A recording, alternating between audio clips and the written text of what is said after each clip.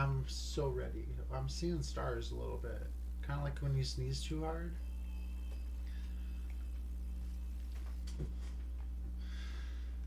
Moth. Hey, buddy. Welcome back. Well, thank you.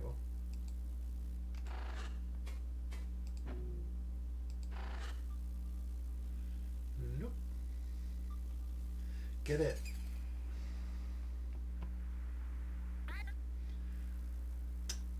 Hello again.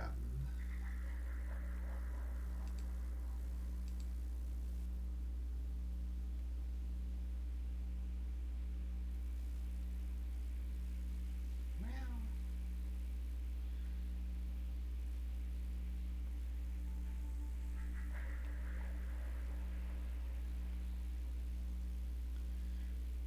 The fun friend. I need a fun friend in my brain.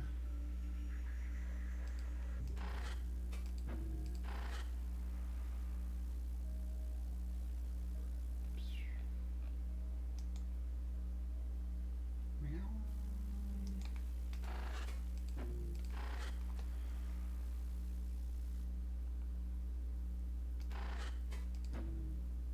Load iteration. The pale halls. Alright, cool. I started this. What? There's a thing all the way in the back there. Oh. I just tried to right click and scroll to turn the camera.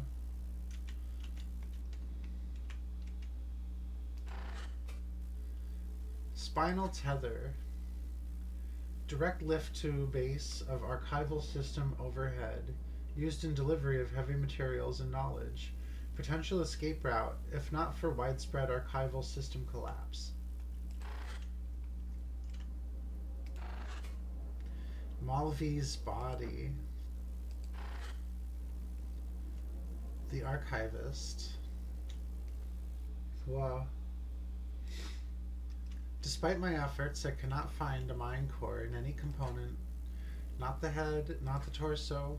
Malvi's blood still stains my claws, both from the fight and from this excavation. We truly killed them.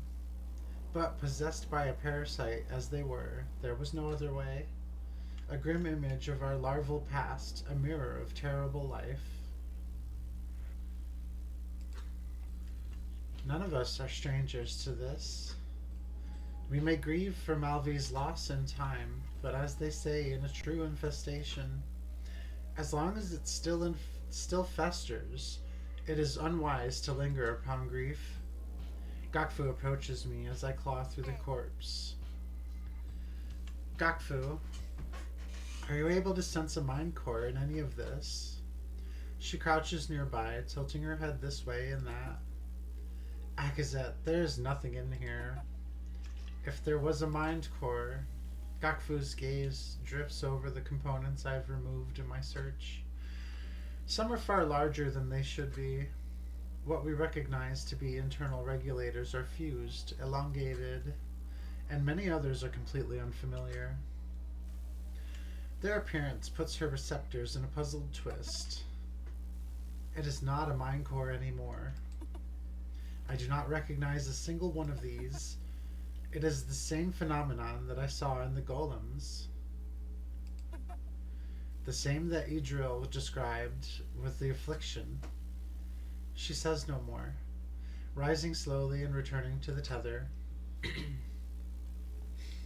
I had expected her to continue with her thoughts, but when I see the coil in her receptors, I come to the same realization.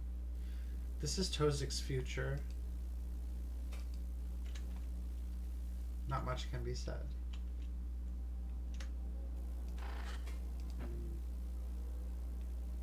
Approach. While Idril rummages with the contents of the container bomb, Gakfu stands watch, attention distant. She stares toward the core chamber, some exertion in her receptors. Hello, Gakfu. Idril. No problems? Nope. It is fine here. But Her gaze is drawn upwards, sweeping from left to right. The sensation of the overlap is so strange. I feel things moving around us. Oh, Idril, let there be no confusion. I have a groundsman-drew pattern mind core. Cool! I like how Idril's just on board with this. Everybody else was, like, concerned. Idril does not draw away from her work. But when I try to place where things are, I cannot.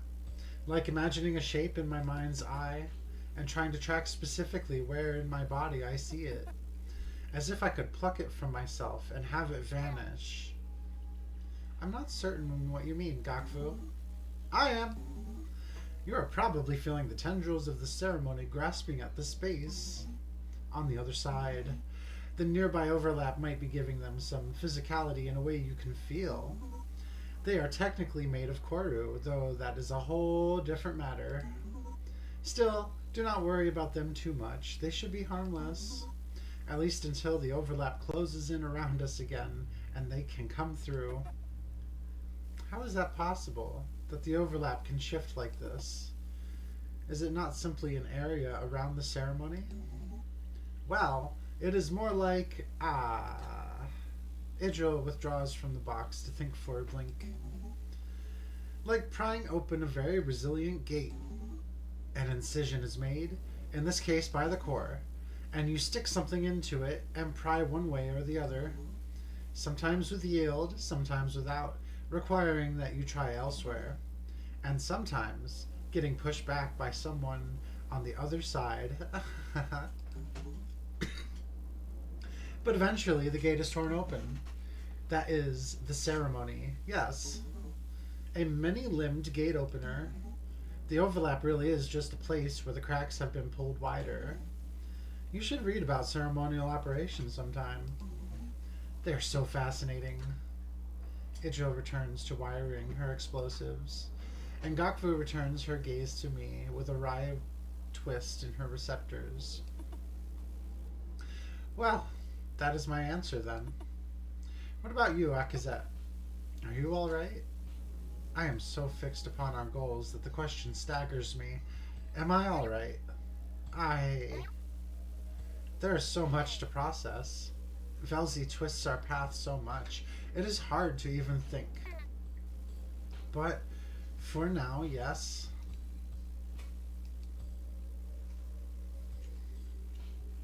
This big box here must be the bomb.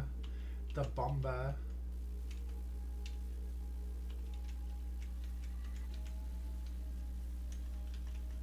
I wonder if I can...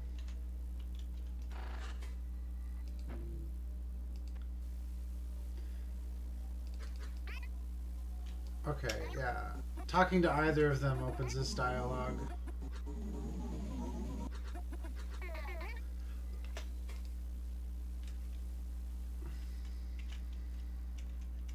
Oh, that creature.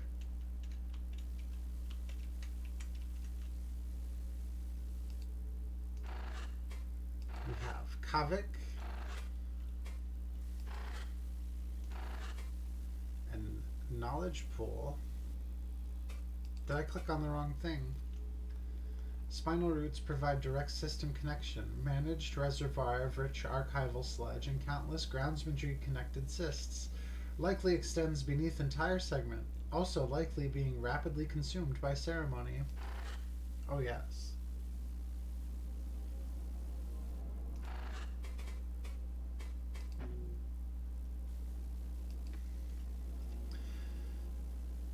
By one of the spine's roots, Miltza and Kavik chat.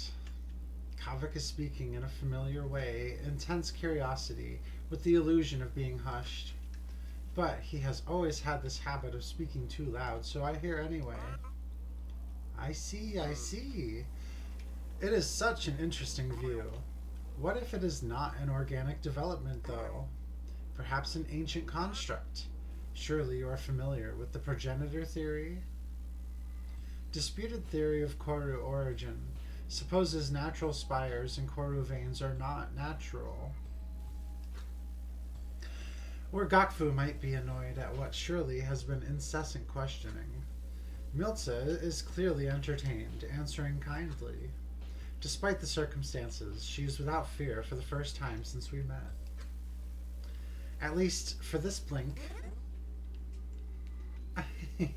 Well, there are internal theories, yes, but I have no particular holding to any one. Really, it should make no difference.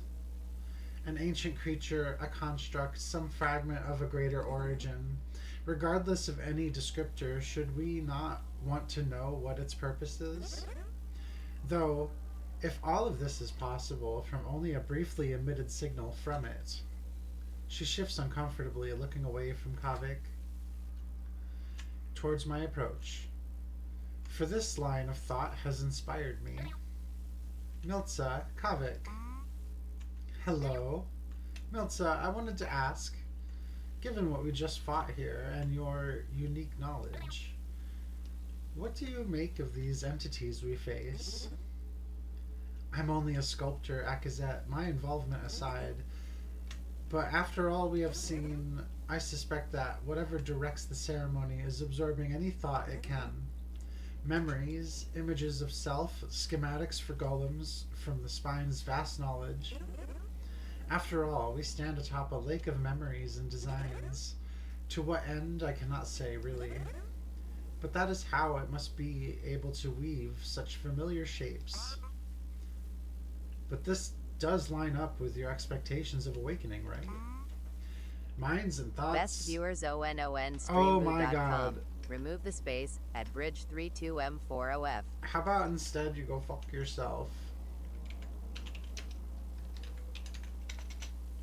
Gone. Fucking awful.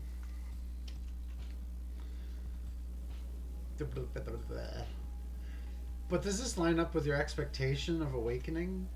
Oh, no. But this does line up with your expectation of awakening, right? Minds and thoughts being collected within a great mind? If the meteorite is on the other side, and it is what animates these shapes somehow, do you think the minds of the slain are still within? That's like, my brain skipped up a little bit. I gotta recalibrate for reading. I do not know whether to hope they are or not. If they are illusions, minds wielded like bait by a parasite, that is bad, yes. But if they are truly the same we used to work with, why would they act this way? How could they have changed so much? Malvi just tried to kill us all, without hardly any attempt to communicate. Where's the reason? The kindness? I will not lie and say I do not wish for an awakening, the possibility to join with the ancient mind, but... Milza's receptors fidget and she stares at the core chamber door. Oh my god. The advertisers do not stop. They're in my chat, they're calling my phone. It's horrible. This is not right. Agreed.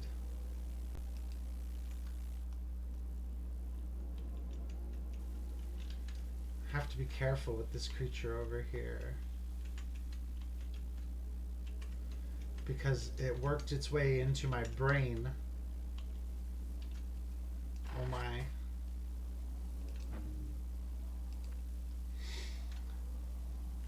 Near the door to the Heart's Hall, Telu and Carrick linger. She sits against the wall, holding an arm up for Carrick to speak upon. Before they are audible, I see Carrick swatting at the air as if punching, surely recounting our victory in golem maintenance. Telu snickers, receptors slightly curled with contentment. With that last punch? And so the chamber's dull beam, made hazardous by the damage, melted away at the flesh of our beastly foe. Beastly. Just enough for poor Itzel, recently awoken, to channel their rage. Between the two of us, it was lifeless before it even could have known. As I approach, their attention shifts to me. And here's our fearsome director. Hello, Akazet. It is good to see you both in such high spirits. Have you learned of our plans? And more. All of that good nature faded away as soon as I started speaking. A new sardonic sharpness in her voice setting me at unease. Did Carrick tell her about my confession? Yes. Once I told her all about our progress and plans here, I started working backward. Akazet, it is mad. But we came down with a similar dream. My team and I. Anyway, I will not help you fight, but I will disable every method the groundsman has of monitoring your progress. I picked up a few things from the engineers here. That could be helpful, but your team, were they among the Co who went up into the spine? Her receptors twist into a sour coil. For a blink, she stares up into the madness of the overlap past me. Yeah. Idiots. Flat-toned, sharp. While at first it seemed a shockingly cold statement, remembrance of some past argument is practically visible in her receptors. I have touched upon a wound. But that is even more reason to ask. If we destroy this chamber as we plan, the tether will be broken. There will be no way back for them, and no easy way up from here. At least, not until we seize the core and create new paths. But to that end, no detonation will happen until all charges are placed. So, do you want to split off to look for them before then? Tellur's eyes closed, receptors coiling tighter. Carrick glances between us both with muted worry. Do you think I have not tried? Have you seen the map of the spine? They strode into a collapsing cave.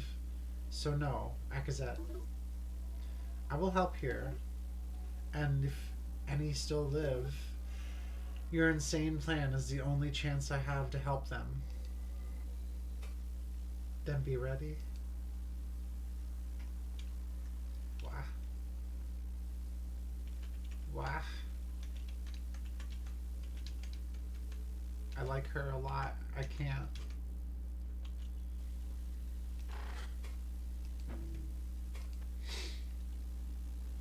In the distance, the terminal lingers. Yeah, we can see it. I was wondering, like, why is it all the way out there? Even with some eye adjustment, the terminal's display is too warped to understand. It is attached to nothing, impossibly beyond the bounds of the dark wall, yet still visible. Bosco stands by, puzzled, while Tozik is harder to discern. But he greets my approach. Akazet, what do you make of this? The terminal? It functions, surprisingly, but it does not say anything we do not already know. The spine is crumbling. Although, interestingly, if you look here, Tozik gestures out toward the terminal, claw extending beyond the border of the wall, specifying some quadrant of the swarm display in the distance. How is that possible? Is the wall truly gone? Does he not see the problem here? No, Tozik, I mean the position of the terminal. Should it not be directly in front of us? And upright? I similarly gesture out to the terminal, but find my claw colliding with the wall that ought to be there. In the distance, I see the display of the terminal warping slightly, the same distortion that could be caused by simply waving a hand in it. I step back, taking a blink to recalibrate my eyes. To no effect. Tozik's head hovers closer to the wall, twisting upside down, eyes similarly adjusting. Oh. You see it too, right, Bosco? Yes. I simply thought Tozik was reading it from here. An impossible inconsistency, one that I see no matter where I stand. It must be an effect lingering from the overlap, right? Tozik, what do you see? I see the terminal, Akazet. It's... I'm not sure how to place this. It just makes sense to me. Spoken with concern, as if I am the one with the issue. I reach out again for the wall, but find my claw passing through, beyond the edge. Oh, and out of curiosity, I extend my head beyond it as well, where the dark turns to dizzying, dull light. It is truly mystifying. At least until my claw meets something large and cold. Something that moves in reflex, squirming away like a disturbed vile branch. I pull myself back to the dark, shocked, claws ready for some retaliation. Bosco stands ready as well, the need to ask what happened well beyond us, but nothing comes. Tozik, I think your affliction. It must be affording you some insight we lack. Yes, it must be. The overlap's effects are plain to me. If I focus, I can tell that something is wrong, but it does not hinder me enough to notice otherwise. Perhaps this symptom is of some use. For example, if we get lost in the overlap, maybe he could guide us. But if this is his new grasp upon reality, how can I trust that he will know when he is becoming a danger? I see. Bosco, as a precaution, watch him. Keep him grounded. All right. Thank you. Poor Tozik. He is so...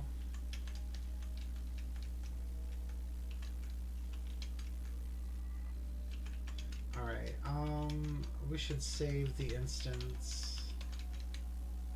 I don't have to walk all the way over here to do this, but...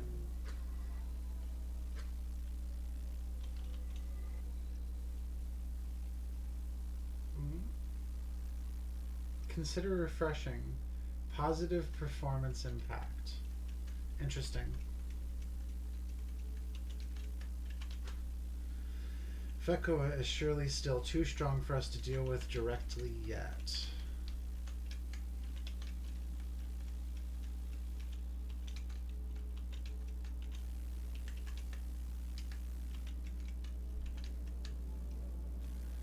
Tell you. I guess the only thing here is to proceed. Preparations and repairs complete, I await the team. Fortunately, the overlap has remained parted around us. Did Vekoa not feel us fight it back? Surely she must suspect something. Perhaps it is resource intensive to retaliate immediately? Too costly to pull from the ceremony? Or do our efforts not matter to her at all? Corru stream, Corru stream. Corru stream. Whoa. Hi, Suthin. I don't know if I'm pronouncing your name right, but welcome. Okay, all done. Me and Carrick will return Close to enough. the silence. Yay! But, tell you, perhaps you could join them? As long as you do not expect me to fight, I will simply help cover movements. Perhaps breaking windows will be a good start. Warped as they may be, they are still a part of the structure and may bear eyes to see. Yes, I will creep ahead and tear them away. Very well. On to the heart then, right? Yes, the heart is up next. Do be careful though, it weaves many connections. This makes it the least safe chamber, structurally speaking. You must take care, great care. Ah, my shining friends. I wish I could guide you directly as you fight. My knowledge would surely be of use, even without a time stopper. If you attach to my shoulder, I can cloak you too, you know. Assuming you hold no conflict in sharing skin. Ah, really? Thank you, tell you. Yes, let us do that. To think I would share bodies for the first time this gaze. Only to do it twice. Skin, not body. I would not let you drive this co-body for a blink. Kek V. derogatory, slow of foot and claw. Whoa. She thinks that their stats would not be good enough. Kakuri. Sure, sure. Let us see where Velzy takes us. To think Carrick's spirit still holds so strong. Perhaps it is because of Tell You alone. Their voice changes when she is around. Regardless, time to move. I lead the team into the next hall. The heart awaits.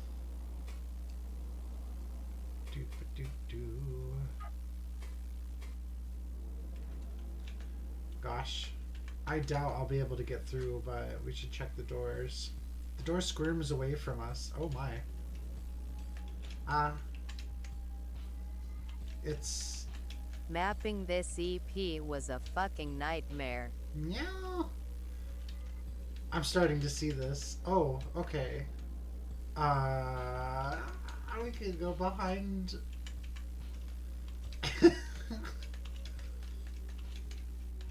I recommend first person. I will switch when I need it. I kind of like the way things look like this. Although, let's take a look, honestly. Ooh. Oh my gosh. Oh. Oh, that's interesting. Actually.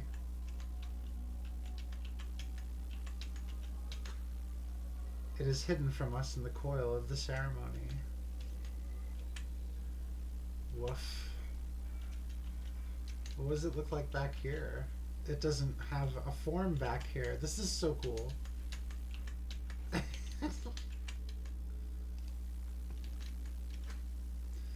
Like the Spine's Hall, this door warps in a similarly unsettling way. It reforms slightly as we approach, our presence acting like cave lights in darkness, illuminating how it should appear, pulled away from the dull's gray light. Another threshold, another chamber coiled in the ceremony's parasitic tendrils. We will deal with them. There is no time for doubt, not anymore, and not after what we have seen. Proceed. We push through the haze. Whoa. To find a strange clearing. Barely visible, dead containers line its distorted edges. These things. It must be that these are grasped by Vekoa, probably being consumed. Suddenly, a flare of panic passes through the time stopper. As Tozik peers into the haze beyond, it was waiting for us. Brace yourselves, an impact impends. I do not question him. Yee! Oh no, you're kidding me. They trapped Gakfu. All of us brace instantly, and as he said, as if we stand near the steps of a great Valk, we are tossed about. The Gacker. The Gacker. We love her. We're tossed about, something manipulating the chamber's physicality. Analysis, context shift. Notice, ally team turn start is subject to unrestrictable strength 2 knockback. Let's fight. Awawa. Ooh, okay. This large thing. That's an enemy? Horror. Oh, interesting. I gotta remember, like, my ranges. I can break the containers, though. That's something. And this is going to push. And that's going to push, so... if everything is going to move 2 spaces, I need to stay a factor of 3 away from them.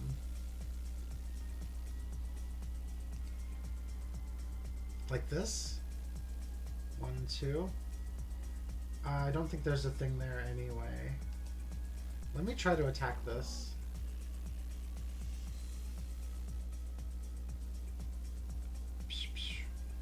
How far does the parasite reach? Oh yeah. Um, somebody was injured, right? I don't rem- I don't remember. I don't remember people's max HPs. I think Akazet should have more though. We can. Oh, it won't let me do it like that. It moved. Why he move? Oh my, yeah, Gokfu is definitely Hover over trapped. HP to see max HP. Oh. Thank you. Gokfu. Well, Gokfu is allegedly safe.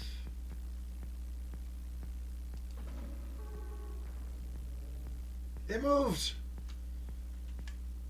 Wah. We're unsure.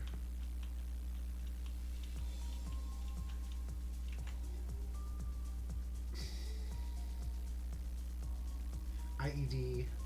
This is new. Kind of new. Transfer out impact. Hits allies. Exercise caution. If no targets in range remain on the ground, detonates before next turn.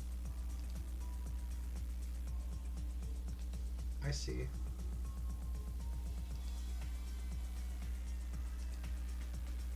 This is a good shot. Boom. I'll set the drone on this guy.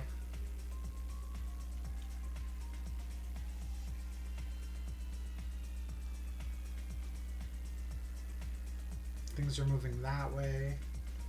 I think this is safe. I still have to see.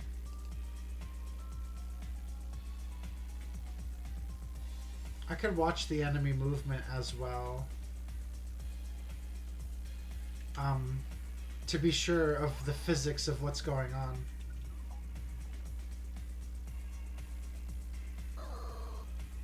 Hello?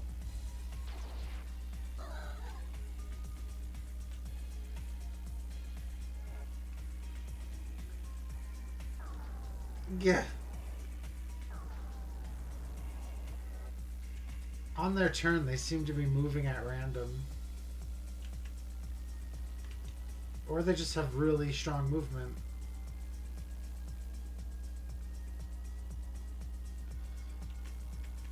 Oh, what am I looking at?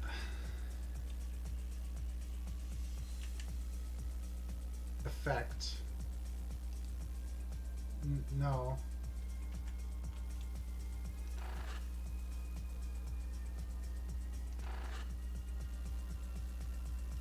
Oh, it tells me what order they're going to happen in. Okay.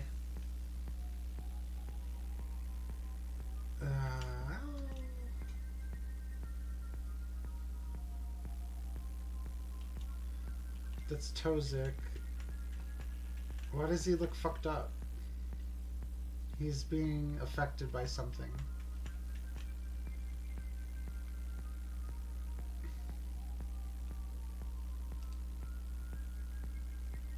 I'm glad that we have free movement, basically. Like, it really sucked to commit to something and then find out that I fucked it up.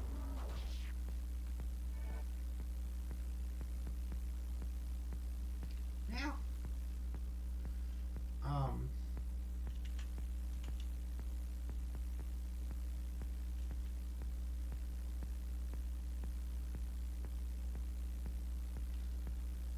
We can... I don't want to stand on that.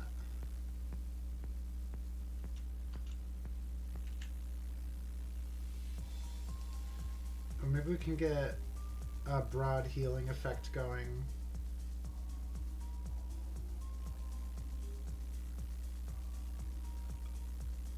Bosco, the fucking man.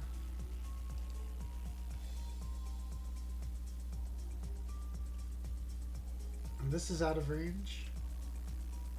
That's very strange.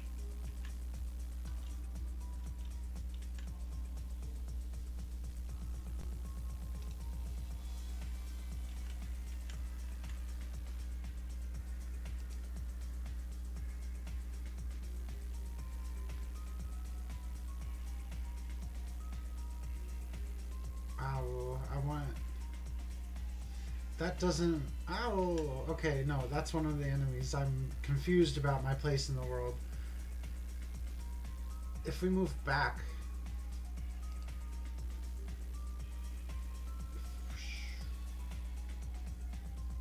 Well, it's about the same, isn't it?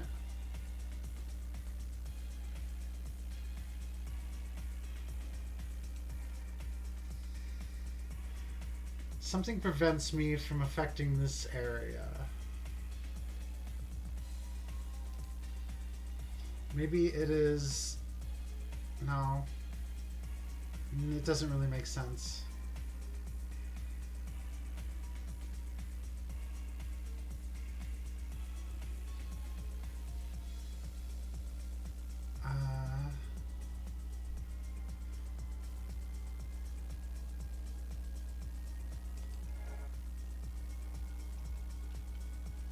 Oh, it's because he moves to the spot to create the healing effect.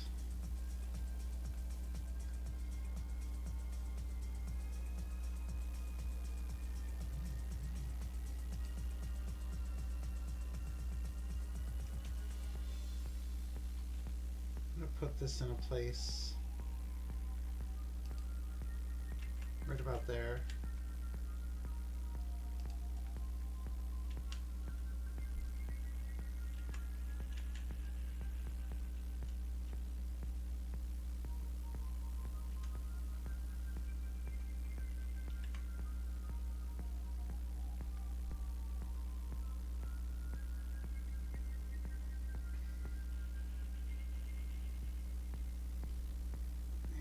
So we want to do it this way.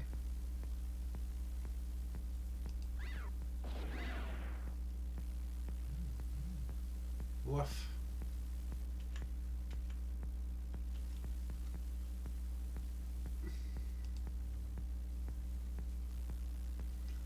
If we do... The drone will heal, right?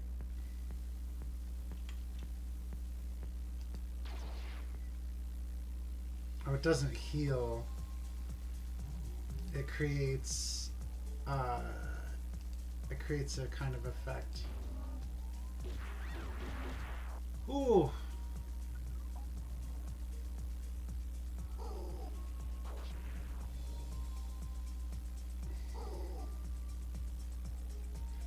Wow. We have Tozik in trouble.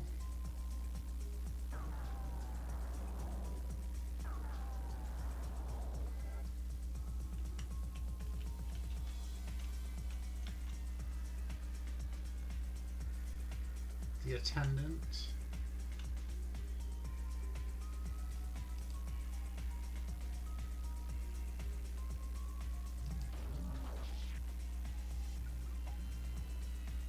I need to fix this. You can fix it.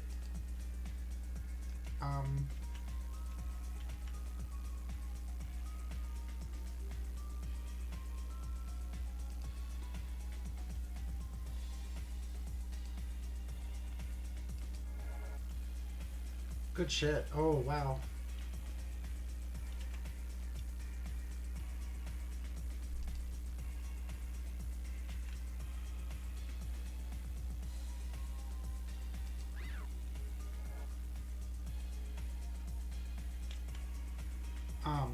Let's see.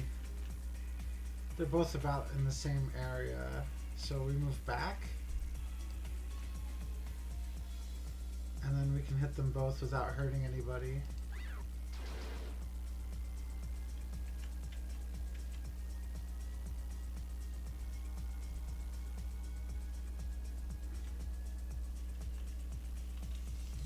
How big is the observe radius? That's good. We can protect some folks. Do that. Ah! This thing is just shoving everything out of its way. Oh. We lost one. Can I bring him back? Revive target. Perfect. Oh, and that's just in time to give him a turn.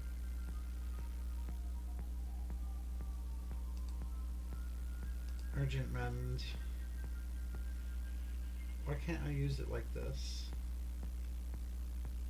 That's okay.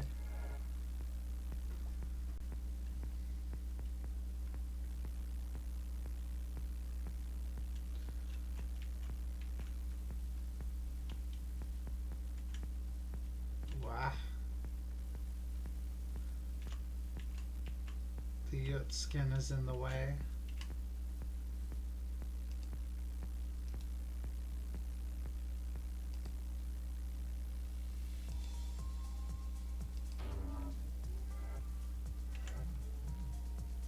What?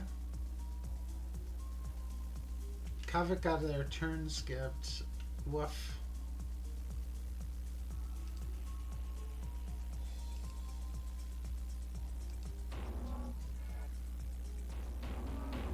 Ah!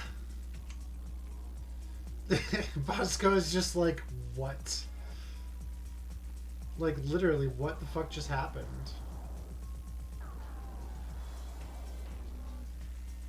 Hmm.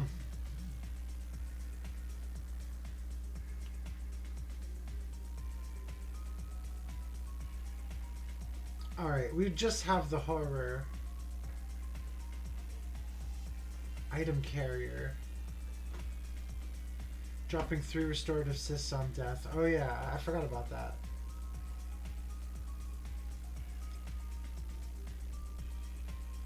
Where are we at? You know what?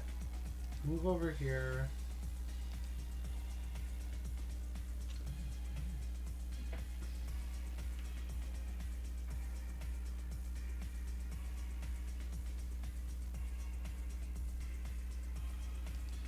And we could just... It won't let me heal him.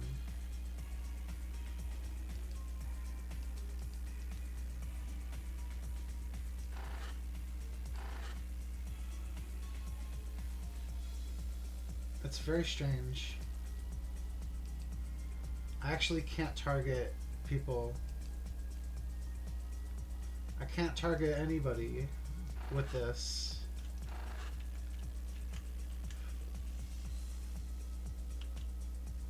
Maybe it's because of what he's got going on. It'll skip his turn. Alright, well, let's just... Oh, this is hard.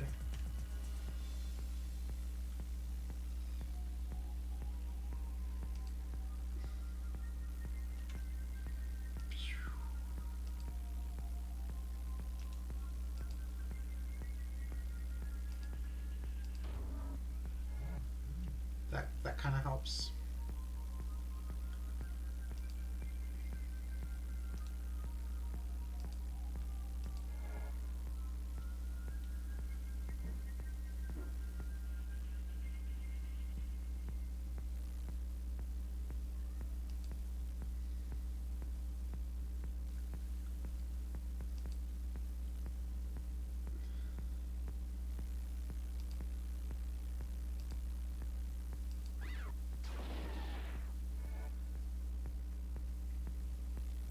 What can be done?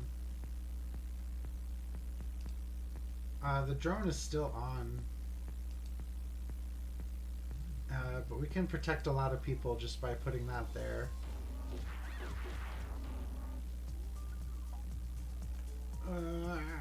It did take some damage. Woof. Oh my gosh. Alright. We're gonna... This is a little tricky. Oh no, wait. Gakfu.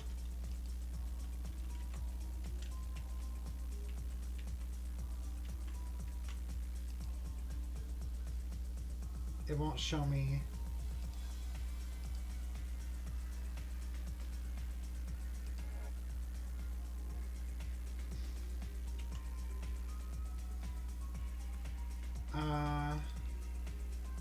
This might be dangerous.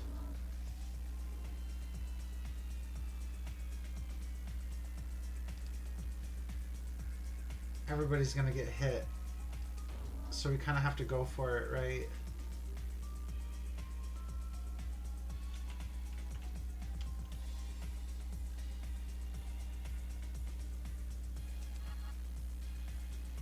Oh.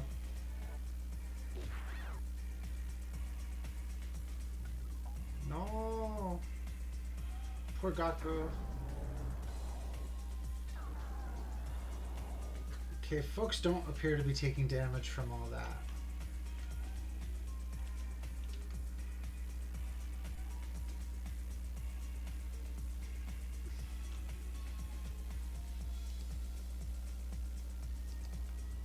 Get some bleed in there. Oh, come on. That was a... Was that a crit?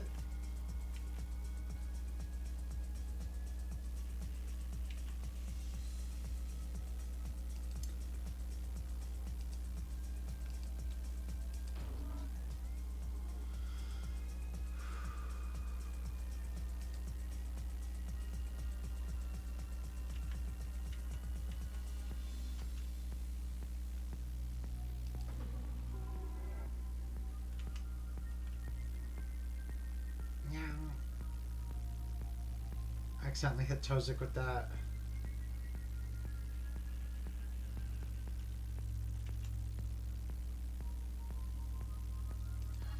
Cover's good. Just keep that up. They all thanked him. Thank you, Kavik. Well, you're welcome. Is this is where the enemy intends to attack, yeah?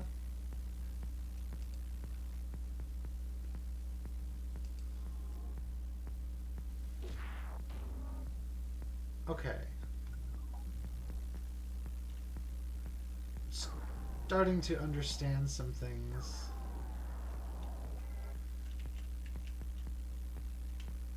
This will do.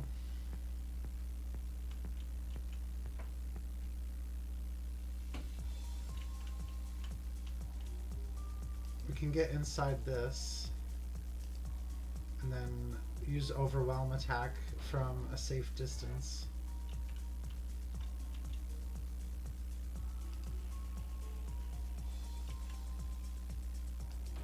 That's it.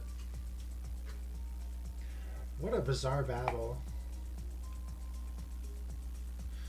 With these lesser instruments of Veko are broken apart, the chamber folds into itself, rotated in a way I could not make sense of, becoming a similar space but now divided by a dull shape. What is this?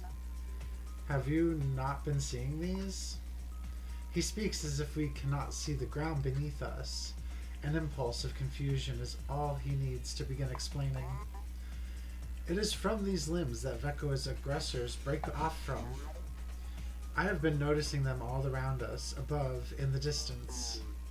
So I believe them to be the ceremony's anchoring limbs. This is one of the only major ones intersecting this particular space. If we sever it, I expect the overlap will recede. You see them? Gokfu's worry is not unfounded. His affliction is undoubtedly granting him some strange new perception. But worry can wait. Oh, if it is an anchoring limb, then it is stationary. I can attach my bombs directly to it. They will work much better. Then do it. Tension. Entity Kavik enabled additional actions. Notice plant. Attach explosives to target. I don't like Tozik because he reminds me of myself too much. Wow, that's a vibe though. Wow, you're too much like me. I feel that. Detonate. Activate explosives. Notice. Extremely effective against deconstructibles.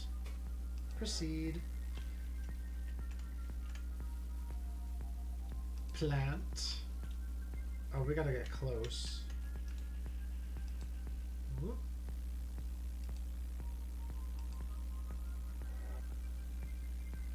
Interesting.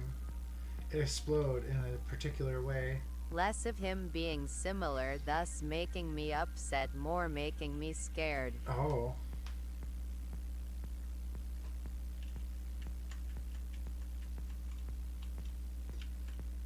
As in, you're seeing like a possibility of something you could be. I feel that too.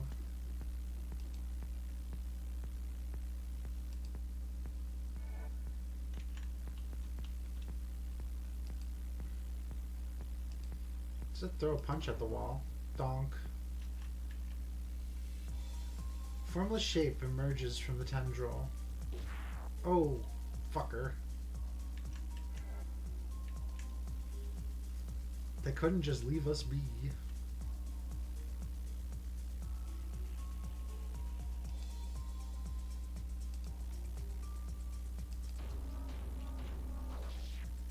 Yeah.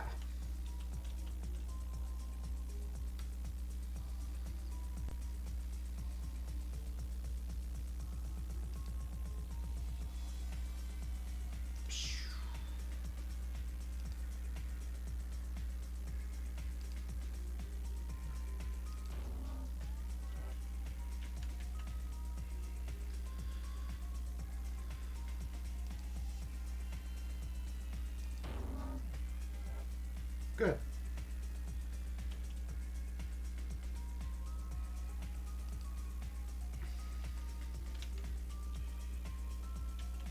Is everybody clear?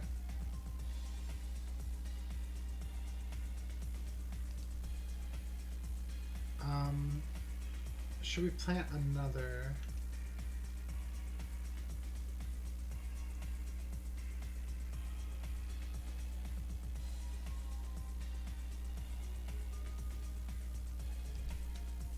Yeah, let's move back.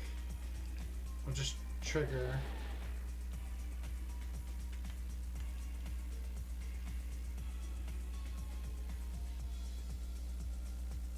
Cool.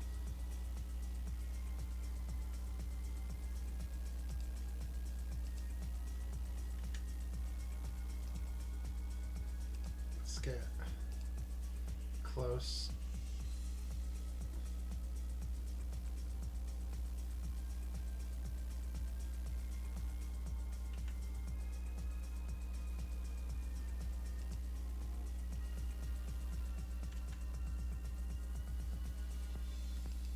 And we can use the punch at a section of the wall that has already been damaged.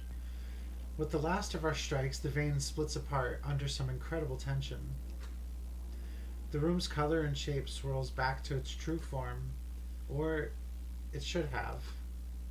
But the chamber returns to only the barest memory of how it must have been.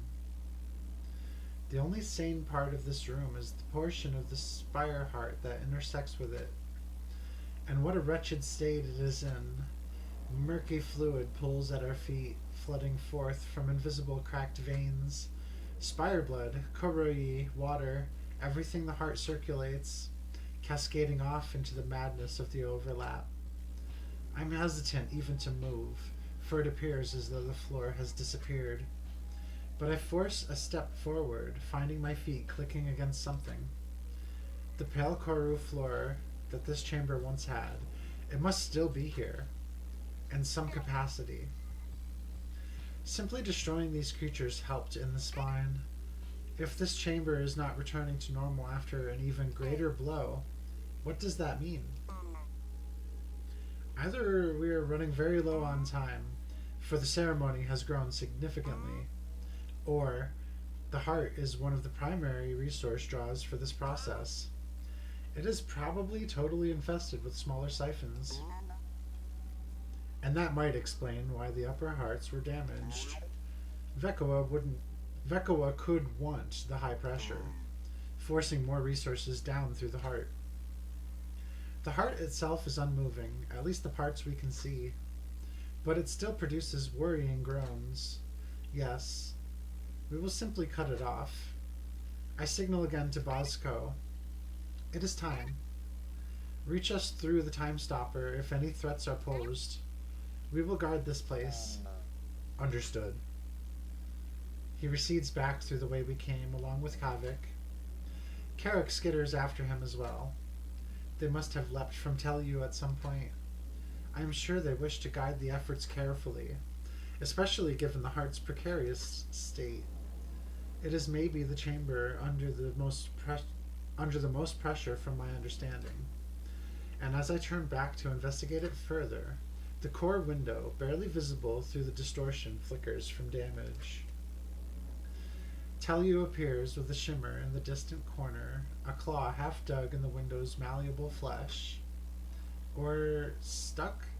She tugs at it with some effort. So, as the others investigate the state of the heart, I go to her. What are you doing? Do you need help? Yes, please. Just as another precaution, I have been breaking these projectors. The windows, they have the capability to give two-way sensory data. We may stand within the overlap, but the fewer methods Vekoa has to watch us, the better. Already got the one in the spine, but I am trying to sever a vein I know is in here, and my claws are not sharp enough. My co-body is the fixed state type, so I cannot resolve this simply. Velzi saw fit to make this vein in particular reinforced. Strangely thorough, given the circumstances, but it is not unwelcome. I reach through the softened surface of the window near her claws, pushing through its Corru.Observer-like flesh. And sure enough, it is there, so I begin to press with both of my claws, slowly puncturing what must be a critical vein. Once I get a grip, she recedes, allowing me to perform my sabotage. But I still must wonder, how did she learn to do this? It is really quite far back there, beyond the point any internal connector would be in a regular window. Perhaps a quirk of the circulation within this segment's shell. Thank you, Akazat. And so our gazes are equal, I feel I should mention. Her voice lowers, inaudible to the others chatting in the distance. Carrick filled me in on what you told your team. My receptors are curling tightly out of unconscious impulse. The slow twist of my head toward her elicits laughter.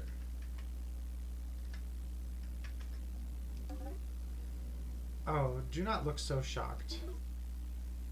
I told him I would not say anything about that part, but, well, who could keep quiet about this, right? I was always pretty sure something was going on. You should have seen what they had me and my team up to during the first vial. Before we made public contact with the cousins, you know? But anyway, I was curious. Do you blame yourself for all of this? With a flash of realization and panic, the thought manifests, did she really need my help just now? The room is so warped. These windows must hardly be a concern at all. Did she simply want to get me alone? Then, what is it exactly within this window that I am puncturing? Is this a trap? Does she blame me? Is this vengeance for her lost team? What happens when I let go? What do you think? Surely she can see the terror in my receptors. Yet, I cannot make out anything in hers. She is neutral, unaggressive, perhaps slightly sad. Why does she inspire such fear? Perhaps it is because because no well-meaning materials operative still wears a cloaking skin. It is pretty clear that you do. Look at you. But I have not made up my mind yet.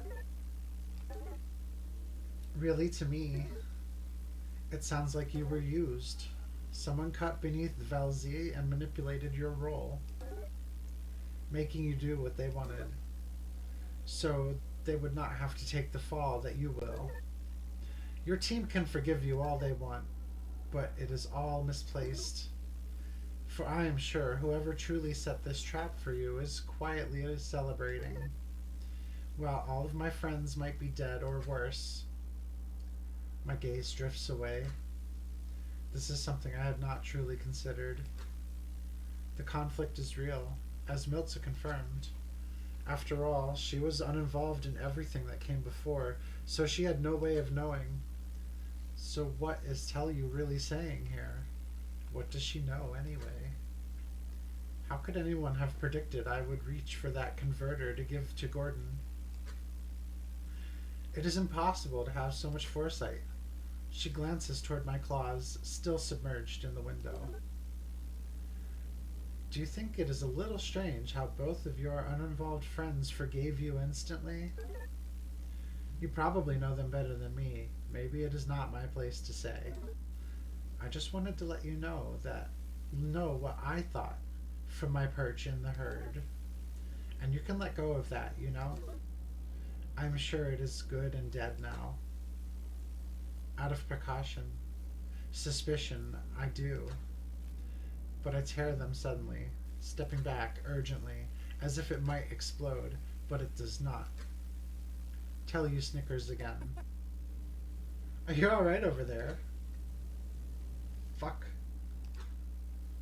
I must have drawn attention, so I turn and call to her. Yes, fine. And after my call back, I twist to face Tellu. What a rude, upsetting thing to speak to me about, especially now. I should make this known to her, but she is gone. Surely to scout ahead for us, as she did not seem ill-meaning. But why would she say all of this to me now? I glance around the room from this vantage point at my team as they converse.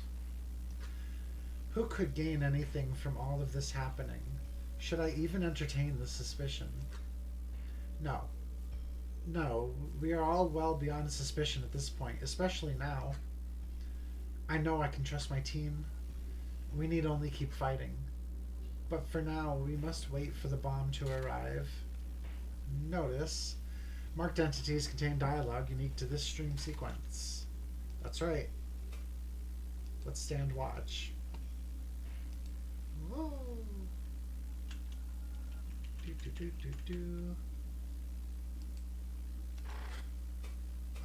Let's save.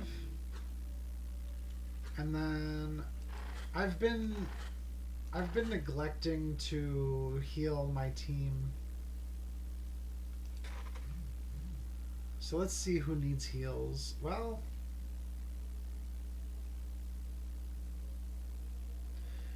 just Bosco.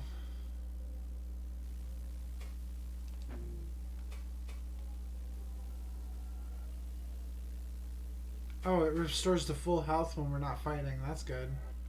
Perfect. We can heal Miltza on the next turn.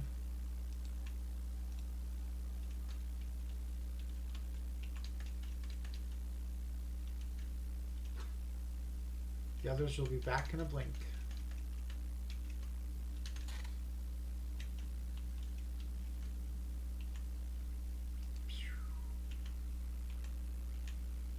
Yeah, there's not a lot going on in this room.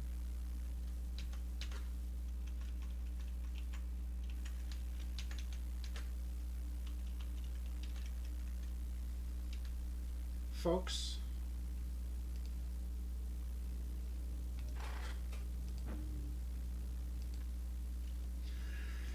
Miltza, Gokfu, and Tozik linger near the heart. Within its shadow, near a diagnostic pod, the world seems more solid. Tozik operates on one of his own arms with his Corru.Observer, examining internals. Surely a grim matter, given their expressions. I approach, as I must be here for them, and they quiet expectantly. Hello, friends. While we wait, do you need anything? Tozik reseals his arm, twisting his receptors negatively. They are all crushed with fear. Another miracle would be ideal. My mind core, I've not been able to move it. So we were just doing a check on my co-body's organs, and the timeline is accelerating somehow.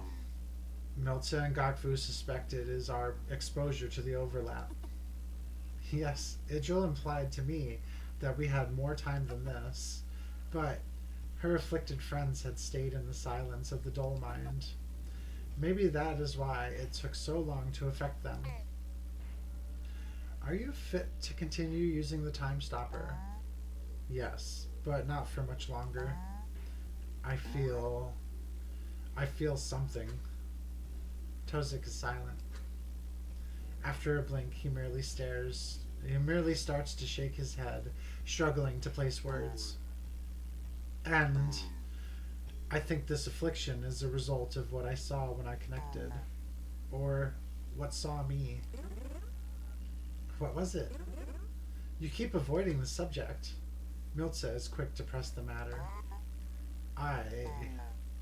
I was afraid to share in case the knowledge itself was the threat, which sounds impossible, but with what I saw, that is what I believed.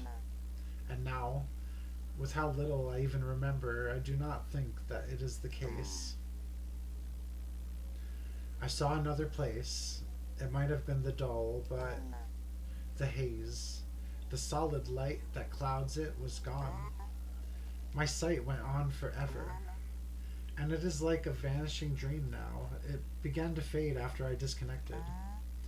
I have only fleeting visions, received with borrowed senses, but it held such color, infinite webs of connections and shapes that are lost to me now. And before them, beyond them, or in front of me, I could not tell. Perhaps it was the space itself. There was this presence. It was as if the eye of Valzi itself were within claw's reach, burning its gaze inward, into itself, into me, and then I began to feel myself being dragged, drawn deeper into this vision. So I found my arm again, back here, and tore the connector away. He continues to shake his head, receptors crushing backward with despair. His voice wavers with such terror and sadness, the depth of which I have never seen in him. But it still reached for me, even without the connector, and it found grasp in something. Something inside my mind, and it is moving. It is pulling. The affliction, the infection we spoke of. This must be what happens if its first vector is a mind core. Even if Velzi should grant us mercy in finding a spare, I do not think a renewal will help me. It knows me. Given all of this, do you think that he should stay in the silence of the Dolomite? I already tried talking him into that. Determination swells in his voice. Yes, and I declined. At the rate we are moving, it should be fine. And I will not sit and wait. Not only because I believe I am needed here, but also it did not seem to help Idril's lost friends. There's no point in weakening our team for a meager chance. We all come down here knowing it would mean death. And I'm ready to accept it if it means we can complete our plan. If we can save anyone. This gaze has changed him so deeply. To think he is capable of such concern for us, or perhaps our mundane work and research was simply never enough to let this shine through. His will is inspiring, enough to allow me to accept his choice, even if I may disagree. All right, but the instant you feel a threshold crossed, or you enter a state like Idril described, we must take that connector, in case you can spread it to us somehow. I know. It will be done. Time is short, but every blink I can help, I will. Stay strong. Gosh.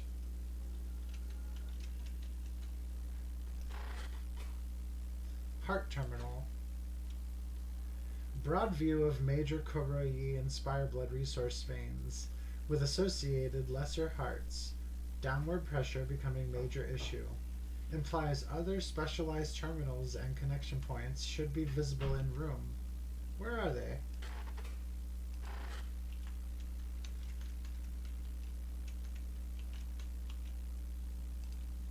Let's take a look. You can kind of see the corners of the room. Well, I guess not really. This is just a masking. I'm really looking at the bottom of this animation in the background.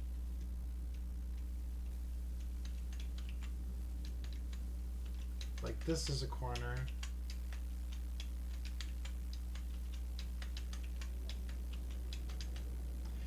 Just vaguely the walls are here.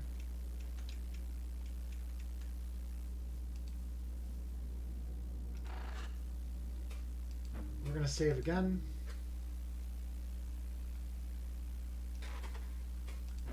And proceed. We stand and wait, prepared for the worst. Another attack, a call from Kavik or Bosco, but there is nothing. Instead, our friends shuffle in, container in tow. All right. Oh, how do we do this one? It is hard to tell with the overlap, but the big veins here run out to a few lesser organs. One that draws from the ocean, a few for, well, no need for specifics, but based on the damage, I think Vekoa has repurposed most of them. She must be pulling Corru from the spire through the heart, using the pressure to force it downwards into the organs, which now probably only serve to feed the ceremony. So, if we simply detonate beneath the spire heart, we could disrupt all the veins at once. Let us make some space beneath it. How? Well, smash the terminal, obviously. Make a big hole in it. Put the container off to the side, here. Kavik, can you help me? I put some more parts in this one. With a little recirculation, we can direct the blast upward. Right. Bosco, do not simply smash the terminal. Here, let me make an incision. Bosco sets the bomb beside the central terminal, stepping away. Tozik limps closer, examining the sides of the terminal. And so the Yut set to their work, while Miltza lingers near the door to the spire, keeping watch. A wise decision, actually. I move to stand near the opposite side, just in case. Gukfu comes to join me. Hey, girl. I have no alternative, of course, but I hope you realize how absurd this is. If we succeed, I'm not even sure how we can explain our actions. We will look like the culprits. We can save that worry for later. But Velzi will reward us for these risks, I'm sure. Oh, it hates when you say such things, Akazet. Gakfu? I begin to laugh, and so does she. For I know this so well.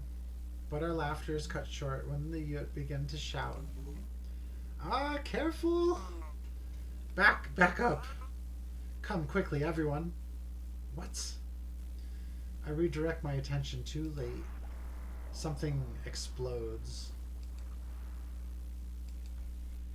My senses take a blink to respond. But when I recover, my movements are slowed, burdened with the weight of sludge. The room is collapsing, filling with mixing torrents of Corru, spire blood, water.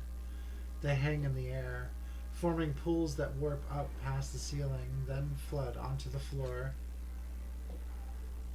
Into the floor. Nonsensical, but still clearly physical, filling the room rapidly, spreading from the center. Tozik, Miltza, and Kavik flee into the opposite hall. I want to go to them, but the force is too strong, even for Bosco. He relents, approaching me and Gakfu quickly, while the ceiling, the sky of the overlap, seems to push downwards. Whatever reality exists here is still subject to the pressure of the spire. And it is giving away. giving way. Get out any way you can. Bosco forces the door nearby, where Gakfu, Idril, and I can flee. Kara clings to Idril's back. Come on, before it performs an emergency seal.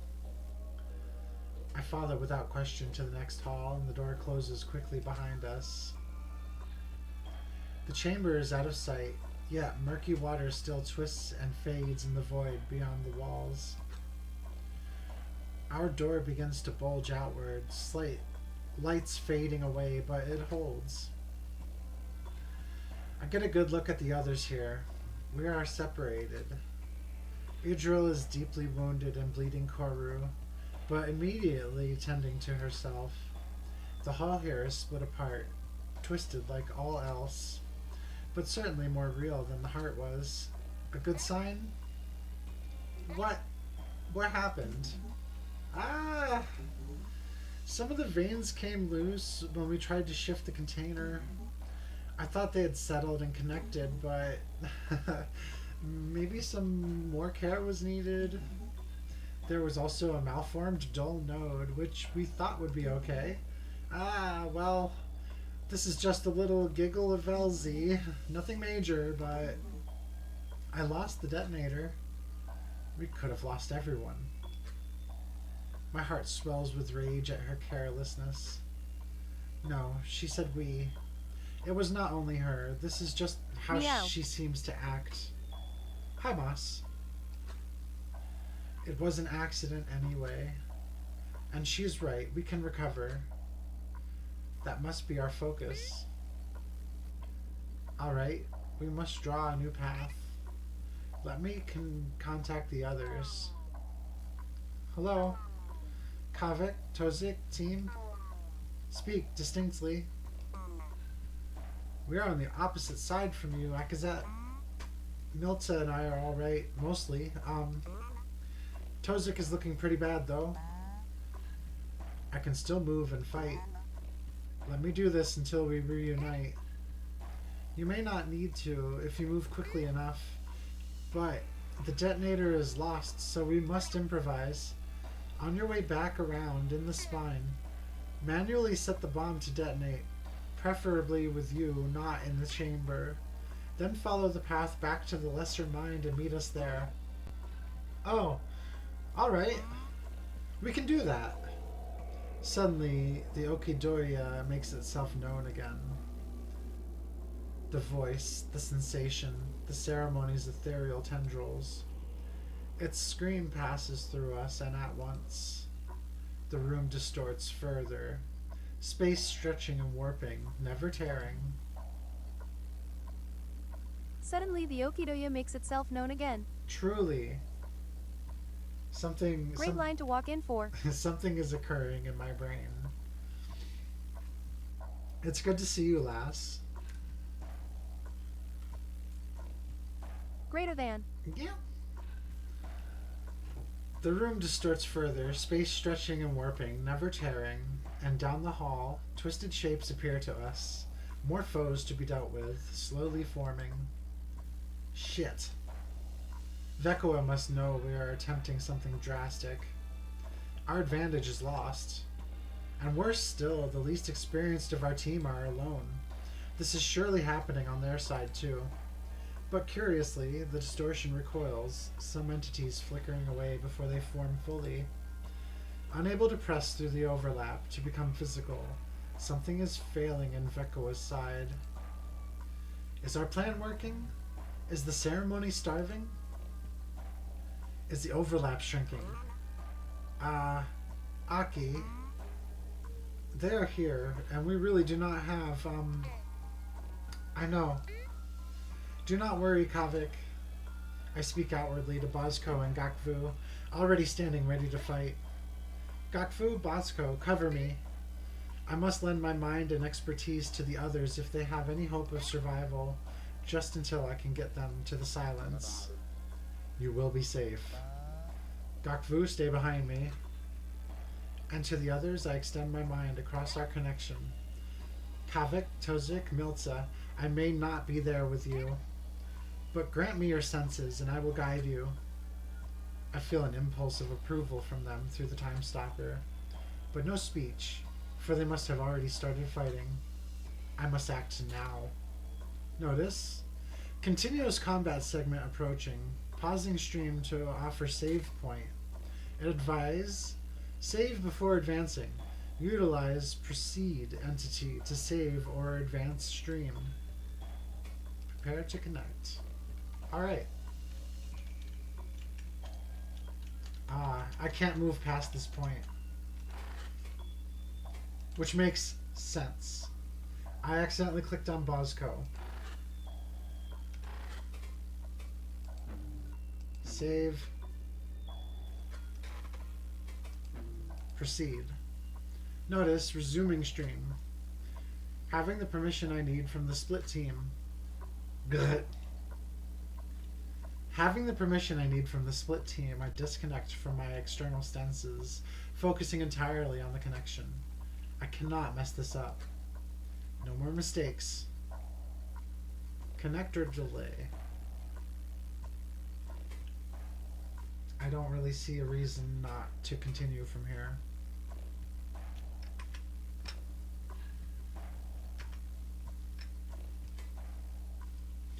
Implicitly allowing my access through their connections, I can see the obstacles that lie ahead. A handful of Vekua's entities bar their path. This should be trivial. Follow my instruction. As they advance, ready to fight, the door ahead, it distorts, as if something is coiling around it, writhing. In an instant, it takes the shape of an eye.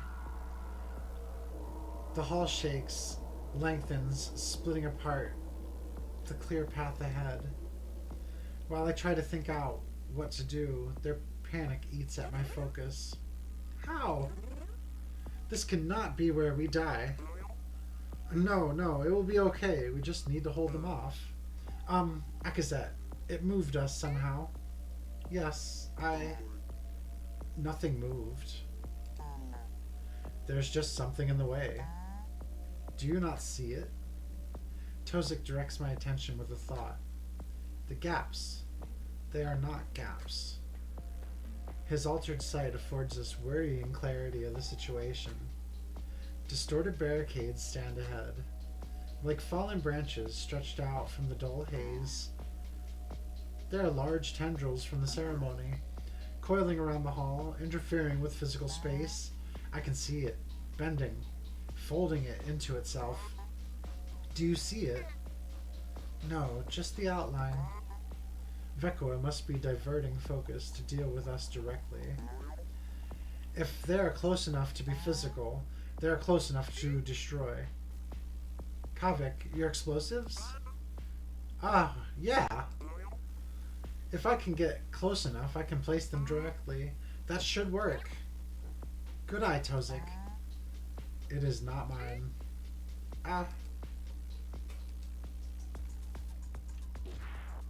Oh.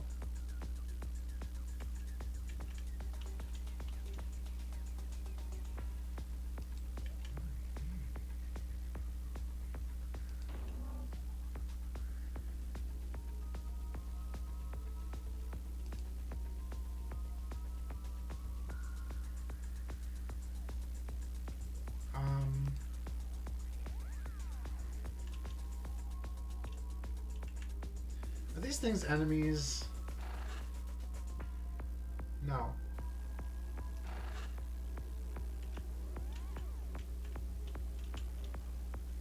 Where am I?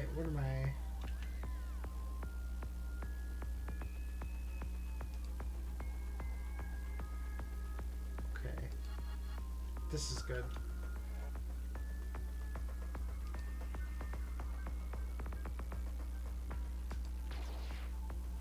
Get parasited and droned, idiot. Interruptible. Oh my.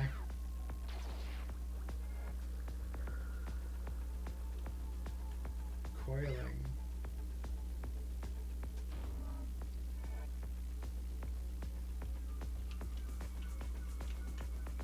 We have to get out of the way of that.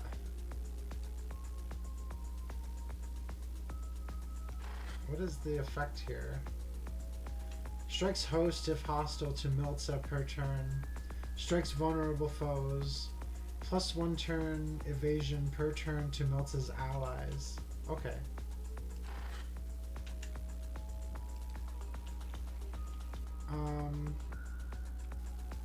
Why not stop this guy?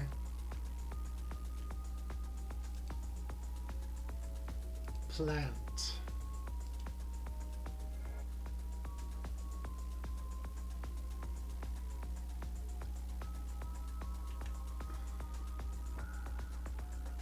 We can come back here and hit the observe, and this should protect everyone.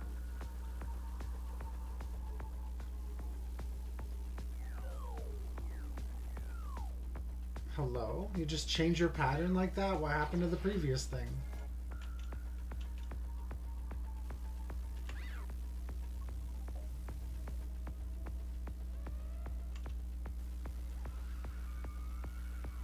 Alright, first off, just take a second. I like that we can heal.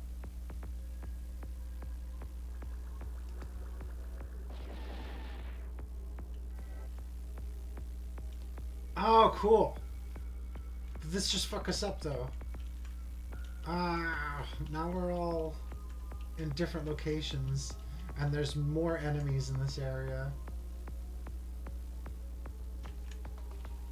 Maybe I gotta deal with the regular enemies.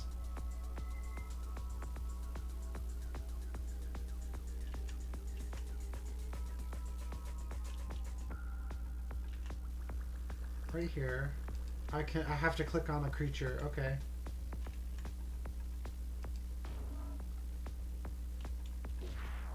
Yee! Alright. The ground shimmering ominously.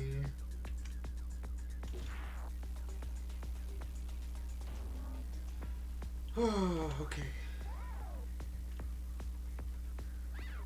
This is tough, but it's not undoable.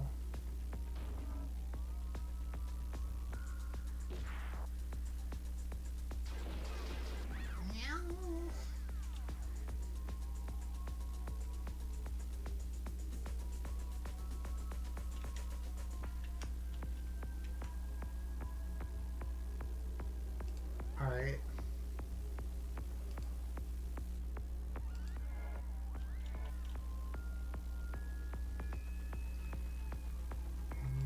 Back over here, and let's just blow the fuck out of this area.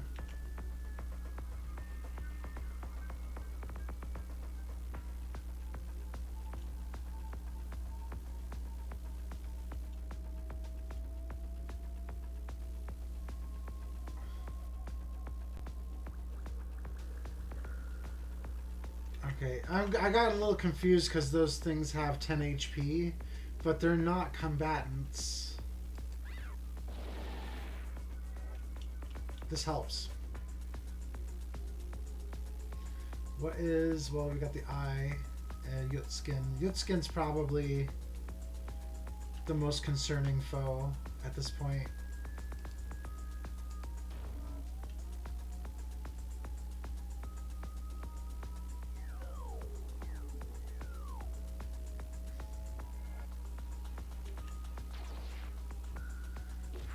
Weird.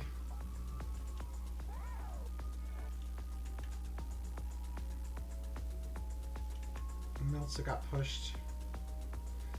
We can actually... And then...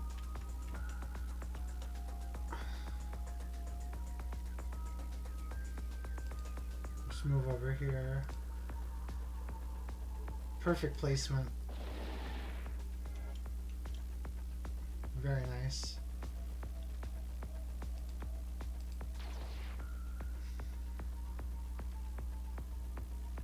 The space writhes with hostility. That's a crazy fucking attack.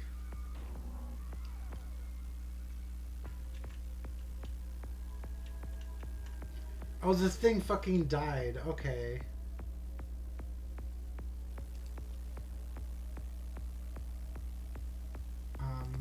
Let's just get to safety.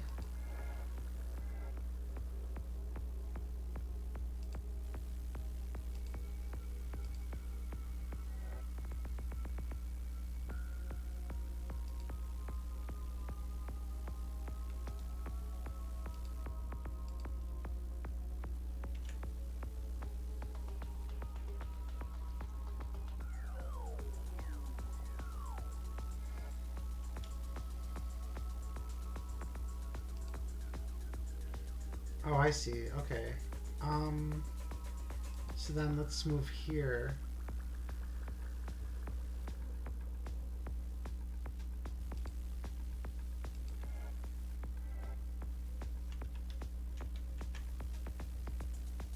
And you move back. Stay in the zone. Trigger explosive. Does 60. That's fucked up. Oh, but then it put Kavik back in the line of fire.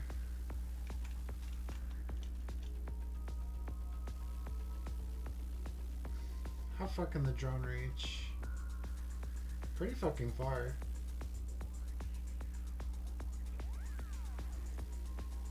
One, two, three, four, five. 1, 2, 3, 4, 5. Let's go here. Oh, we stopped it. Okay. Yee!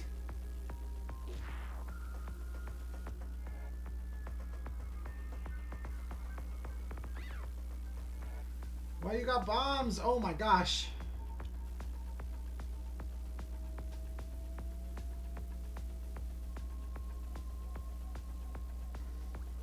Parasite is a single stretch.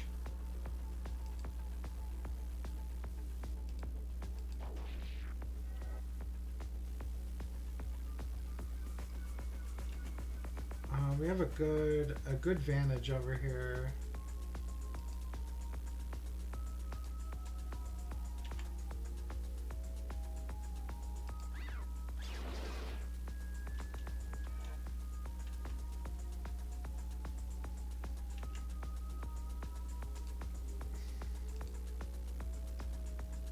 Meltza does the most important thing in this game. Observe.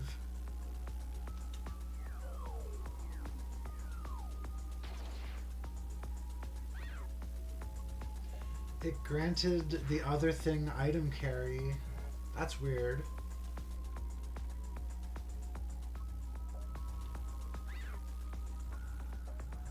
I do not like that creature.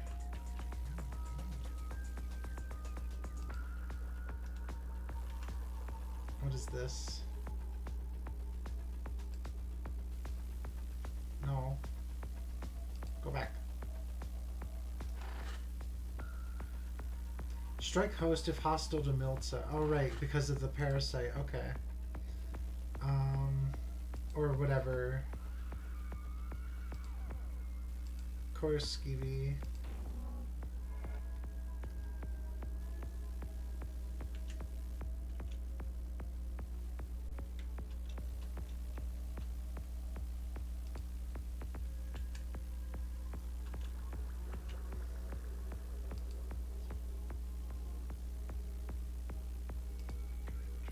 The drone is there. No, it isn't. That's parasite. Nice. That shape, the eye, it breaks apart, releasing the door. The overlaps grasp of the hall fades, and so the path to the spine awaits them. Proceed quickly.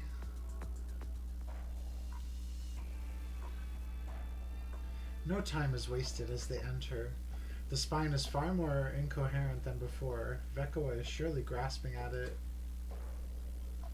But still, it is strangely silent, empty. Perhaps that attack in the hall was all she could muster? Is she shifting focus to us on the other side? Tozik Tozik has fallen to the ground.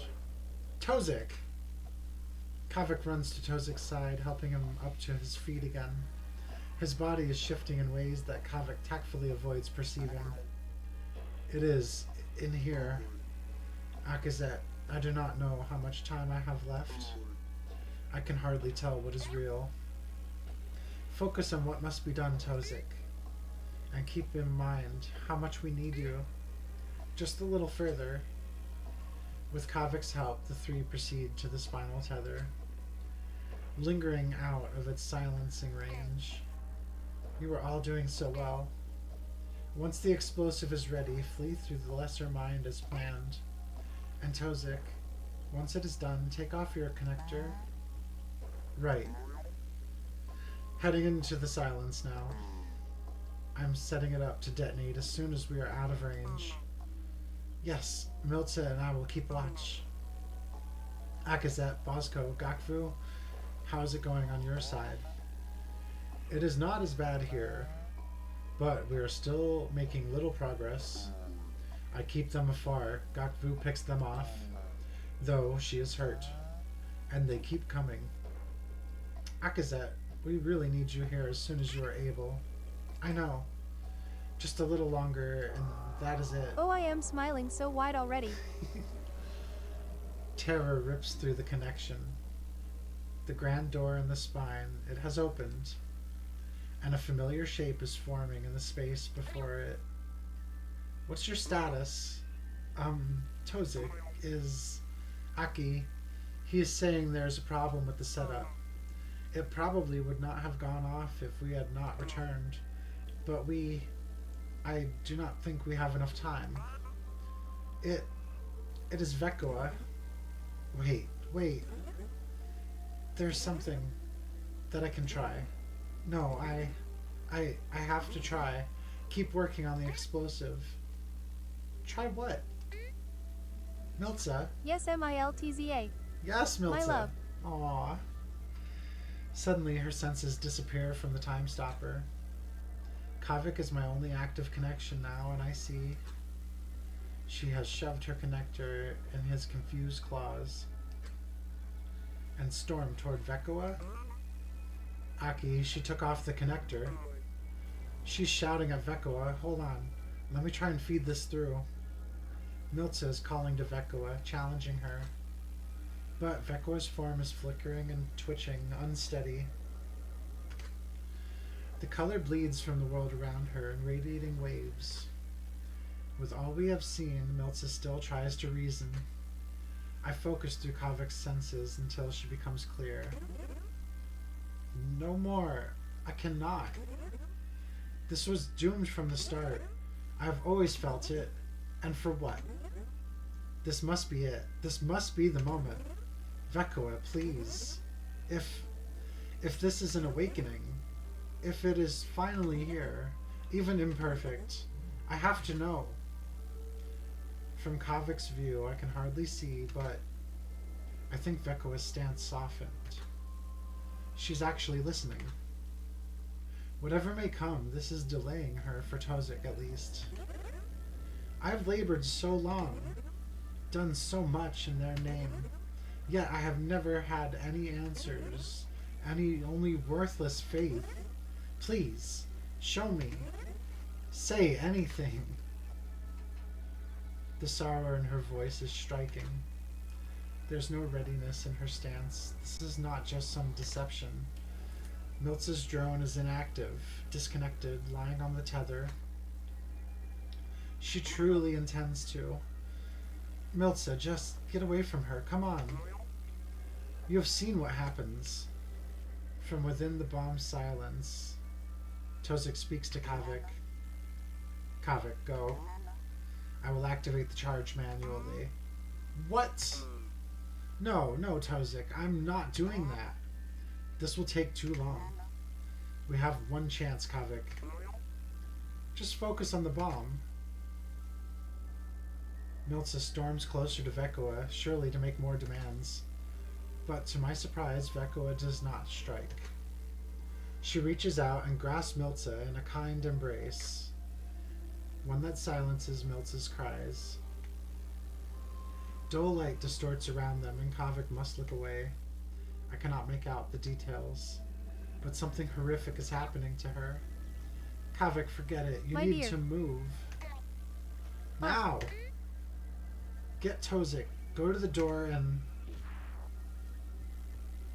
Suddenly, Kavik is shoved aside, away from the tether, and it lifts up and away into the spinal system above. Tozik's unsteady mind speaks through our connection. I turned off the silence for a moment.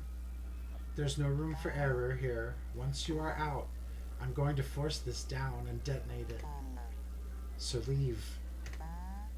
Before we're both lost. Wow. Kavik's fury flares through my mind as he watches Tozik's ascent. Vekwa is gone too. Yeah, but Miltza's looking fucked up.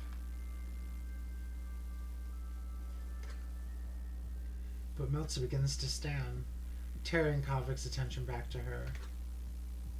In an instant, the chamber is suffocated in darkness. Her twisted shape stares at him, waiting.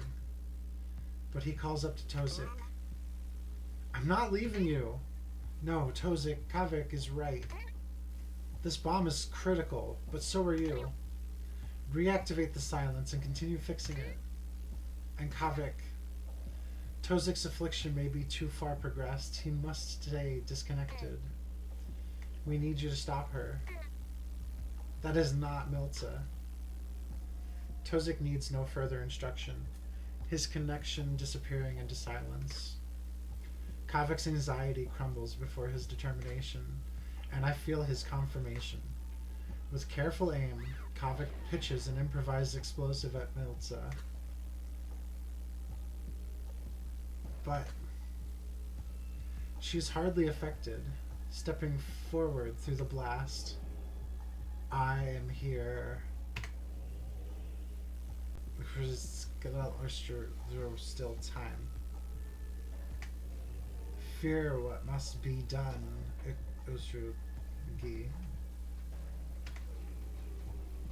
I know only the chance.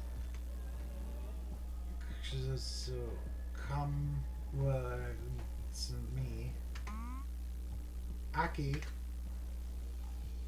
Whoa, fuck. Kavik clearly takes a step back. Nearly. Kavik nearly takes a step back, but the edges of the room flare with distortion.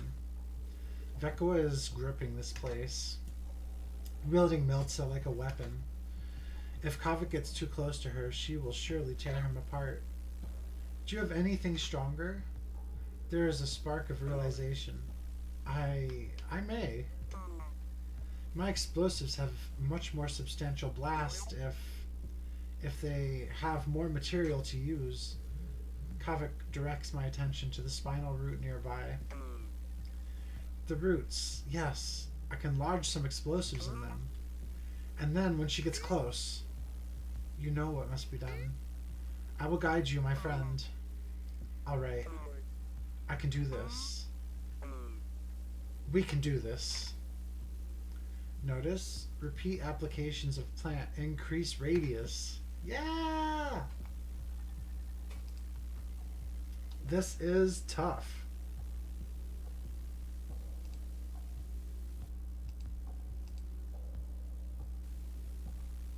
Yeah. So she moves about 3. 1, 2, 3. We have a lot more movement. Perfect. I feel like she can still reach me from there, but let's see what this does. Ah!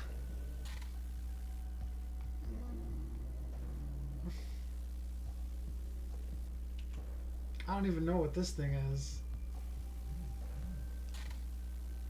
Invalid procedure. Revert actions. Retry. Revert to starting state of combat proceeding. Notice. Grace retry. Revert to start of combat proceeding. Regain all HP. Gain minor item advantage. Exit. Return to memory selection. We'll just do a regular retry.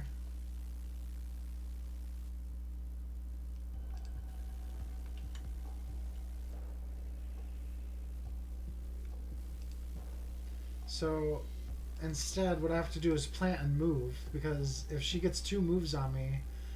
Oh, wait. I think I just saw she can move more than 3.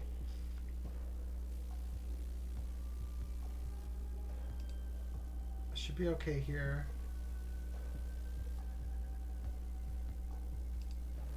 And this pushes, doesn't it?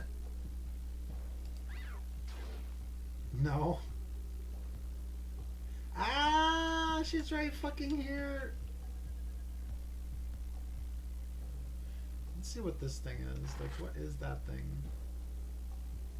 Grasping Eye, +1 fear, moves on any turn.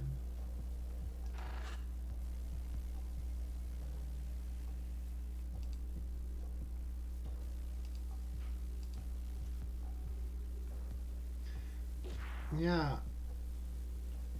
Okay. I seem to be okay if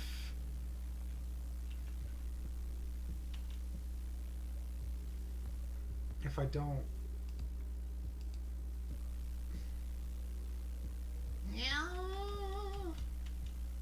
It's bad. It's so bad.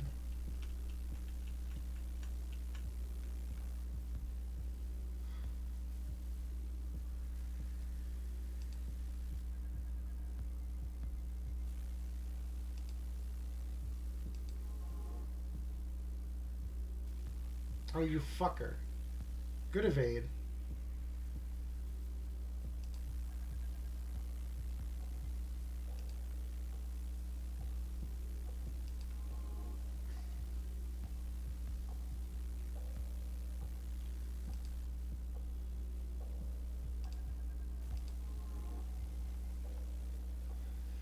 Oh, it's not helping.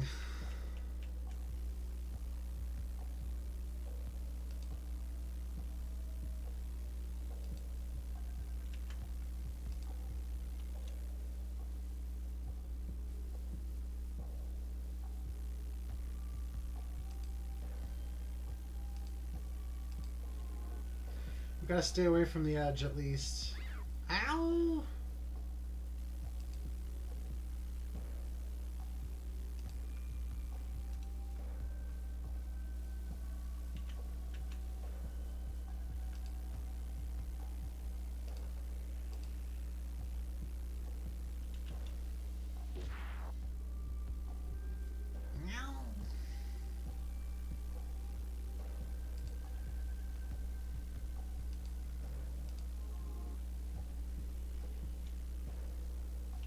Use everything.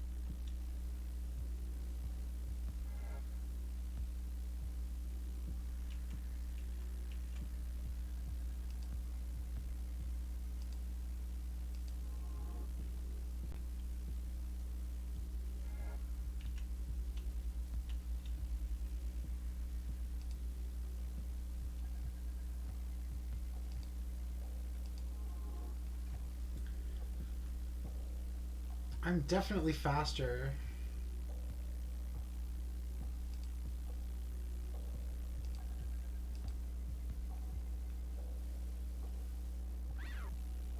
Nice.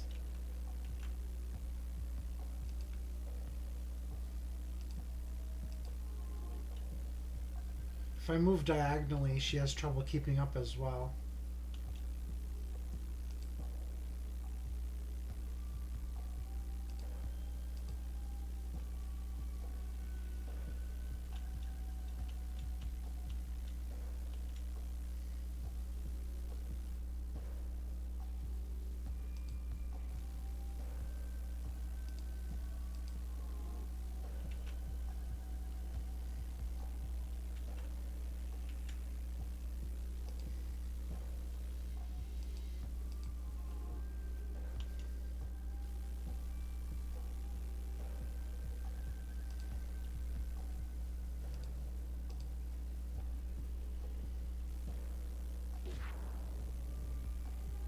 Interesting.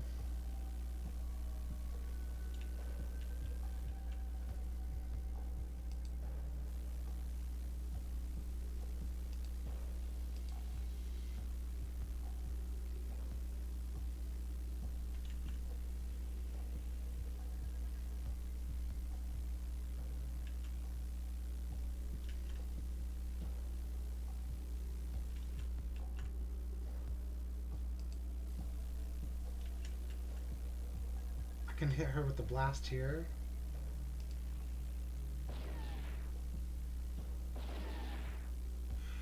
She takes a double hit. Fuck yeah. After suffering 2 of these explosions, Miltza's stride becomes more of a stumble. The dull lights around her grows less vibrant. The dull's light around her grows less vibrant. Is she more vulnerable? Or is this merely a sign of the ceremony's focus being diverted? Suddenly, the overlapse light floods the chamber, invisible limbs coiling around the roots, suffusing them in a dangerous distortion where Kavik should not tread. Fuck! Stay calm. I'm thinking. Just stay away. A jolt runs through the Time Stopper's connection. Through Tozik's connector comes an unfamiliar mind. Hello? How does this work? What? Who is this? Oh, I see. Yeah! Tell you. Tozik told me the situation. Kavik, I am above you right now. I was conducting a quick search in case. It does not matter. I'm here to help you. I'm not sure what you have to work with down there, but the archival connector above has some large, heavy devices, and the floor has been breaking apart, leaving some holes. So I'm going to push them down, one after the other. I'll try to show you where they will land. Ooh. In fact, this one right here might work. Try to get her in position somehow. Knock her around with your explosives. I do not know. Just watch yourself. Despite her reluctance in using our time stopper. Our gratitude for her unexpected help is shared with an impulse. But there is no time for proper words. We must finish this.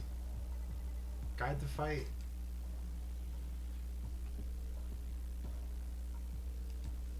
So then, like this. Boom. Bong. And she gets zapped. What is this now? Priority branch. Exact purpose unknown to me. For us, merely a stand to place explosives. Likely holds cysts in queue for addition to knowledge pool. Huh. Where did Miltza go? Oh, she's behind the thing.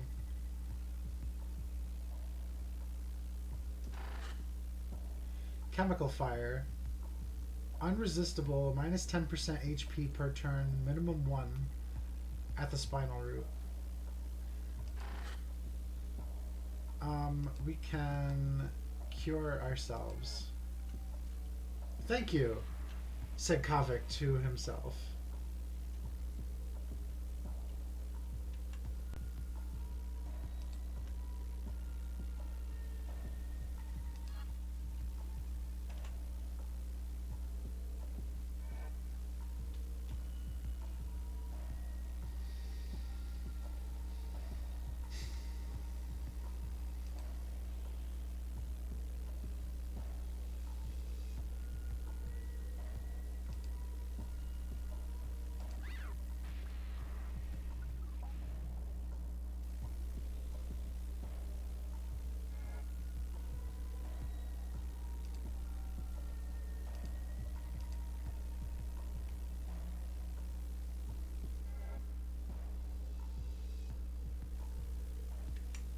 I put myself in a bad spot.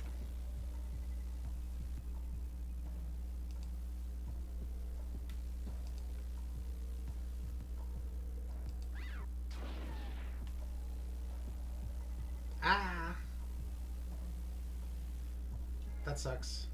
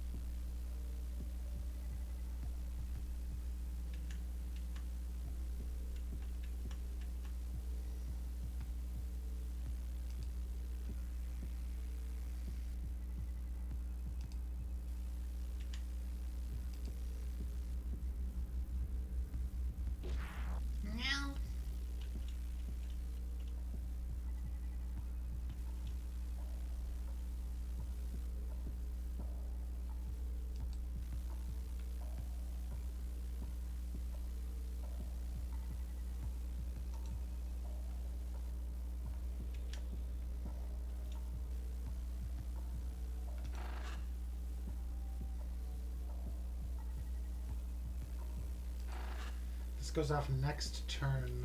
That's not great.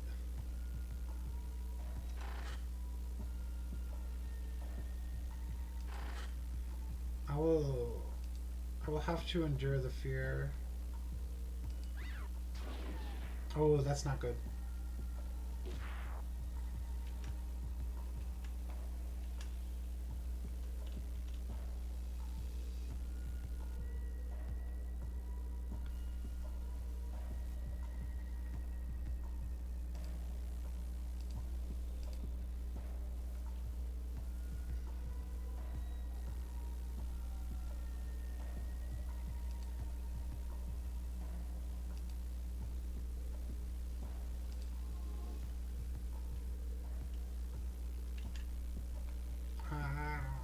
Couldn't you just stand on the spot? For fuck's sake.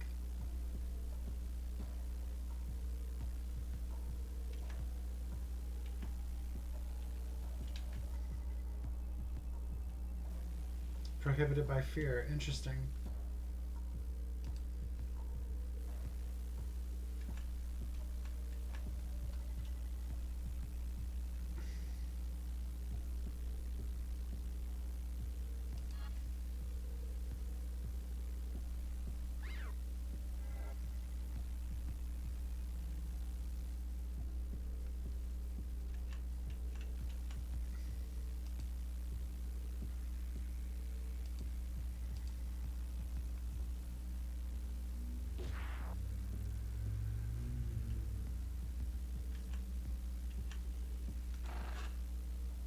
What did he say?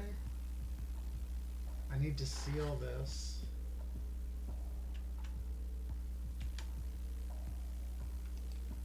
Let's step out of the fucking fire.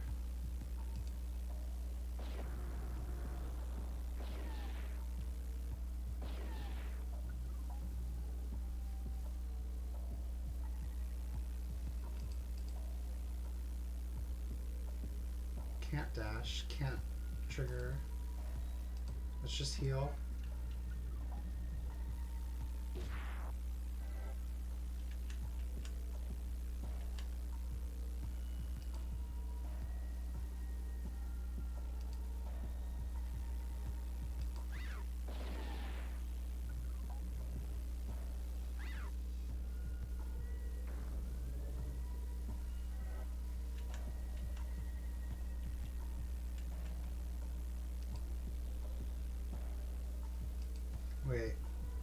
Can I plant a bomb directly on her?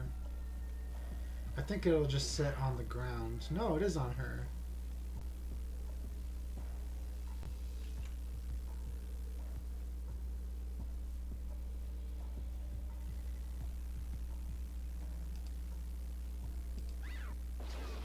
Good.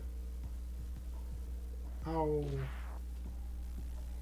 She got pushed back into the space, though. That's pretty cool. Oh.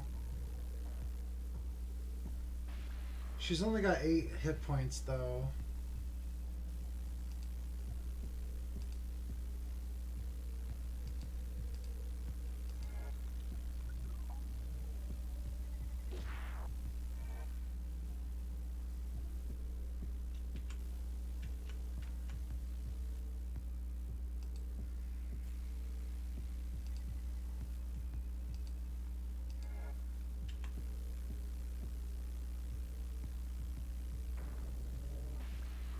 Brilliant.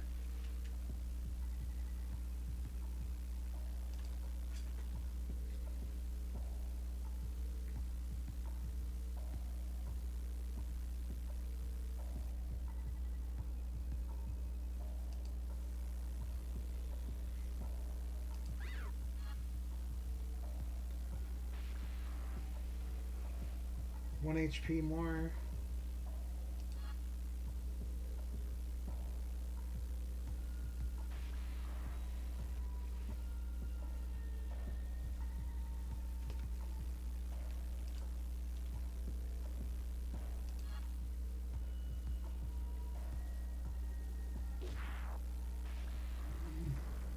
That was close. No TTS, no game audio.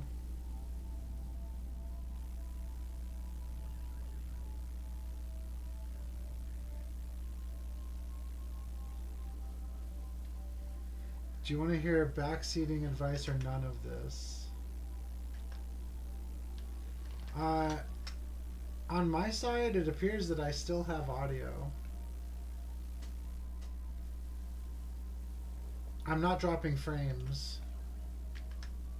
You can check TTS. TTS was definitely turned off. So that's back on. Is anybody else experiencing issues right now?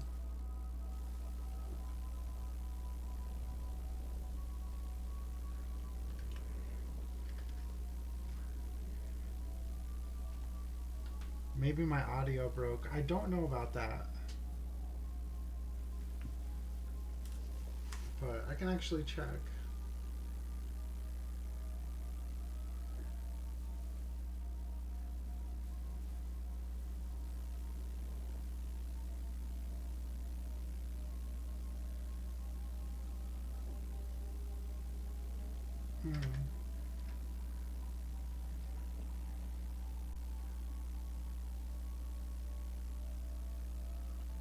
Wow.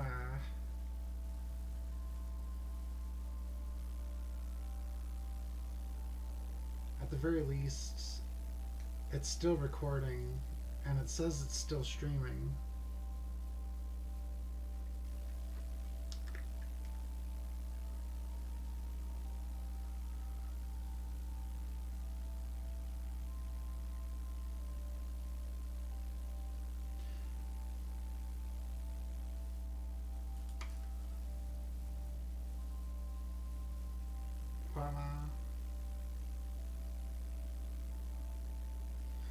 Yeah, it is a little weird. Let's try to turn this up.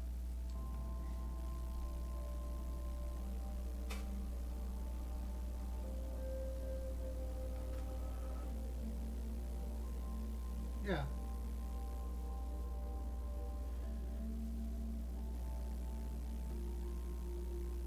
I have game. I appear to have. Oh my gosh.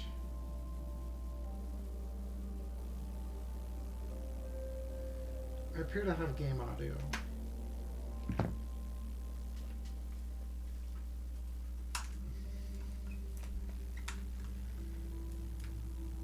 It's rather distressing. Yes, it's better now, I think. Okay, I don't know what happened.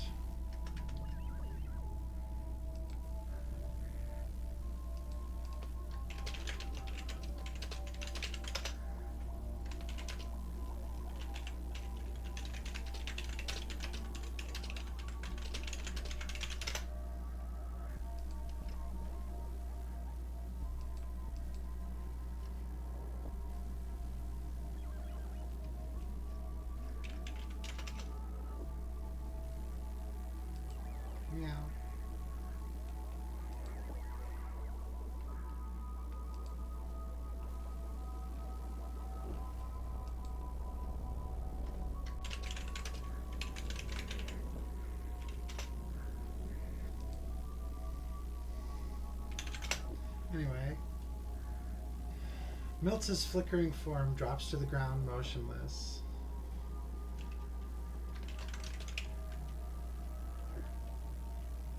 Wow.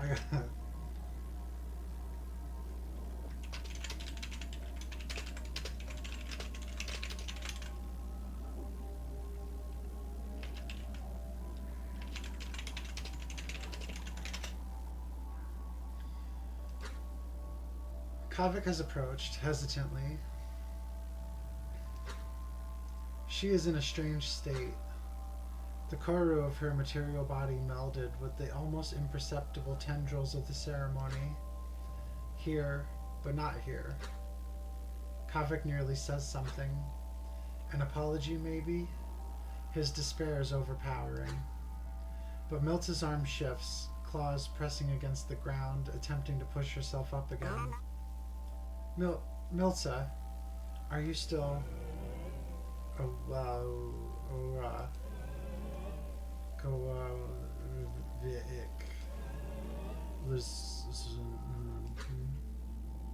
Her receptors barely visible, hanging with regret.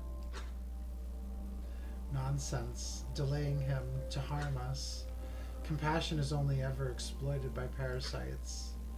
What I must do is so cold, but... Kavik, that is not Miltza anymore. She will kill you if you delay any longer. You know this. You must finish it. He is frozen for a blink, but with my encouragement he produces one last explosive. Tossing it gently toward Miltza and backing away, something he may detonate at will. Miltza turns her gaze toward the bomb, receptors opening. The Okidoya laughs tearfully through her.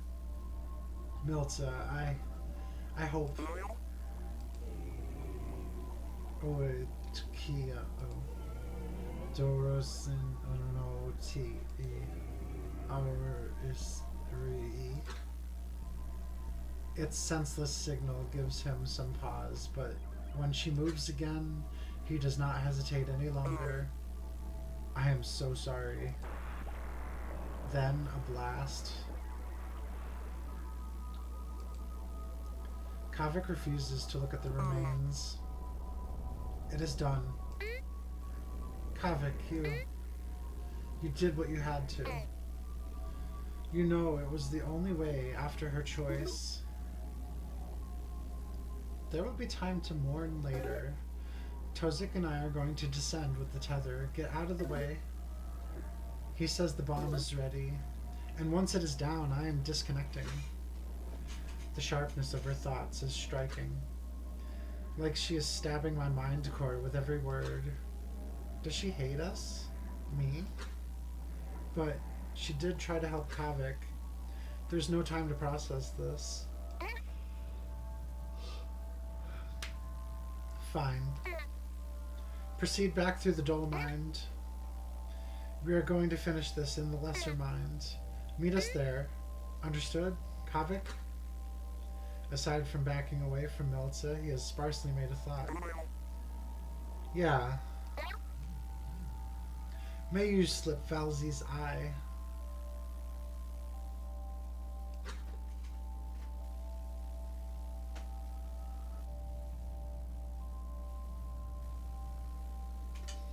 How the hell are they holding it together like this?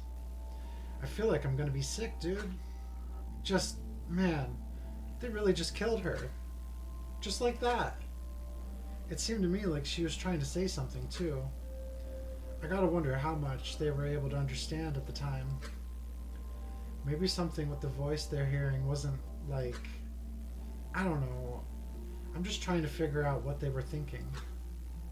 Are you good? Fine. Let me focus. Alright, alright. Just remember to pace yourself. I reroute my senses away from him, back to my own, and the room is quiet, dark, still twisted, but the overlap is a mere murmur around us. Gokfu leans against a wall while Bosco watches over the opposite door. Idril fusses over their wounds, with Karak clinging to her back. It is done. Are they okay? Kavik, Tozik can tell you, yes. But Milza has been lost. Karak is shocked by my bluntness. I hate that I must speak so shortly. Would she have lived if she had never met us? If we never entered that room and scavenged somewhere else?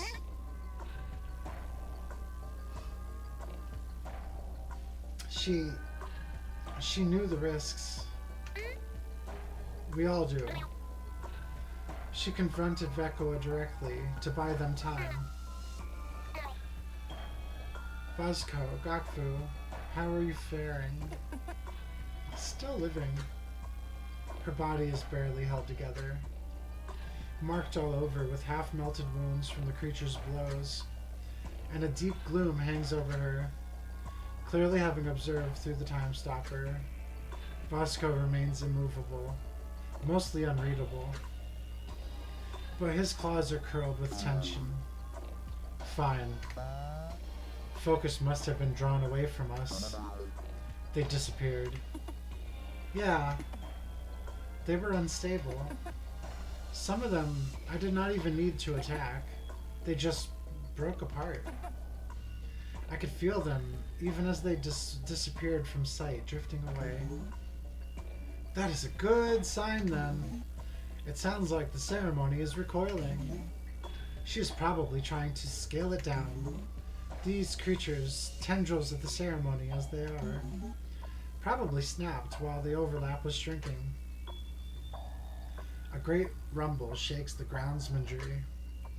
That must have been the spinal bomb. But I cannot tell if the ceremony is halted. The Okijoya continues.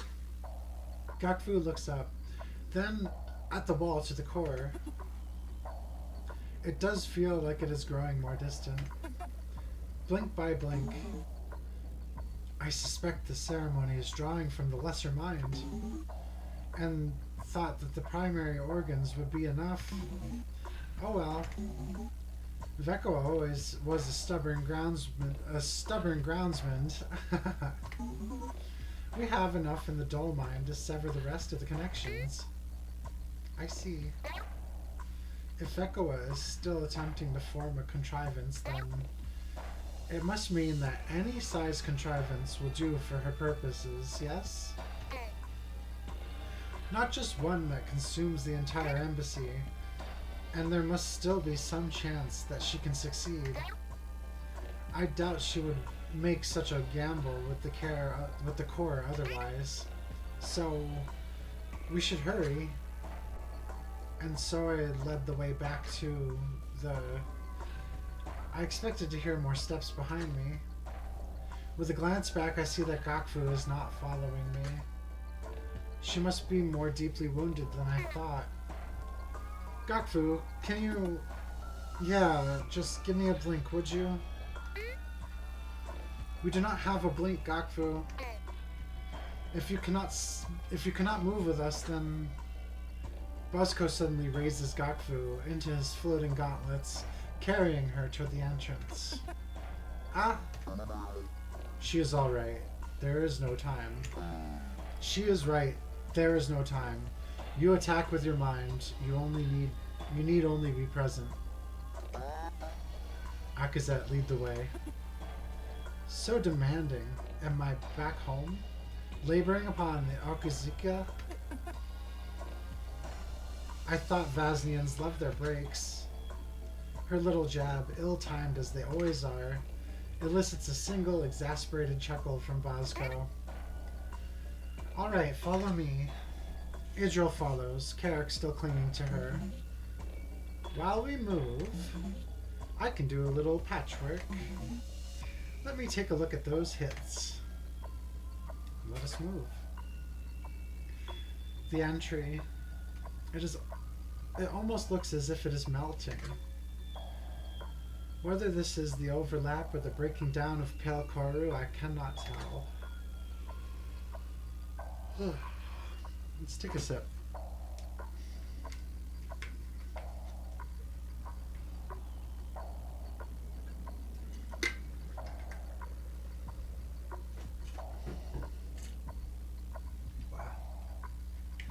Can also respond to a message here.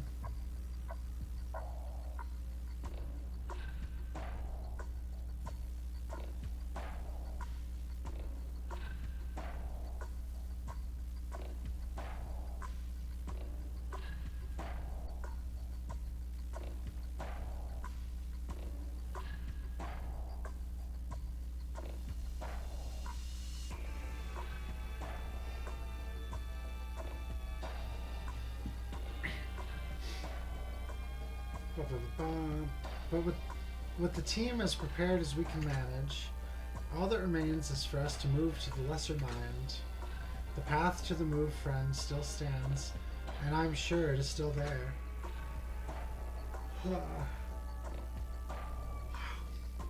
And looking down, it inspires a great melancholy within me. This place, everything we have done here, for these great eyes. Wow. It will all be gone soon, even if we succeed.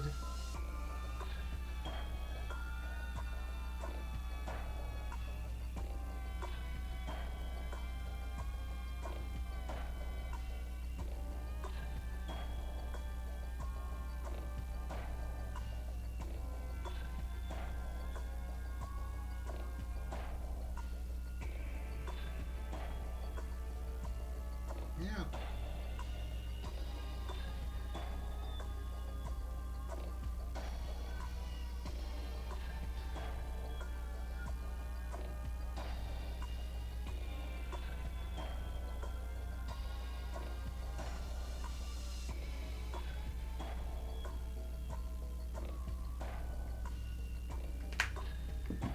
Yeah.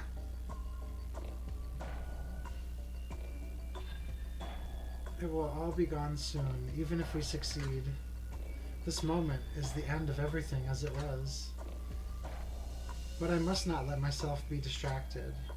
Gakfu stands on her own again, thanks to Idril, but with some difficulty. How is she? I can fight, it is fine. Oh, well, she is right. But you should know some critical organs are compromised, and I do not have enough expertise to fix them, really. I just worked on dull constructs. I am only working off of general knowledge here. Her body will probably start breaking down soon. And her mind core? Very interesting. I have never seen a core with groundsmanry before. It has such a hostile design, like a poisonous fruit. No, I mean, they did not get me there. Once this body fails to carry me, I will simply evacuate it. My mind core is heavier, but still has emergency legs. So until then, I'm fine. Very well. Stay at a distance. Vekoa's focus is surely upon the last of her resources. Victory is but a leap away. Common idiom, subject of phrase is arriving imminently, originating from vile coppers. Everyone take a moment to prepare. Notice, marked entities, yeah.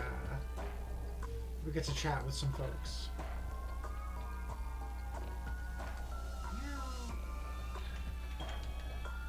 Oh.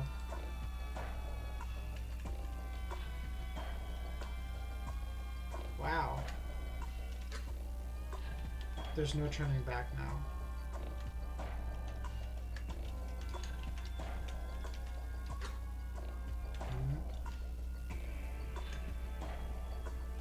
Ah.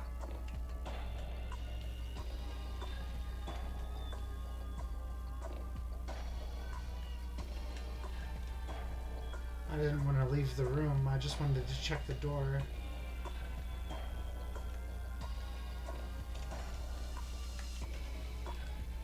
And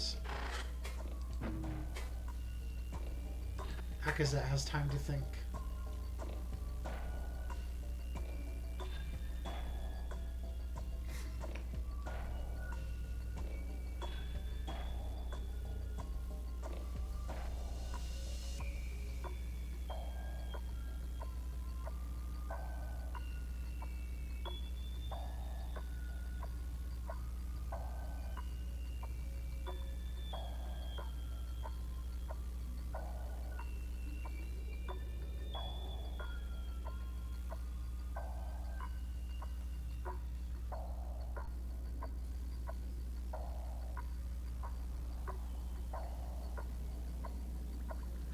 Oh, what? Tozik is breaking apart. Gakfu is slowing down. Can we truly do this? If Tozik is lost, can Gakfu replace him? Idril? Kavik? Carrick? Anyone? Me? We have options, yes, but even in thinking about this, another anxiety greets me.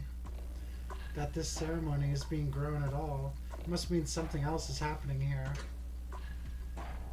What could a contrivance do? A collapse here, a collapse elsewhere. The spire will fall regardless. Veko has tried to speak to us, tried to welcome us, to show us what is being done. But to accept any information at all is to be lost to the ceremony, this infection. Miltza's sacrifice has made that clear. And yet there is a draw to it. What if they truly are still in there? Whatever or wherever there may be. Could there be some analog to Zizukri masks? Something to help them? No. I cannot tear at myself over missing information. We must make do with the only facts we have. That time is running out. And that if we succeed, we can still save any other survivors. And so there is no question. We must stop this at any cost.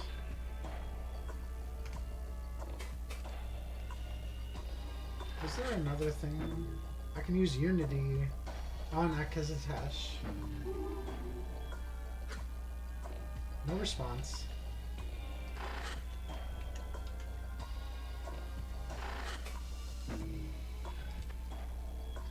Buzzco watches over us as we prepare. I meet his gaze for an instant, though he turns to the door quickly. Stony as he appears, another loss hanging over us is surely eating at him. Through our connection, I try to reach out. Buzzco, thank you for protecting us. If you had not been there, Kavik and Tozik may not have survived. It is too soon for thanks. Carried in his shared thought is the great weight of anger, regret. But he does not solidify these into any specific meaning. His silence. It is an effort to contain this weight to himself. You know we could not have done anything for Miltza. She removed the time stopper and she did what she could to help us. But Kavik did what he had to. Are you ready to move yet? He need not be any clearer. It is truly chilling to see him like this. Soon.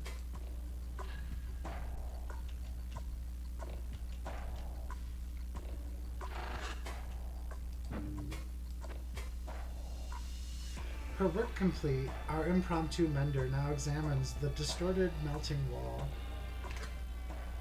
Though she is disconnected from the time stopper and time is short, I must ask, Idril, Tozik is struggling to walk, and it seems as if he is no longer in fighting shape. In your team before, among the contact afflicted, what did this mean? Oh, already? That suggests a later stage. It is as I thought. Gakfu and Buzzco are silently drawn to the conversation. I feel their worry weighing through our connection. It was around this time they began to shelter in the dull mind with me. They were unable to help otherwise, and so they waited. But it only became worse. Something was pulling at them, they said, even within the silence.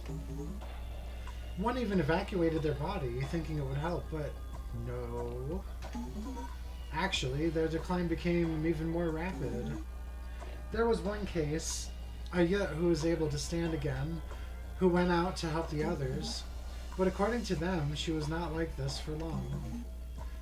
You want to make Tozik the interim groundsman, right? Yeah. Then at this rate, even if we take hold of the course soon, his effective time may be short. A sudden fear is driven through my mind core. If not him, then who? Then there's no time to waste. We move soon.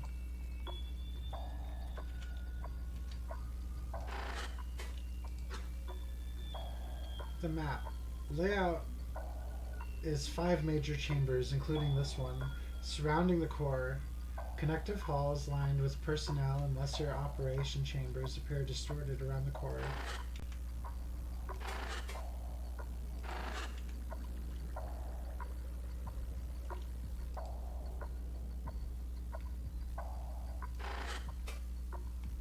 It won't let me look at Karek.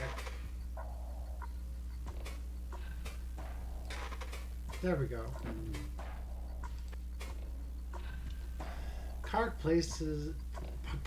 paces upon the entry terminal's smooth surface, though their legs sink into it slightly, like it is rotting. Karek, does the heart being lost so soon affect the spire's stability at all? It was not running before anyway, right? Karek's attention tears to me so suddenly, like a startled cave pest. The heart has stopped, but it was still releasing pressure. Even if that was to feed the ceremony, now the entire system is going to stall, break down even faster. I fear that the time stopper will give out before we are through. Akazet, we really do not even have time to talk. We must stop Vekoa and get to the core, fast. Or collapse is not just likely, it is inevitable. Understood.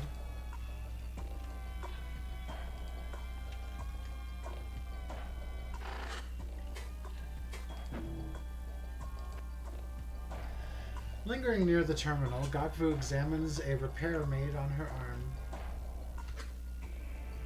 It is discolored, a temporary patch of Corru that melds with her outer membrane. She is mottled with these patches. Sensing my approach, she gives a small welcome with her receptors. With the time stopper, we can speak without fear of too much time being lost. You do not need to say anything. Is the weight of our losses so plain upon me? We can figure out what to do for them once this is finished. I just wish I had more time to talk to Miltza. She and I were not aligned, but in those moments of calm, I felt that she truly meant well. It even seemed like I was getting through to her. I hope she found her answers. Velzy always has a twisted way of giving them. I affirm with my receptors. There's nothing for me to add, and I cannot weigh my mind with any more guilt in this critical time. That is all.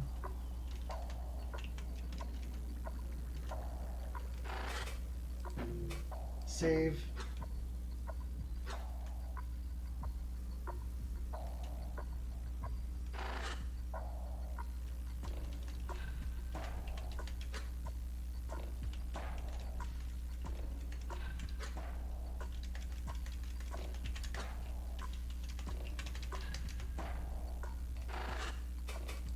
We'll save here as well. Let's take a look. Okay, everybody remaining is healed.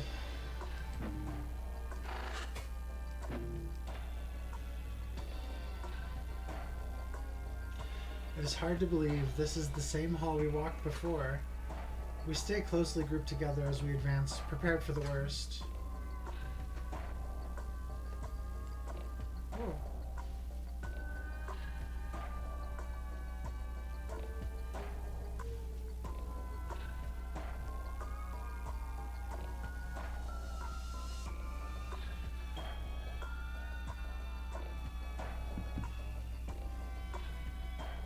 Idril follows us, fascinated by the distortion prodding at the personnel doors as we pass them. The underlying physicality here is really starting to fade. That is so cool. Cool. Idril, how can you be sure of any walls or floors now? Oh, do not worry so much. The dull plane is not a space you can simply fall into. So if you step expecting to find the ground, then your foot will probably find it. Why is this hall so much worse than anywhere else? As the ceremony shrinks, the overlap is drawn in closer too. It is a smaller radius of effect, but much more intense under higher pressure. Like holding a little light against your eye, it will probably only get stronger. At the end of this twisted path lies the door to the lesser mind, and so comes the time to finish cutting off Ekoa. Kavik, are you outside the silence? Hello, yes, I am right next to the door on my side. Telliu is helping Tozik. He will not be joining us for this. Alright, we are entering now. Prepare yourself and enter in a blink. And so we proceed.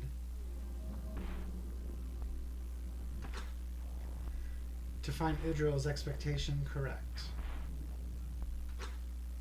The room's configuration is wrong, likely coiled in the same tendrils that Tozik saw. Immediately my mind turns to the golem we lost, but there is no carcass to be found, especially not with the distortion so heavy. Beyond a claustrophobic passage between the pods, Kavik prepares a handful of explosives.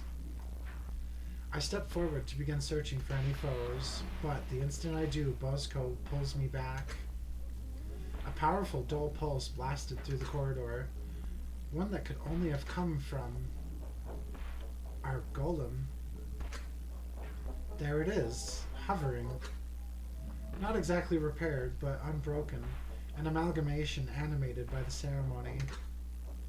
And between the edges of the pods I spot another foe, the familiar shape of Dozkalvi. Itzil and Dozkalvi, both here, reunited. Vekoa is taunting us. Rage boils in my mind, that my mistakes would be used against me so readily. The Okidoya comes again, not to speak, not to grant visions, but to laugh, playfully, without contempt. Something in it feels familiar, like Itzil's mind when they were connected. But it is ultimately meaningless. There can be no reasoning. Especially not with the golem raising its pulsing gauntlet again. We must fight.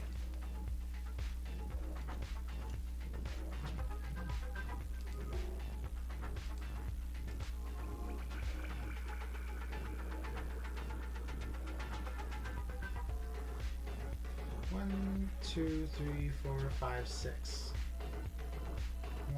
One, two, three, four, five, six. I don't know. Let's try it. Nope.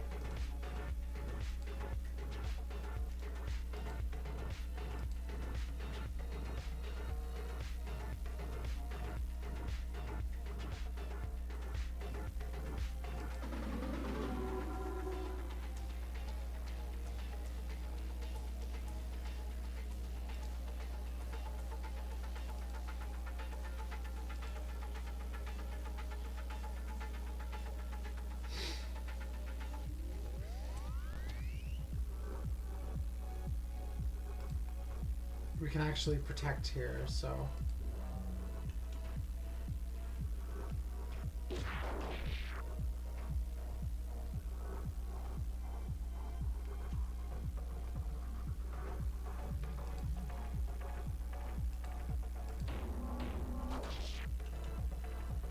They have so much HP.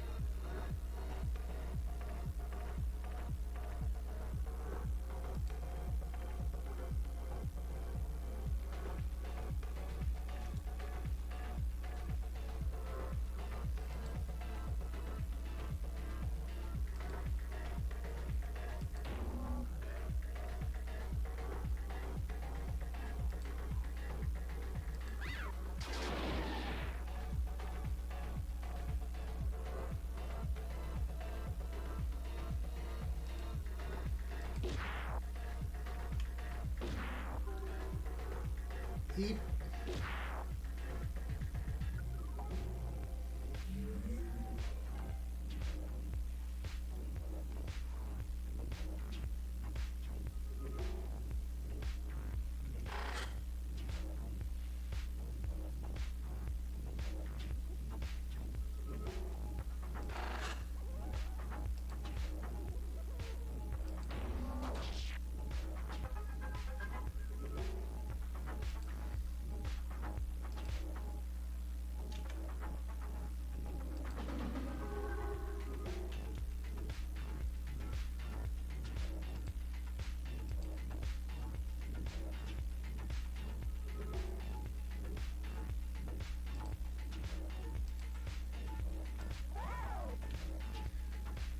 Ow.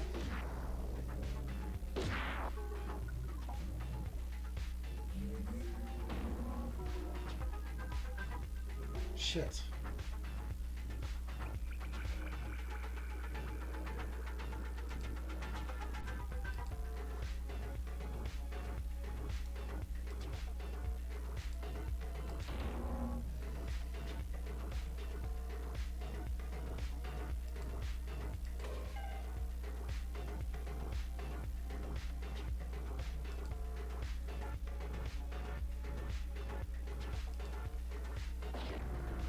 Oops.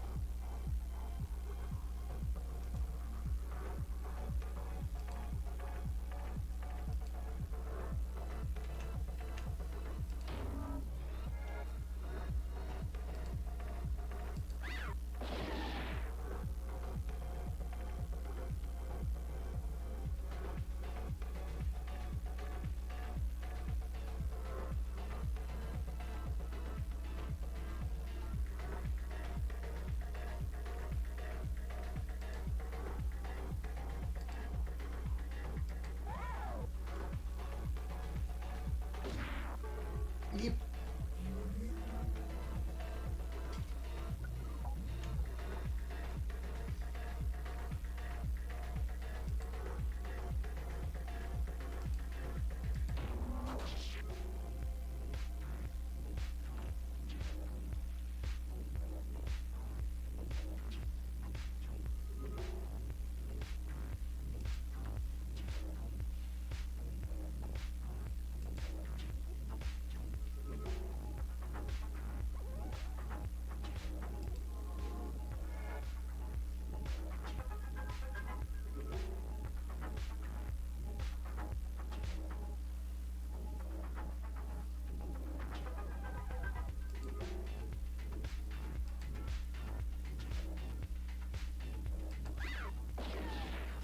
They both seem to share HP, so that's a good thing, right?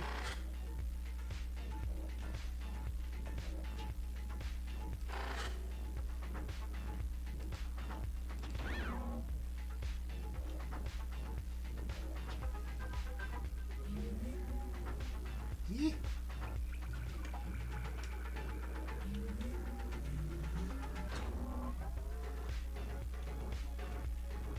It hurt itself? With a final blow, both Dozcalavi and the golem stagger, recoil. They are breaking apart, the same as any other foe we have faced. They stumble toward each other, vulnerable and crumbling. Before I can finish it, the chamber trembles. Surely being coiled by the ceremony in response to our victory, it takes us a moment to recover and adjust. Only to see that the remnant of our golem has collapsed, fused with the ground. Despite this, no victory is had yet. Something is happening. Stalks of light rise from the corpse into the glow above, or maybe the other way around, to form a figure. Unfamiliar at first, but in its light I see one of Dos Calavi's receptors. I know they're Itzils. They're them. Because back upon the catafalcus. I remember this word. Lies our bodies. Their hearts still beat, though there is nothing within. For we are here now together, gazing down at them. And we find there is nothing to do but laugh. This is no mere performance for us. Their tendrils crawl outwards like reddened veins. Biological sign of parasitic interference. Partial translation, inherited description generated noun. Hooking into the darkness of the air, pulling something closer. I will not wait to see what their plan is. Finish it. Attack. It has 40 HP.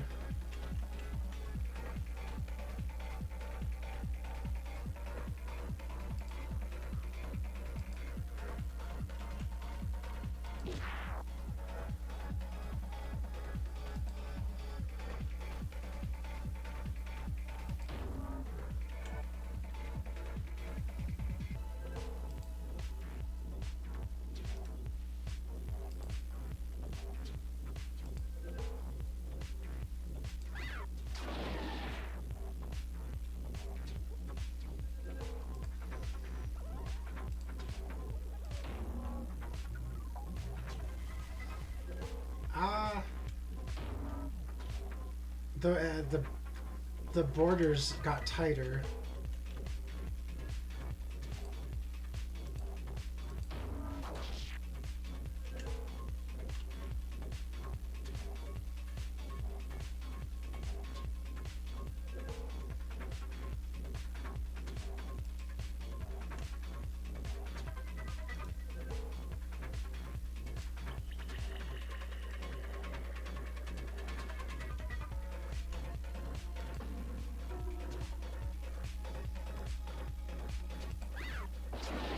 Ah, fuck. I accidentally blew up Akazet.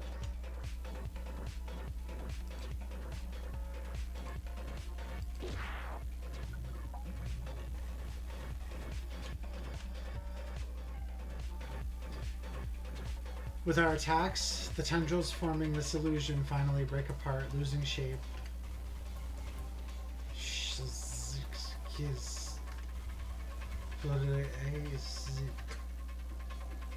I've had enough of this terrible life. Stepping in, I claw viciously at the beast's warping shape, becoming lost in its light. Gripping semi-solid tendrils, tearing them away.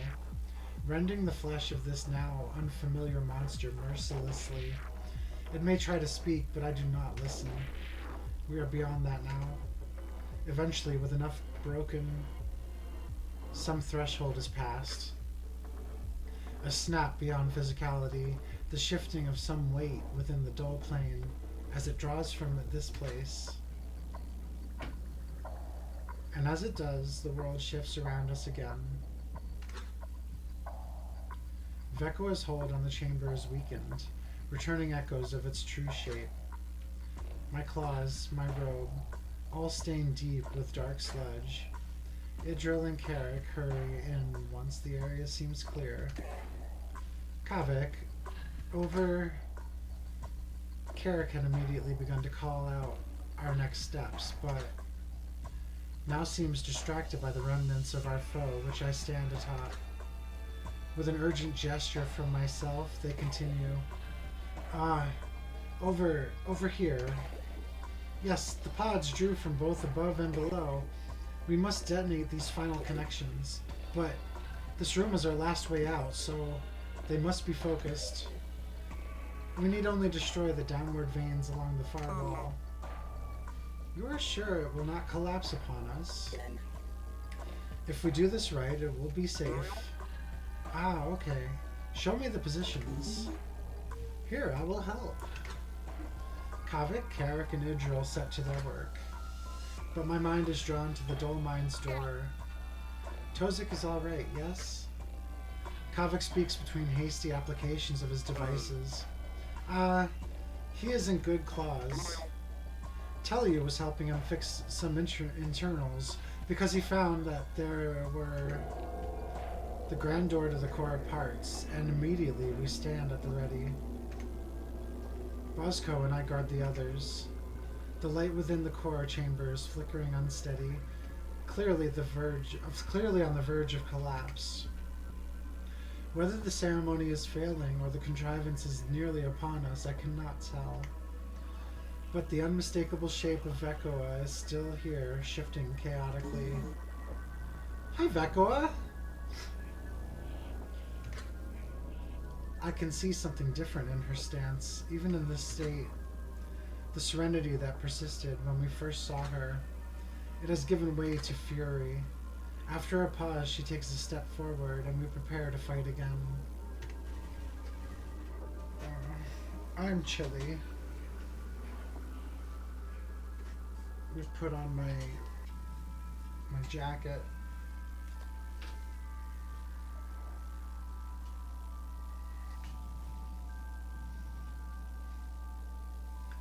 But she moves not to strike, waving her claws urgently, her incomprehensible Okidoya crying out.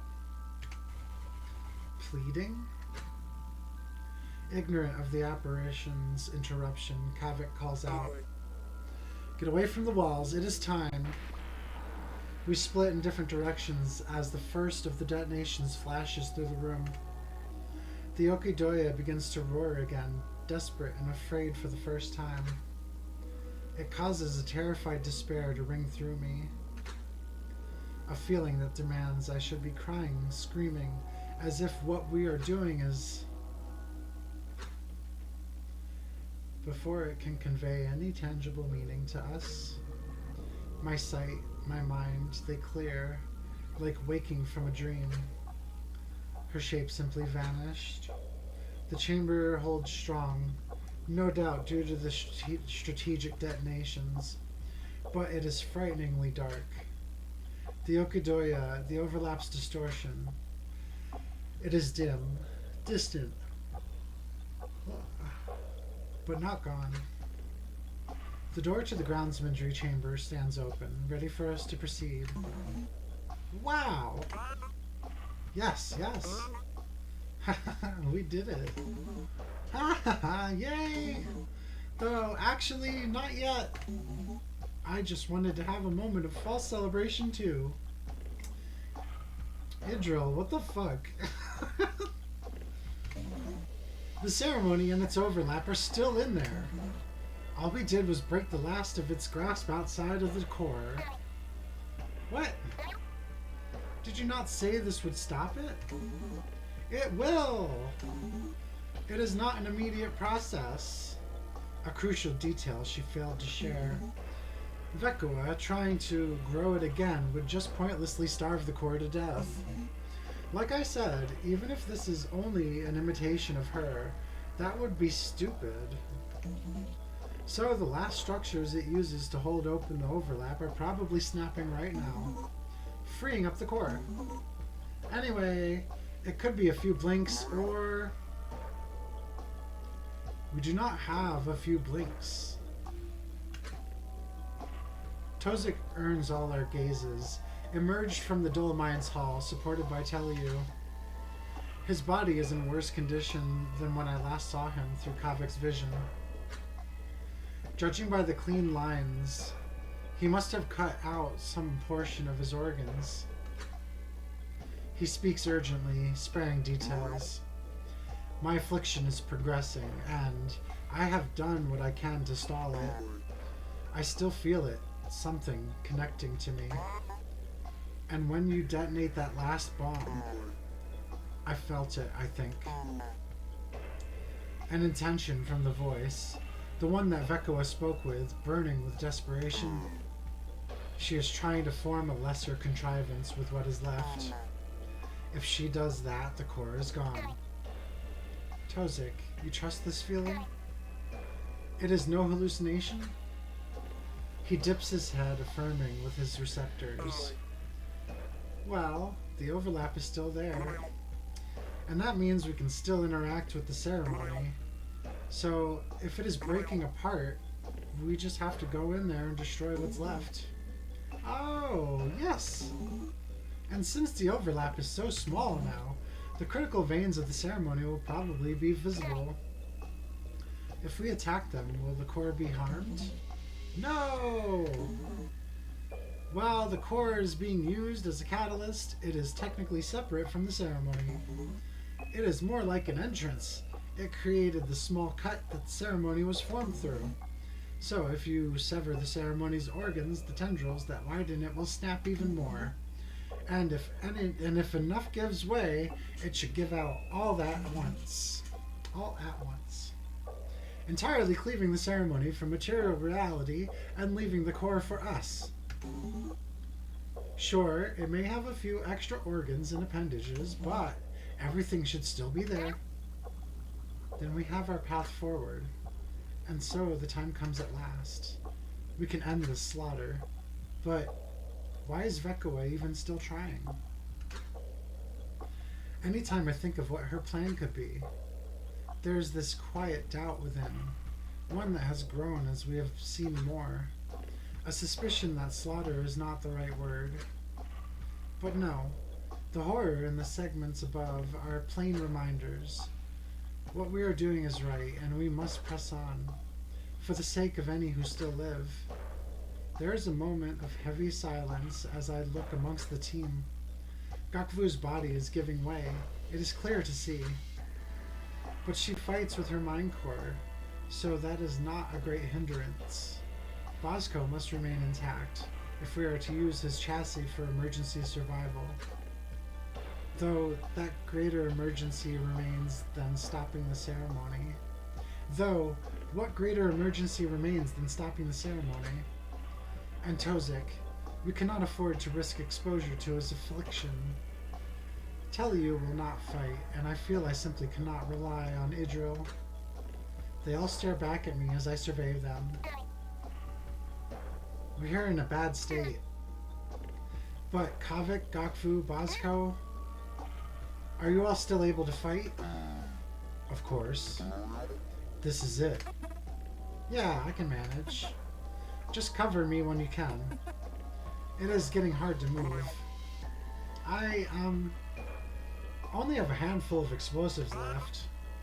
We have not fought any real golems in a while, so I have not been able to make more. And all our other materials went into making the stationary explosives. Save them for critical detonations then. Tell you, Idril. Do you have any weapons Kavik could use? Nothing that is not attached to me. Tell you, did the other disabler still hold charge? And the third operation pod? A grim, nauseous twist overtakes Telyu's receptors. What is this constant apprehension over the Dull Mind's third pod? Was it not simply broken? I did not check. But that is wise. I will go and fetch it. Akazet, if you and your team want to proceed in, I'll be right behind you to deliver materials. We still have some restoratives and other bits, disabler aside. Only deliver? We have 2 free time stopper connectors. Telyu's eyes shift away, receptors rolling in frustration. I will get the disabler and other materials for you, and if I can help, I will help. But I am not connecting to your time stopper again. Her continued objection is so strange. What is it she fears? She beckons to Bosco, who comes to support Tozik. But Tozik raises a claw, his head rolling as he tries to focus. Get the disabler. But I have an idea. Kavik, you say you have not fought any real golems lately, but you did. Grant me a blink. They pause, watching him point to our puppeted golem's melted corpse in the dark. He pushes them aside, stumbling toward it and kneeling, where he wordlessly begins work with his Corru.Observer. His movement is wobbly, uncertain, but driven by some insight. Tellyu disappears into the darkness before any further questions begin. I see.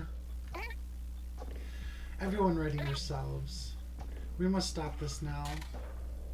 Attention. Current memory stream near conclusion. Advised to save iteration.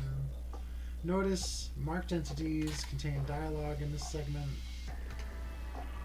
It is nearly time.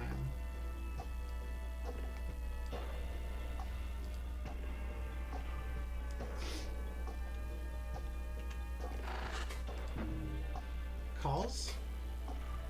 There is so little time to spare, but the noise through communication seems to have greatly lessened. I think I can reach out to some others. If our plan fails, this may be my last chance to ever speak with them. I feel like a sneeze coming on.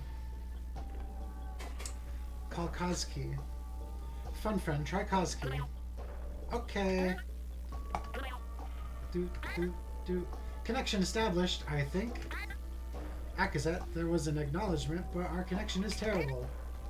Kazuki, hello? Are you safe? A mixture of shock and dread pours through from the other side. Akazet? I've been trying to reach you. You need to get off the planet. As soon as you possibly can. Just as far as you can get. I'm taking care of a few things, but soon I will be off too. Just get away. Away. Kazuki, that is my goal, but it will be some time. And it is almost over. Almost. Listen, we have discovered it all. The source of the call, a hidden conflict, there's so much. We have so many answers. When we are done, I must tell you everything. The fact that I cannot leave yet enrages Kazuki, her panic filling my head. But what follows quiets her. Indeed, there is no more emotion to read. It is silent. Do we still have a connection? Yes! Kazuki? Where are you? A flatly delivered question, puzzling that she would even ask. You do not know? Kazuki, the embassy is under a terrible attack and we are fighting to stop it. We have been using the time stopper descending. Our golems, the bodies of murdered Ko, they are being used against us. But now we know how to stop it all. It is a nightmare, and... You're still at the embassy? No, Akazet. You need to go now. You cannot... Fuck. The connection is flooded with an overwhelming signal. One that her device fails to capture in its entirety, but it feels frighteningly familiar. And we do not feel it here. She is somewhere far from us. Wait, Kazuki, hello? Where are you? Kazuki? The connection snapped, Akazet. And I cannot find her again. For a blink I am paralyzed. She is in danger, that much is clear. But what does it mean? That only she was struck by the signal? Still on Earth, presumably, given what she said, so... This cannot be the only attack. I can only pray that Velzy grants her mercy until we can help. Call Gordon. Try Gordon, fun friend. Okay. Nothing. But the response is familiar. It seems like his communicator may be broken. Of course, after our last call, I had hoped it was merely an accidental disconnection or some brief incoherence, but it is likely that it was fully broken. Call anyone else. Though Fun Friend and I try, something still seems wrong. Whether it is part of my cyst that is broken, or some proxy carrier within the dull failing, most of our attempts to reach the collective are met with nonsense noise. It seems we are limited to direct connections for now. The best I can do for others is to reveal the truths of what happened here, is to survive. Call Isabel. Fun friend, call Isabel. She must still have that communicator. Okay. It worked! Akazet. I wasn't expecting to hear from you until Tuesday. What's up? With her synchronous connection, it would take far too long to relay all we have learned. And even if I did, it would place her in unwarranted danger. After all, she is merely a custodian of bright parasites. I must keep this short. Isabel, some very bad things are going to happen very soon. You will be fine, but I am not sure I will survive. I'm trying to stop them. I'm doing everything I can. And I stand now at a threshold where... the specifics do not matter.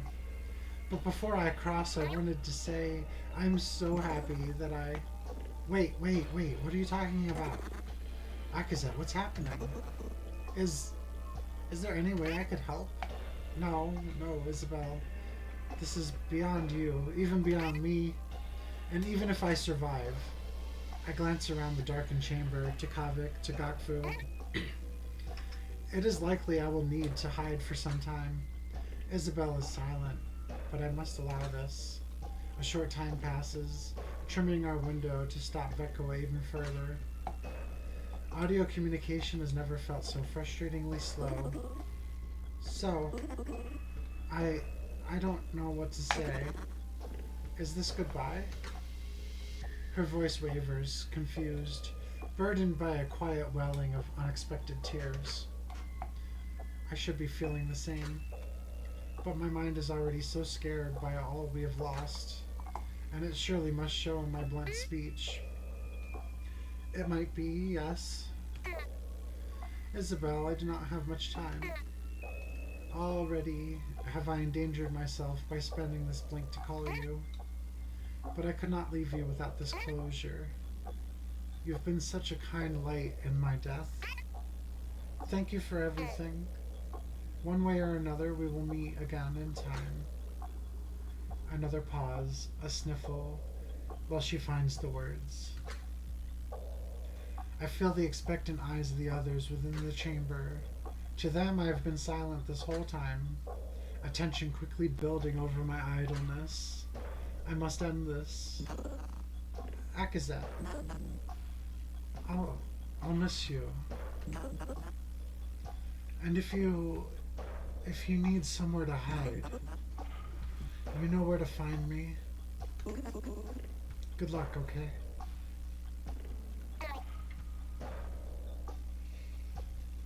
Oh, fuck.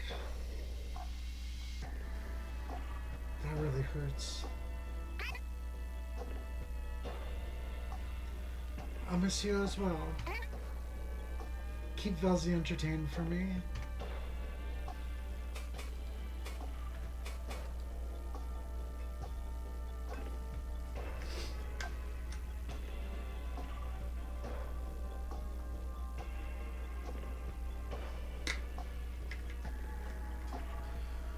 Oh, holy shit. This is really hard.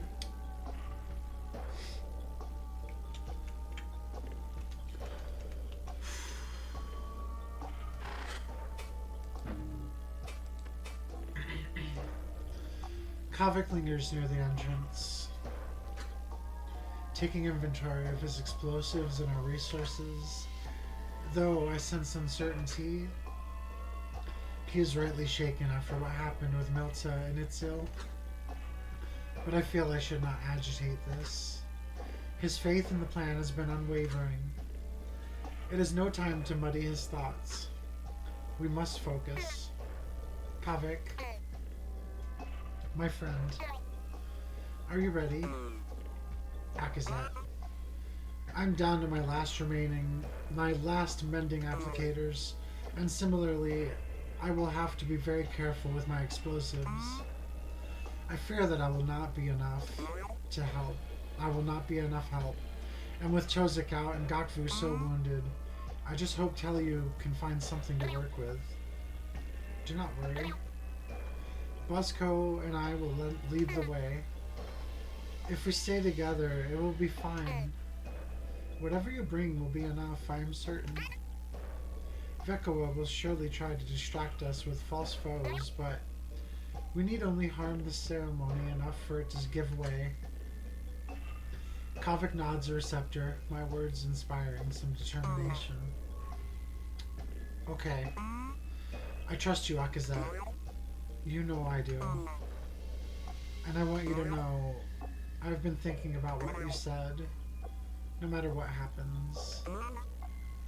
Being able to work with you here, charging with you into the depths of this infestation to stop it, I would never have chosen differently.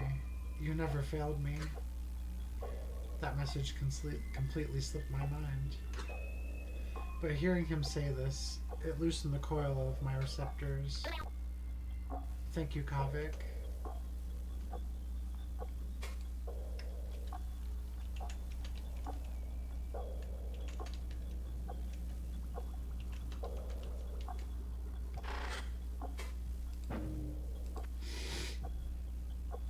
Tozik is hunched over in the dark, only slightly illuminated by the gate before us.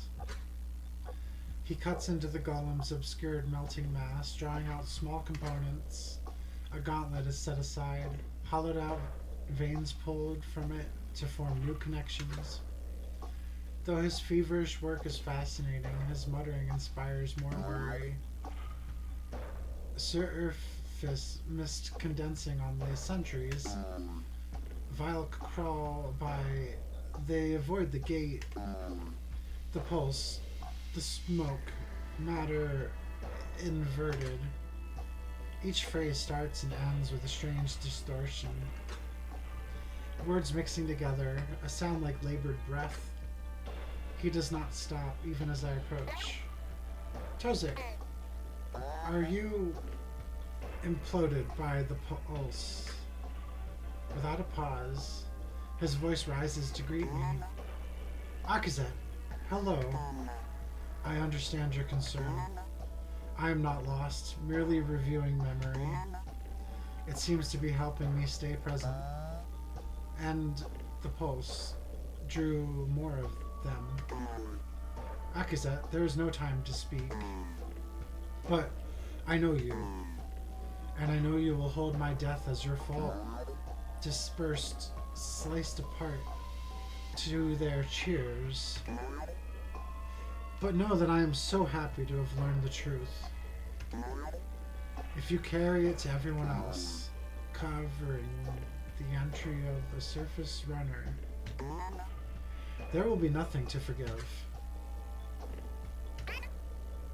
Tozik, I just wanted... Tozik waves me away coldly, turning back to his work. Connecting cysts, forming something new. Accomplished our mission. A new age of safety.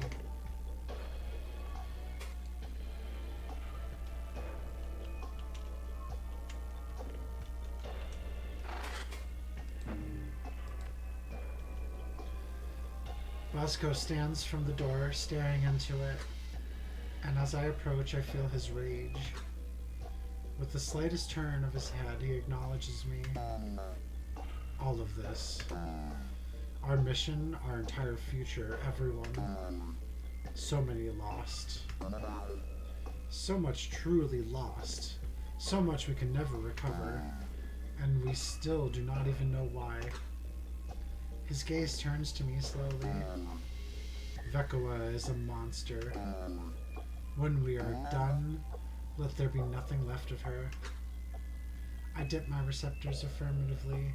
I agree with him. However, it is vengeance alone that grips him.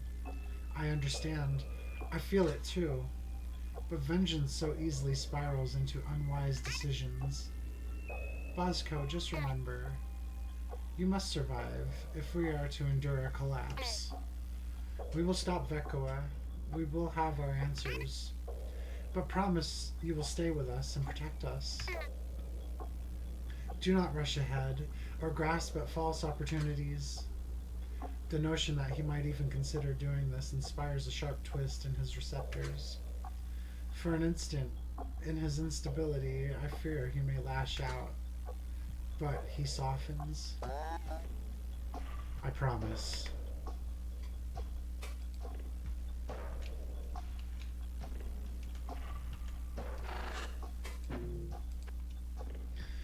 Idril chats idly with Carrick, who still sits upon her shoulder. Structural plans, worries about the spire's health, time left. While I dislike interrupting, a question forms in my mind. Hello, Idril, Carrick. Akizet.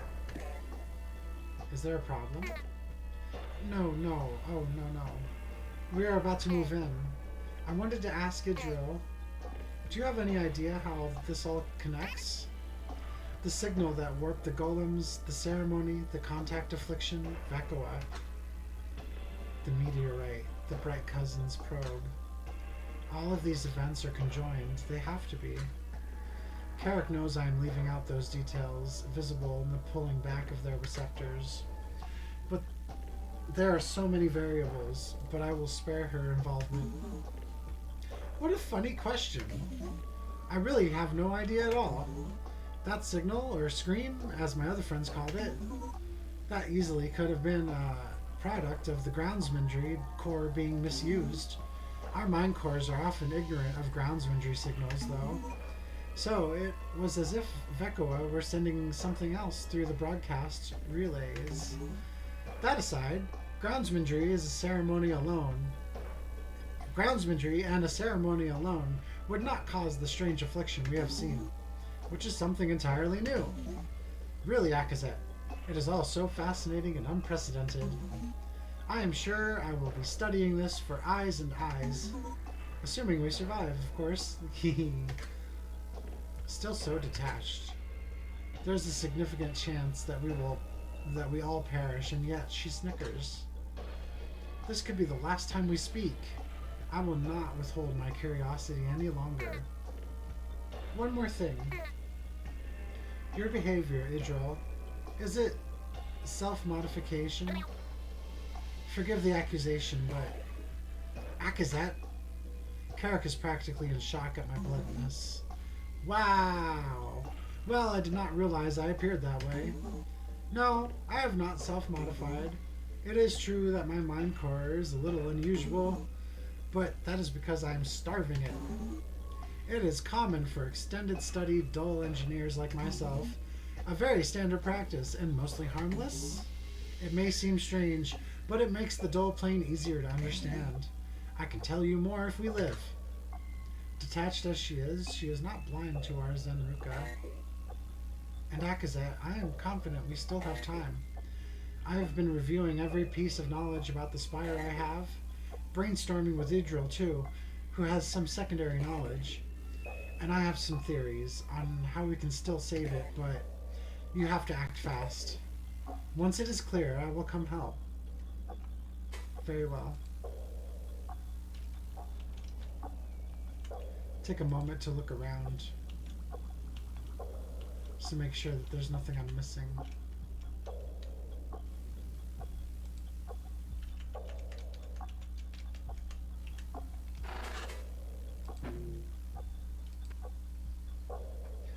Gokfu lingers near the wall, watching over the others. A kind twist in her receptors forms as I approach. Gokfu, are you ready? Oh, Akazet. Do not say that as if I have a choice. She chuckles, merely a wry complaint. Her laugh lifts my spirit. All of this running around, sabotaging. It is truly funny, Akazet. This is the very thing I chose to escape so many eyes ago. Velzi's fondness for repetition is truly nauseating. If it works out, we really can stop the collapse. Maybe it will be a sign I never should have stopped, huh? Perhaps quiet sabotage of those who mean harm is my calling. A part of the conflict as she is, on a side that seems to be smaller. I cannot help but ask. You say that, but did you really stop? Though confused at first, she processes my question quickly. The coil of her receptors loosens. I did, Akazat. Our work, it was never something I was trying to ruin. If anything, my plan was to protect you all if we found anything. It is only through Velzi's cruel twisting that someone else reached you first.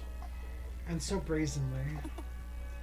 Personally, I would have been more delicate about the matter. Maybe I should have acted sooner, after we discovered the pattern. But now is no time for regrets. And Akazat, you should know this attack, this tragedy.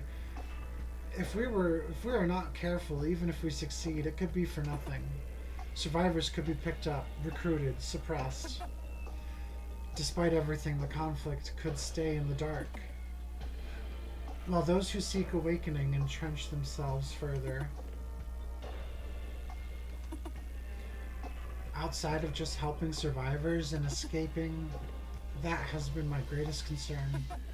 That somehow this unfathomable loss will not change anything. I will not let that happen. None of us will. You know that. Yeah, I do.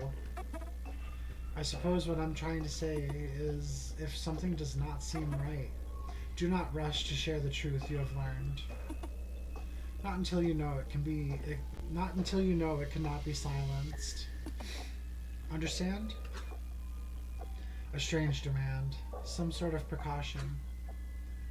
She will not say it, but she thinks she is going to die here. But I will not let that happen. Yes, I think so. Good. We should begin soon. Agreed.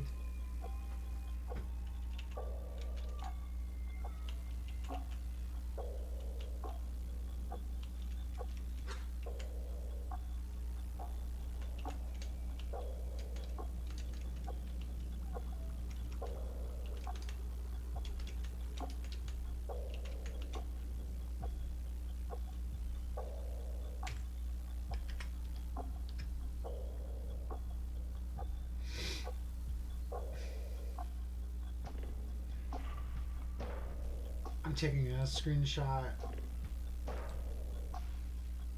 so that I can play with it. Something is changing.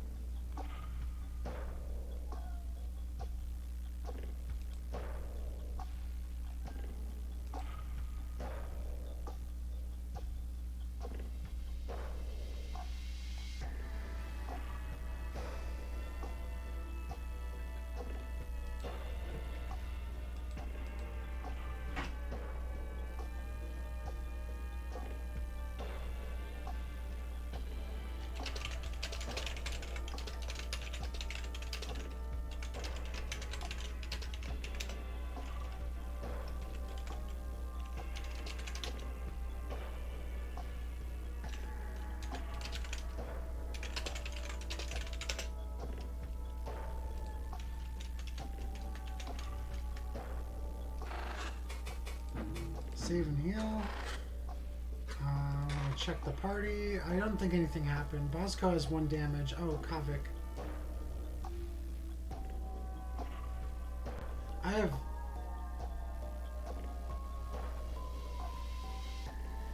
have no more heals.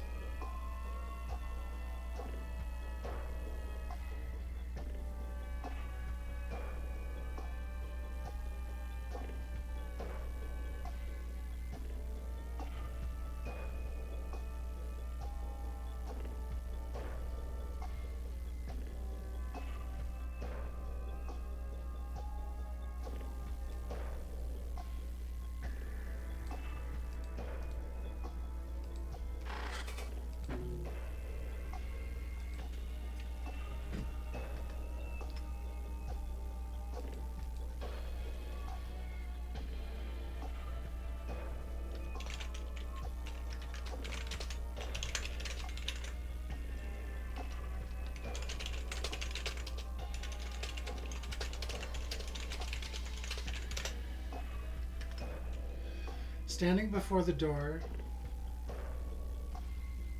I look over those assembled. each friend, old and new, all perched upon the last branch of our plan, perhaps to fall. They have followed me here, entertained this insane effort, and it may be the last time I see any one of them. They peer back at me expectantly. Are we ready to risk everything? Have we made peace? It is time. Friends, it is time. Buzzco, Kavik, Gakfu, with me? They gather with me near the door where the overlaps horizon twists in welcome. Idril and Carrick watch on with hope, while Tozik twists around from his work on the golem carcass. Wait. Kavik. Come, take this.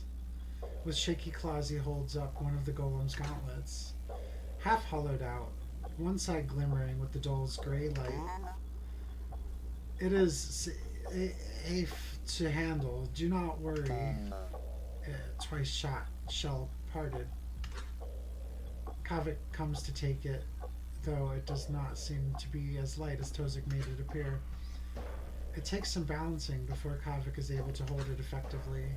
Fitting over one of his claws, held up by the other, his stance shifted to balance the weight. This is the dull pulse component, right? Tozik affirms with his receptors. The weapon's weight will hinder Kavik slightly, but I trust Tozik. It should still be a boon in the coming conflict. I inserted it.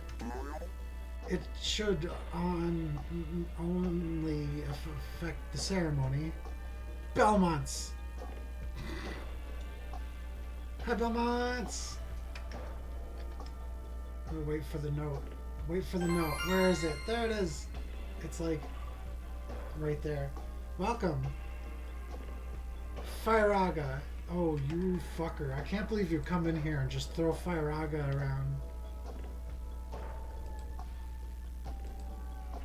Welcome.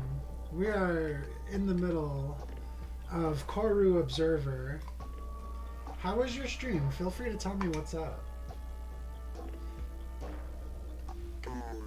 Including Vekkoa's monsters. I love BioShock. Yeah! I like BioShock too. I was playing BioShock for fun. For fun. It is fun. It's pretty intense. Use it to sever the veins. Strike them all down. The swarm eliminated. Kavik looks on appreciatively but hesitates to say anything.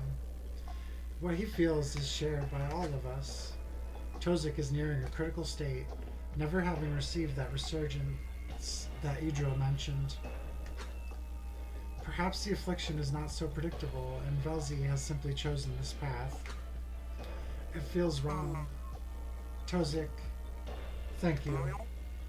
And just hold on, okay? We will be right back. Go. With one last grim exchange of gazes, we reassemble before the threshold. Idril watches on with excitement, while Carrick clings to her shoulder, receptors pulled back out of anxiety. They give us a respectful dip of their receptors regardless. We will watch over Tozik. Thank you, Idril. No, everyone, thank you. We just have this final step, then it is over. Together we enter the grand door at last. The horizon of the dull overlap twists in welcome. And once we pass the threshold, a ripple of anger meets us.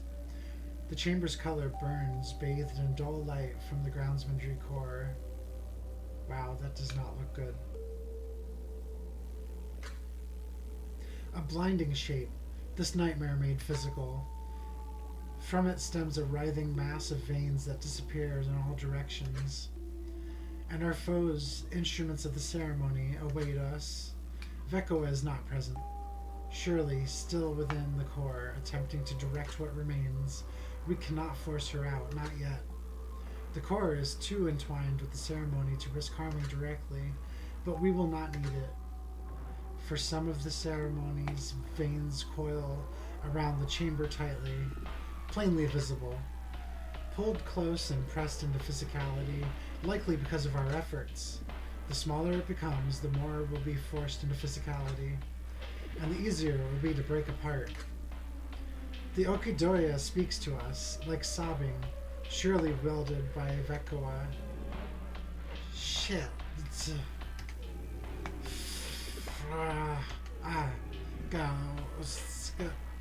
trying. Our minds entwined, accepting the connection. I realize it is not an accusation. It is a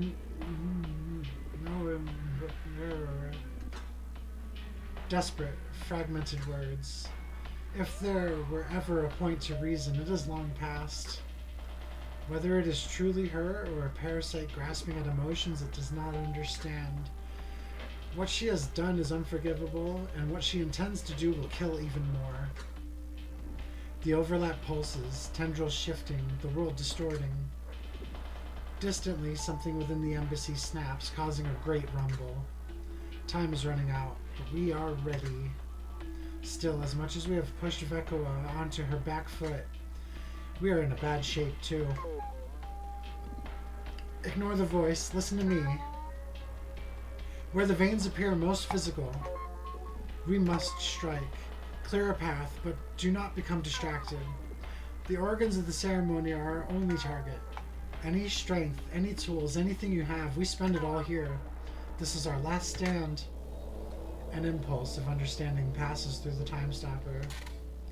Analysis. Context shift. Notice, ally entities granted last stand status. Notice, automatic self-revival upon down once. Notice, actions broadly improved. Notice, entity Kavik primary action altered. Begin. It's really interesting because I was definitely considering that I need to use all of my stuff. I need to use every bit. And so we're looking at something, the Kavruka that I've been holding on to, and the Sadic Cysts that I've been holding on to. These are actually really helpful.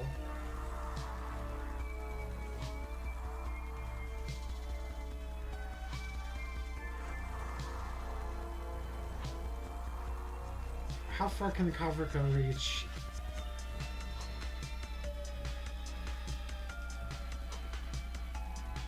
We can just throw these and they'll do a lot of damage.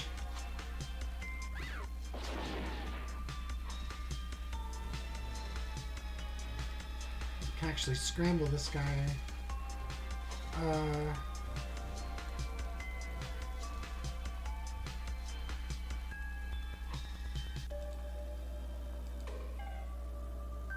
That one's almost dead.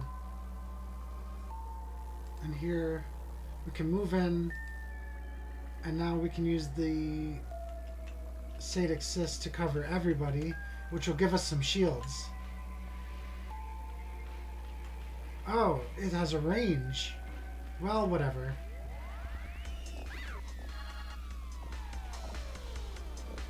Sweet. Move to a location, hit foes in a wide area ahead. 3 HP, plus 1 turn weakened. KB3, I forget what KB stands for. Hit, minus 3 HP, plus 1 stun if crit. Oh, KB is knockback. Immediate force movement transfers on impact. If I select this... Oh, that has a really good range, too.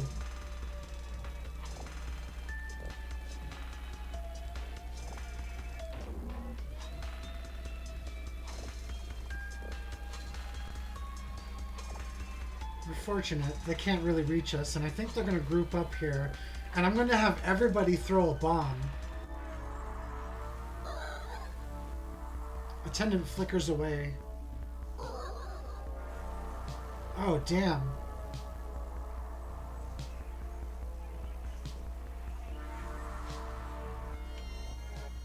So we find out they have movement options that allow them to reach us. So we have to use the Kavrika. Luckily, everybody has some shield.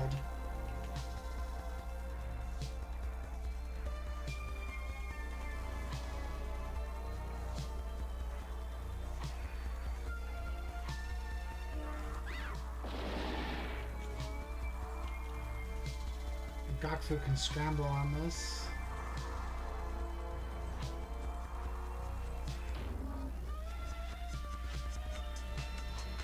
Dull Beam. Utilize modified and twisted Dull Golem Claw. Fire a wave of destabilizing Dull Light after delay. Prepare attack in specific direction. Fires on start of next turn. Oh, that's hard. So everybody's going to move before then.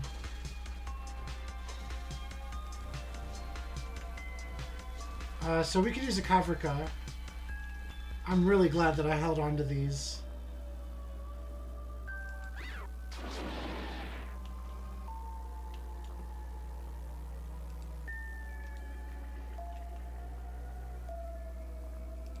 What's the area? It's wide, actually, so we can move here, and I think I hit them both by doing this. No? Maybe here? There we go. Look at that.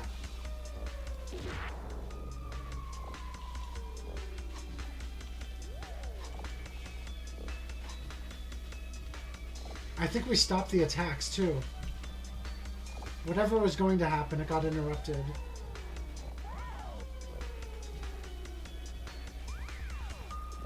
This one. It's a golem. I was going to say, it just pulled me. It has to be pretty strong.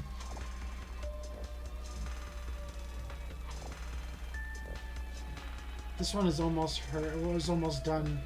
I'm gonna go for the more damaging effect because we can hit basically everybody.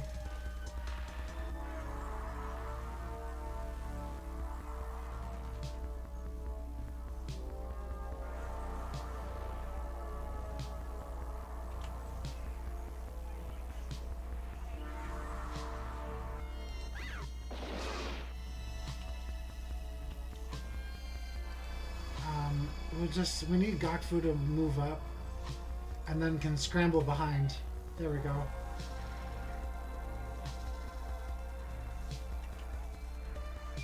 Now, one of these guys got stunned, right?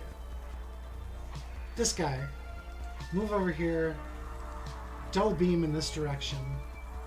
And that'll go off at the start of his next turn. This one's stunned.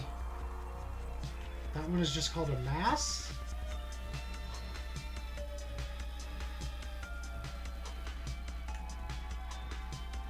So the golem is really important to deal with.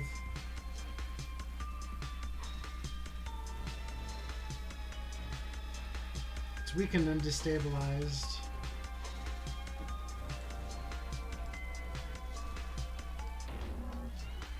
Perfect. Maybe 2 or 3 more turns and we can start dealing damage to the main enemy. Ooh, it tried.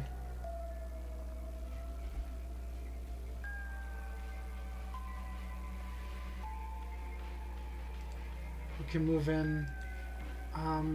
Does Overwhelm give knockback? It does if it crits.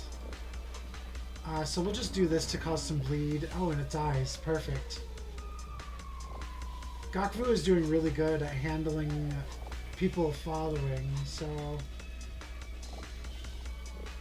we move here, and we can still do this. Good shit. Boom. Good shit. They will just keep coming, then we must ignore them. Focus on the veins at all costs. I kind of anticipated this. The Dull Beam will reach.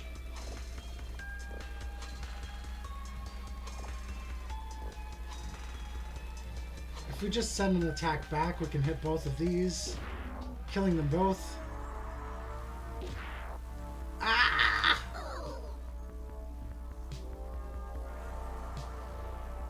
How is it going to attack Akazet from all the way over there?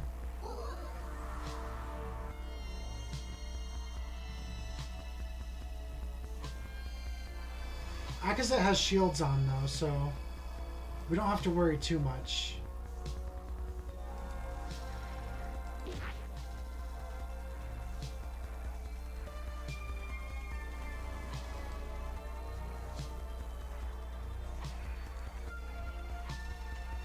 I wish I could hit them both.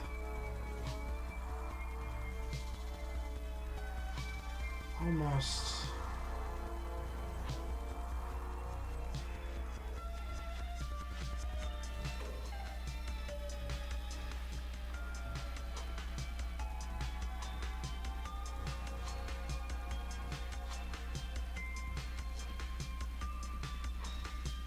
And we'll plant. Plant the bomb. Everybody's still looking good. We have a little bit of damage over here, but that's still mitigated by a shield. We can save Akazet some major damage by doing a sweep in this direction. Bosco is the fucking man. Holy shit.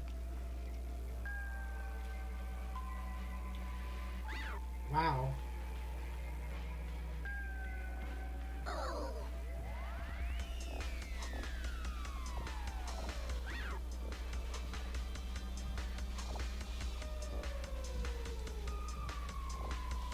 Frenzy will reach and cause some bleed, which is really good.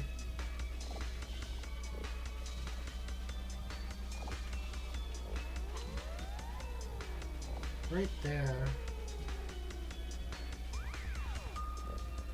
I think I could do this. Yes.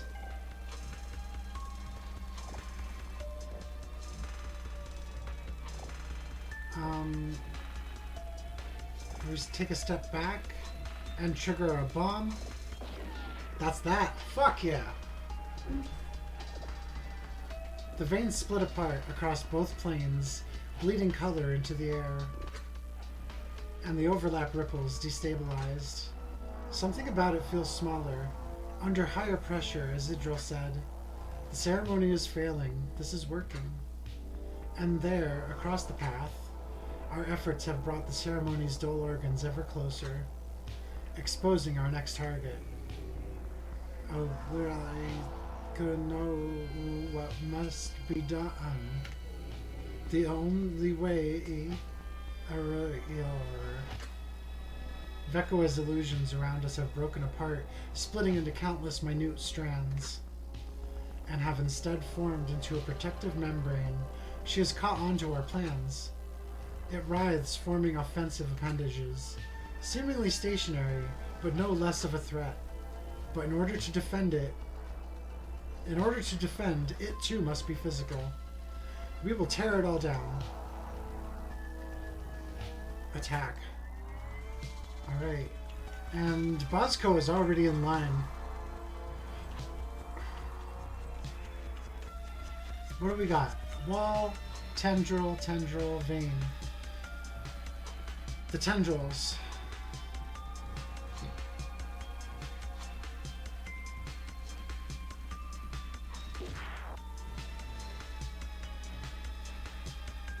Ooh, that thing has such a wide arc.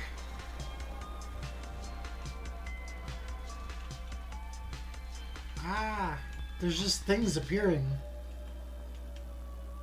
I don't know what this thing is hanging in the air, but I don't like it. Bosco is in a lot of trouble.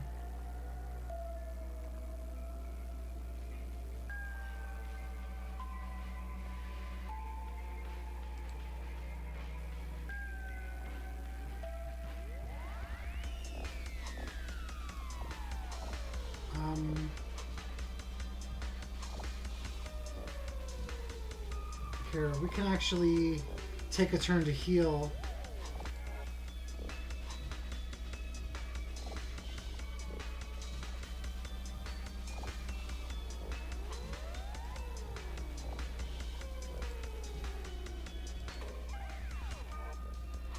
Cool, but He's still a little under attack here. Oh, it's you. Okay, well, I can't really stop that, I think. It looks like a tendril, though.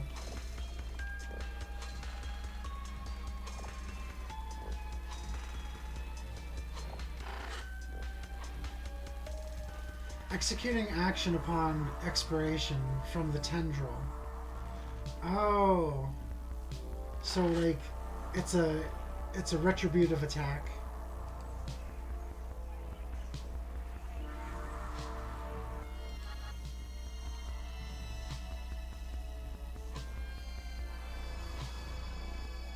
If I move, does it move with me? It does.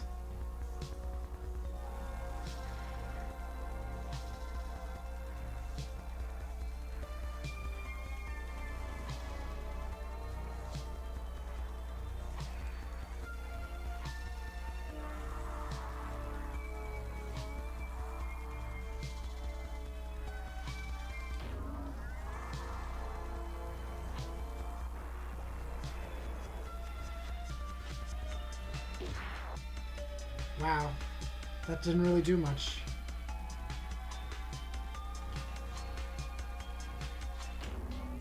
Yeep. Oh, you took damage after that. That's so silly.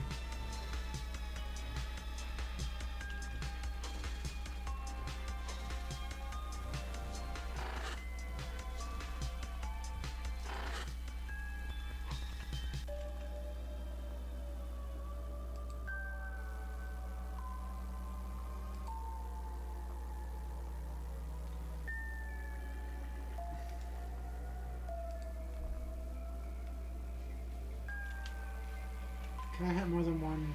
I can't.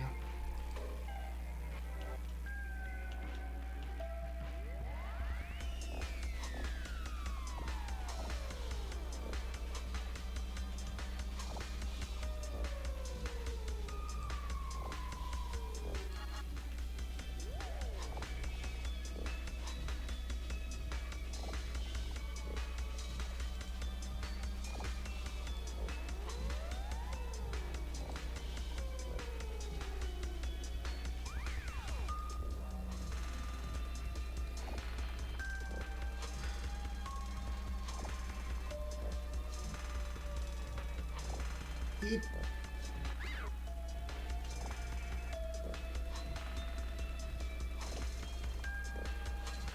Akazet can stop this.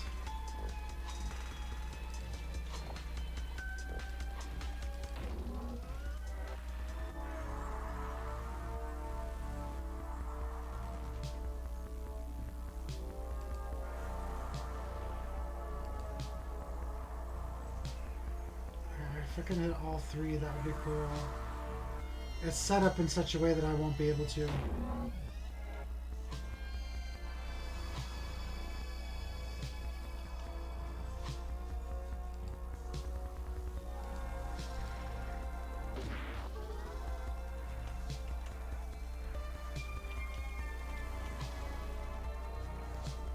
Just take a sweep in this direction.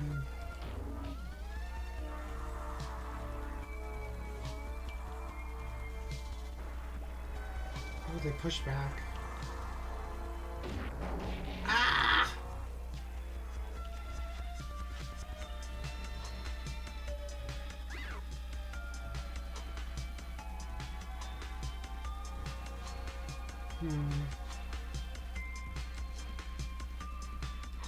We'll just need to get extra distance.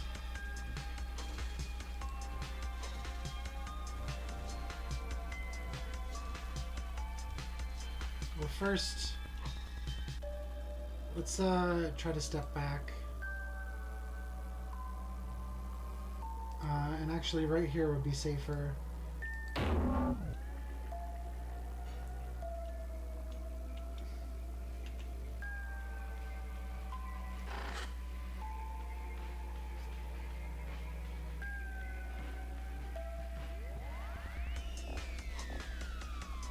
Okay, these are all good effects.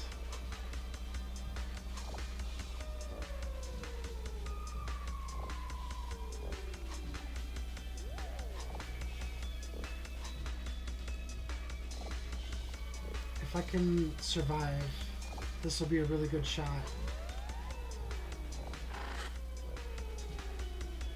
Oh.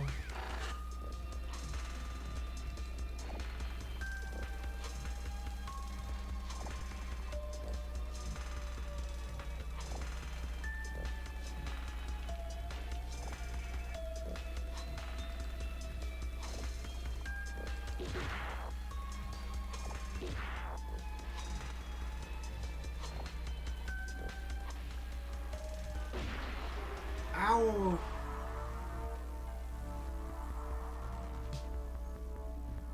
Not great.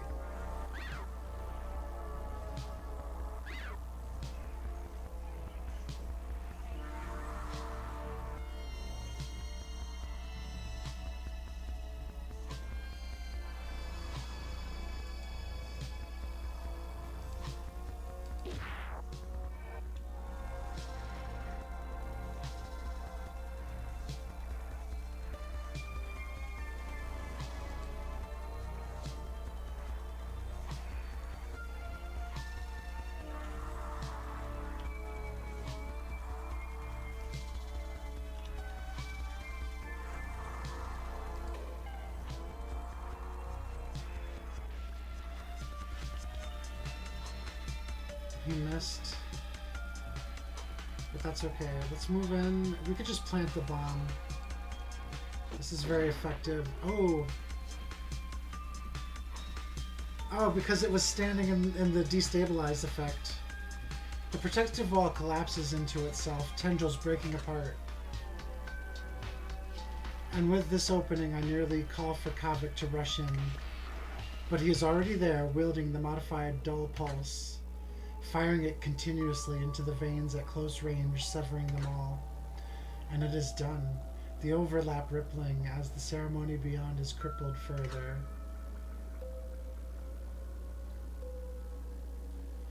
The feeling of a scream tears through us as another shape manifests nearby. Oh. It seems Vekoa cannot afford to delegate any longer, for she has formed before us, furious. The overlap space bends inward around her. There must be a great deal of attention and the resources being drawn for this apparition. But her shape is still imperfect, like the ceremony tendrils forming her are unable to focus. It must already be dying. Would it still be possible to complete, even if we stopped now? Does she know this? Vekoa! It is over! My attempt to speak is cut short as she vanishes, leaving a swirl of light. There is a sound of an impact. No, 3 around me.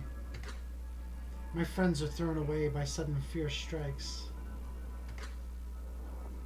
And before I can even flex the nerve of the time stopper again, my body registers a new wound, 2, and more. Vekoa's claws have dug through my flesh before casting me toward the core. As I strike the ground, attempting to rise, Vekoa looms. In my mind roils with the Okidoya again, a shout. Hallow! Ceded control to save them. No, what is she really trying to tell me? Why bother speaking at all? It had occurred to me before, but could she truly not want to kill us? Are we forcing her claws? Would she prefer we simply leave? Besides, after so much death, why would she care to spare us? But before she can continue, the air shimmers behind her. The distinctive glow of a disabler pulse. Tell you, she's here. She activates the disabler and its spikes lodge into the back of Vekoa's loose shape, causing her to break apart further, sending her forward in an uneasy stumble.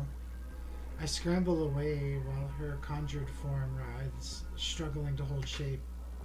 Briefly uncloaked, Tellyu tosses a collection of restoratives and supplies to us, salvaged from the dull mind, before vanishing once more. No time to gloat. Still, Vekua is recovering. A simple disabler would not stop this. She's got a hole in her chest. I want to point that out. And she is not the only threat here. I know what must be done. I reach out through the time stopper. Each of you have such a vital role to recovery. Bosco is in surviving collapse, Kavik in severing these veins, Gakfu in groundsmanry. So let this be my final act as your leader. Go, detonate the other veins. I will entertain Vekua.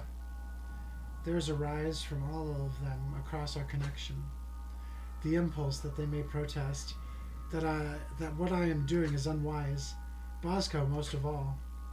But even they see, if we split Vekua's focus, it will grow weak.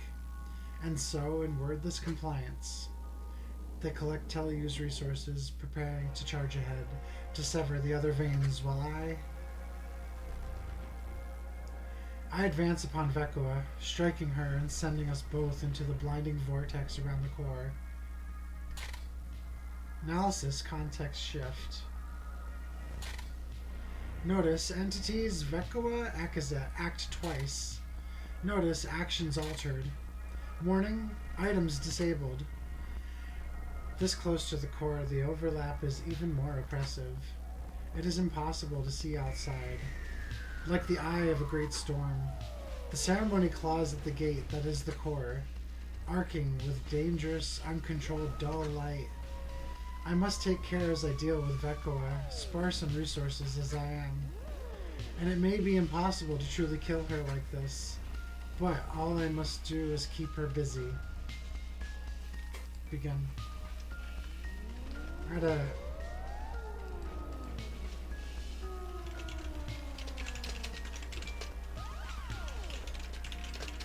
It's taking longer than I thought because of the boss.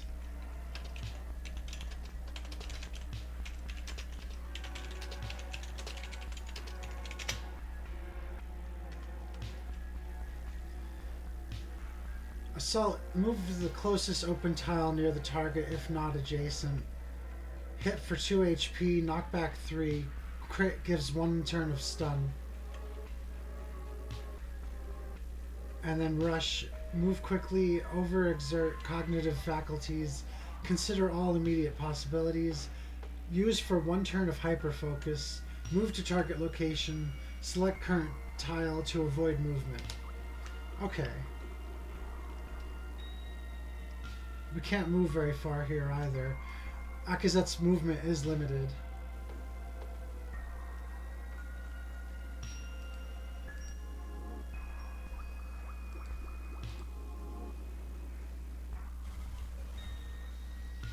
She also can gain hyperfocus. The epicenter pulses chaotically. Oh.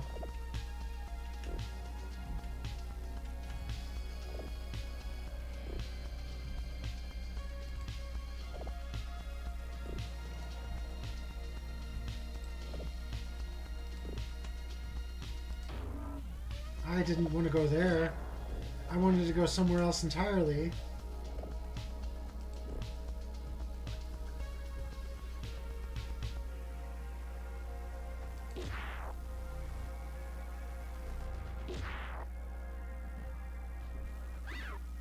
Nice.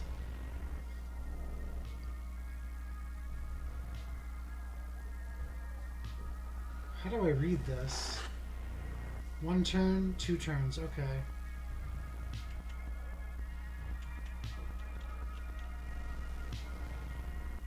What am I standing on? 1 turn. We have to move. Rush.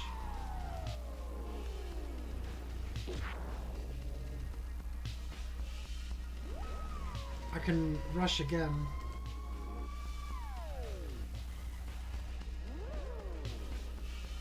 She got a chance to escape though. Ah!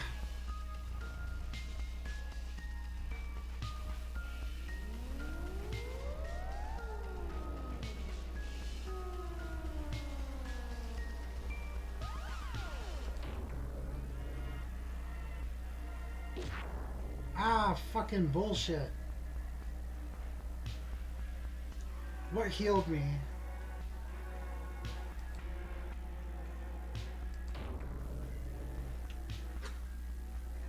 Vekor recoils from my strikes, her shape nearly breaking apart again. She is off balance, distracted. She must be shifting focus to the others. And so as we continue, my mind's eye is drawn to them as well. Between my movements and my strikes, I can lend guidance. The chamber around them almost seems larger, stretched yet restricted. As the ceremony destabilizes, so too does the shape of this twisted chamber. Critical veins nearby flicker with instability, incorporeal. Gleaming images of large golems ahead warp the space. They must be the source of this shielding. A strange leverage keeping the ceremony's organs out of reach. They must be destroyed first. There are so many still, and they will keep coming. Just press on. As they start to advance, a disabler burst suddenly disperses one of their foes. Telliu has come to help. Without a time stopper? Carrot clings to her shoulder, seeming to act as extra eyes. Both of these motions are incredibly reckless. But no one needs to speak of the danger, for danger is of no consequence in these final moments. They must clear the way. Begin. Well, I get to control Telliu too.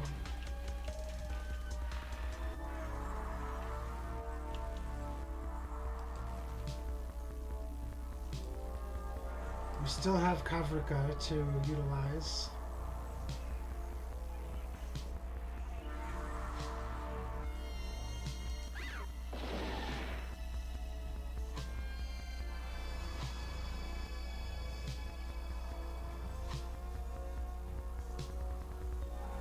I can move here to provide cover.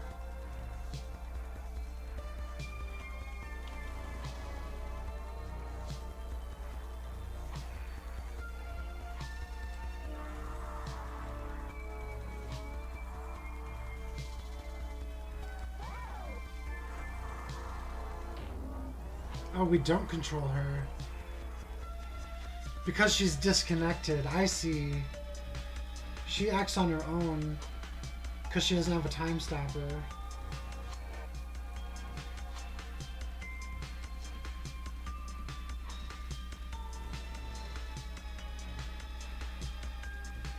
Automatically revive self once. I see. These things.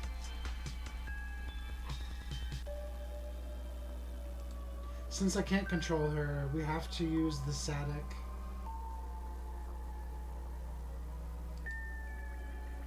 Oh, it has a huge effect here. The dull light bends near an edge of the space, something pressing through. We expect to see another foe, but the new shape is familiar. Tozik, distorted, much like Malvi appeared to us. A wave of immense dread passes through the connector. Is he lost? A part of the ceremony? How is he moving? But fears fade as he charges ahead toward our foes. Korskivi ready. Is this his promised resurgence? That help is not unwelcome, but disconnected as he is, there is no time to argue. Nice. Noticing that folks who are not connected don't have a pink border. This is good to realize.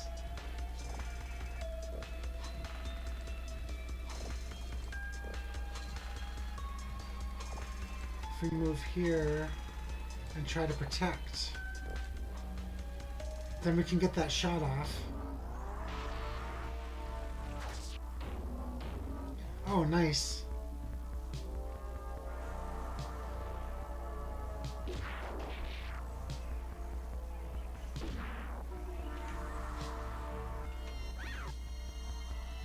Whoa. Ow.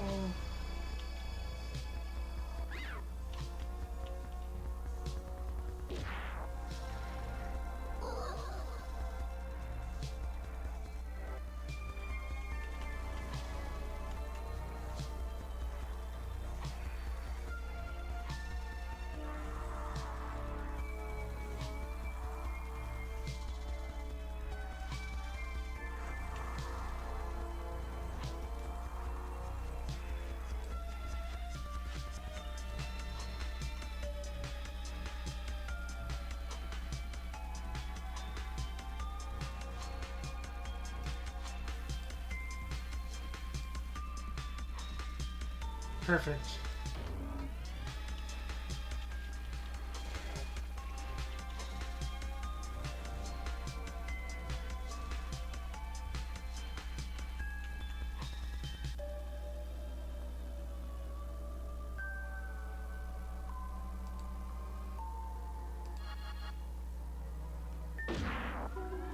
Ah!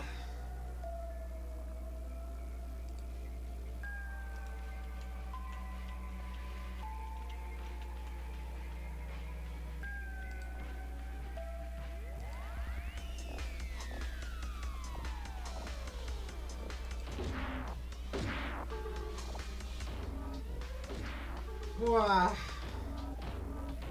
Oh, fuck yeah. This is crazy.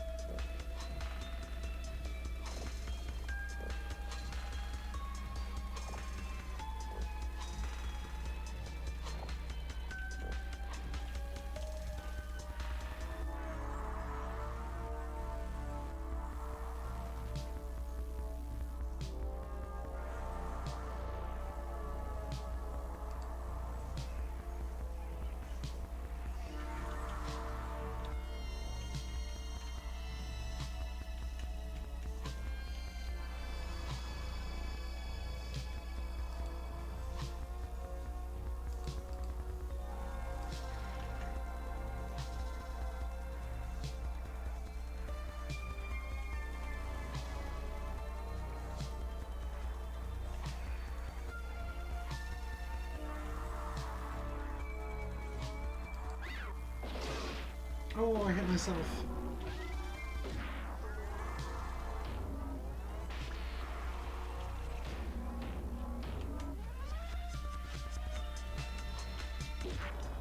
That's bad.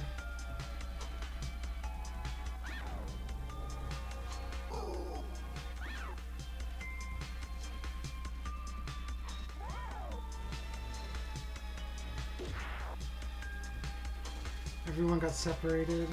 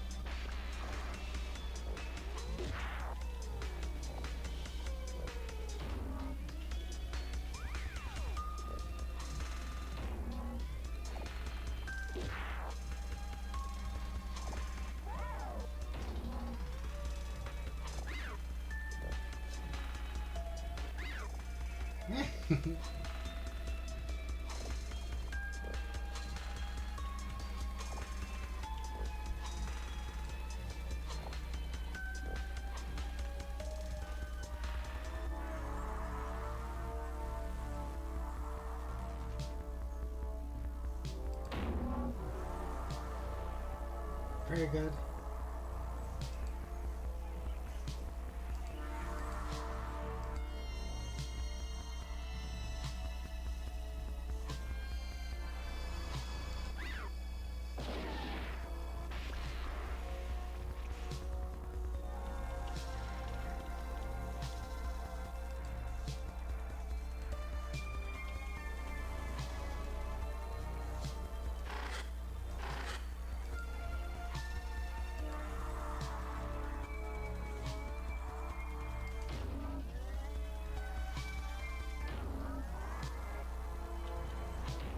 Nice.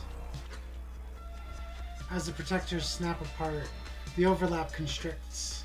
The veins feel closer. It is their chance to strike. Kavik hurries ahead to sever them, and I step back from Vekoa as she lunges at me, a narrow miss. It is rare that she misses, though the same could be said for me. But she follows with a successful strike, and I am flung away. We are both ragged, and though it is clear that she can simply reform, while fighting on two fronts, she is unable to spend the focus. But before I can retaliate, a great blast rocks the space and the overlap writhes. Another critical strike to the ceremony. They have done it. And from what I sense from the other thoughts, I need only occupy Vekoa just a little longer. Her claws come up to grip her face, where they break apart into countless tendrils. Her entire body is fraying. The illusion of familiarity is broken. Stop. Return. Please. Oh, know what must be done. The only way to recover everyone.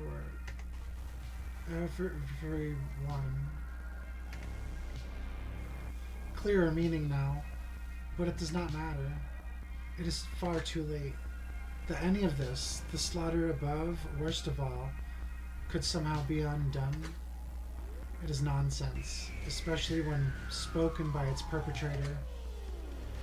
But behind her, something emerges from the blinding core.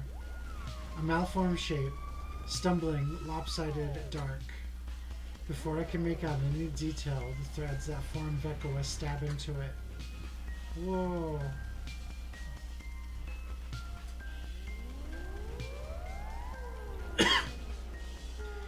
Weaving through it like the toothed roots of a violet egg plunging into soil. It was a body. Her body? The combined form is hideous, terrifying, half-formed of physical Corru, and her posture, receptors, gaze, even the feeling in the air, is a bone-chilling hatred, blame, burning into me. Self. I'd. If she pulled her body out to manipulate it directly, then it cannot be her, right? For I feel that the others are still fighting. Is her mind in this body, or is it in the ceremony's flesh? Something else? There is no time to think about it. This twisted amalgamation is coming for me. Begin. Wow, at least I got a full heal this time.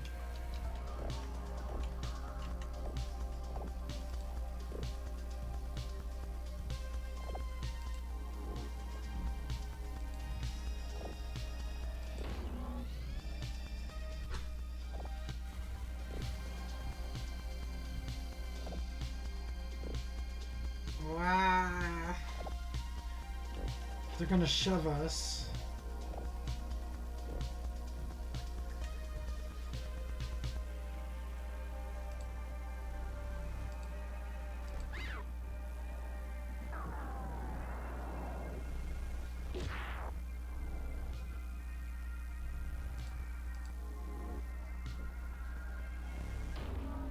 Yeep.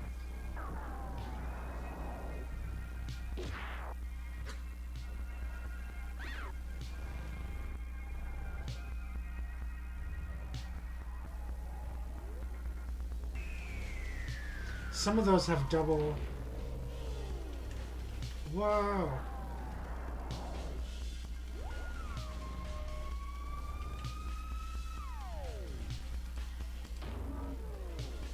I'm gonna take a hit for this. Never mind.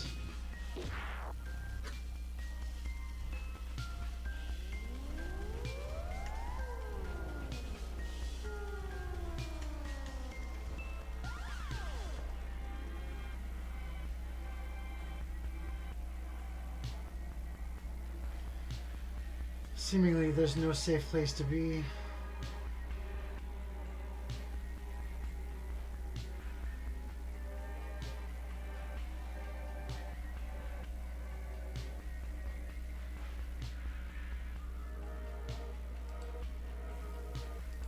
I can go here.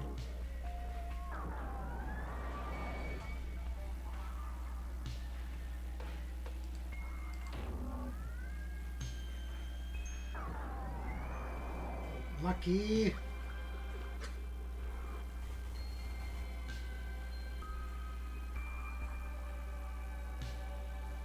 Okay, this one's not too bad.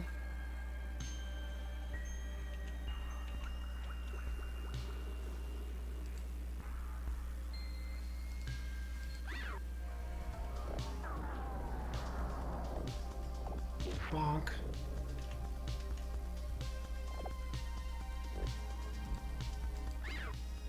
Holy shit.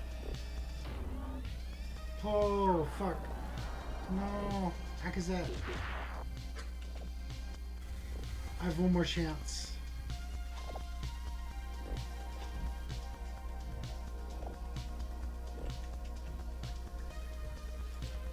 I got 8 HP back though. Ah! No, no, no, no, no. Fuck. I read the thing backward. Oh, I was so fucking close.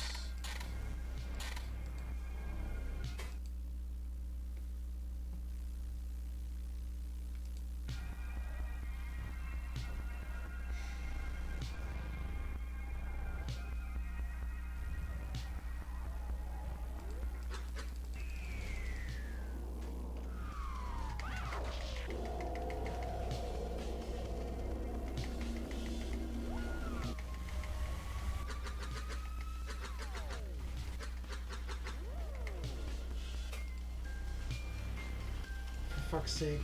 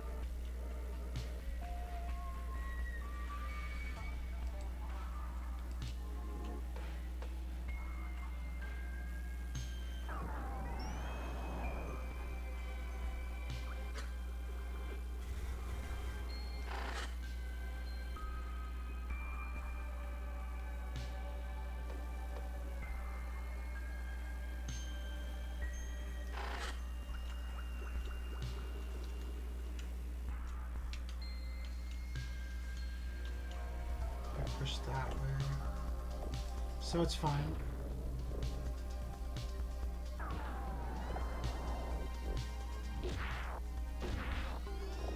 Ah, what hit me?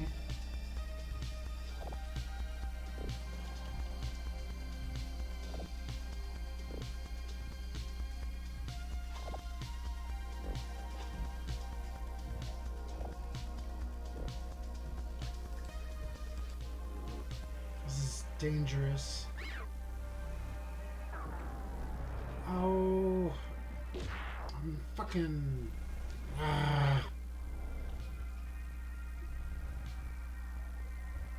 Like I knew what was gonna happen, and I just did the exact wrong thing.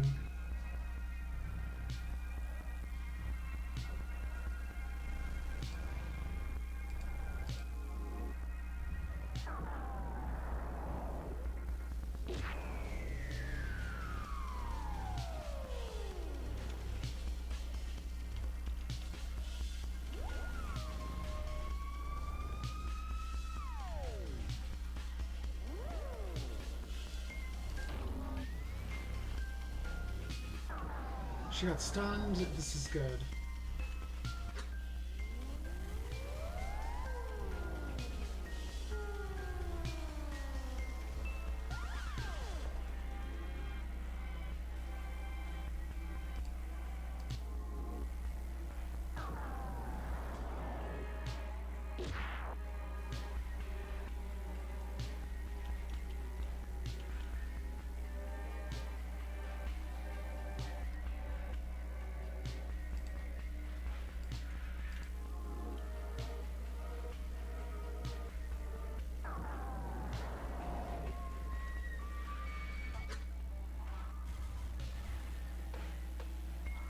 She's just hiding in the corner now.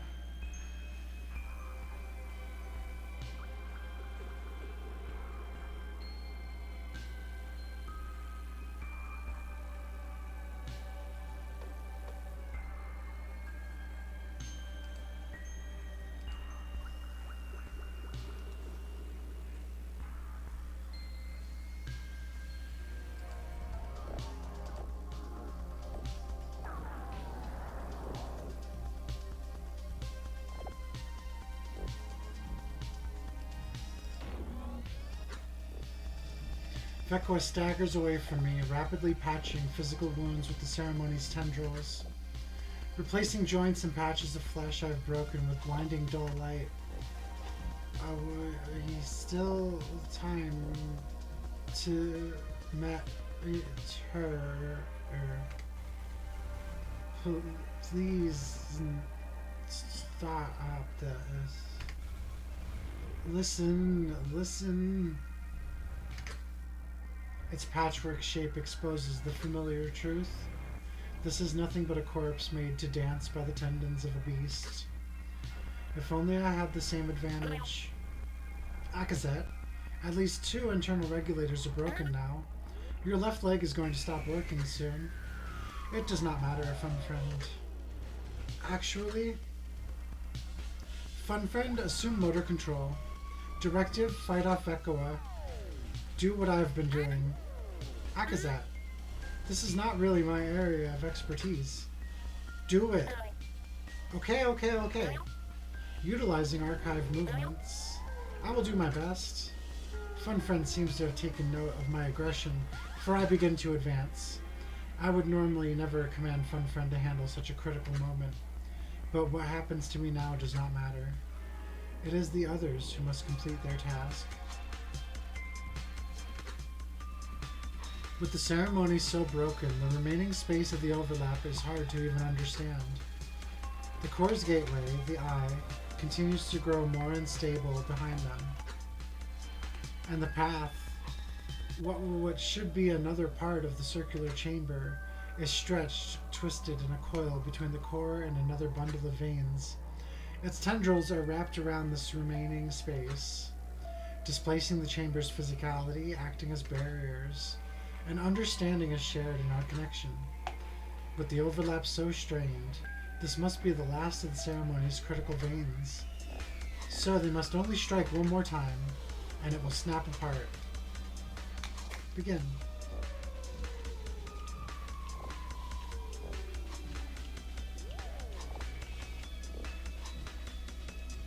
We can get a quick boost.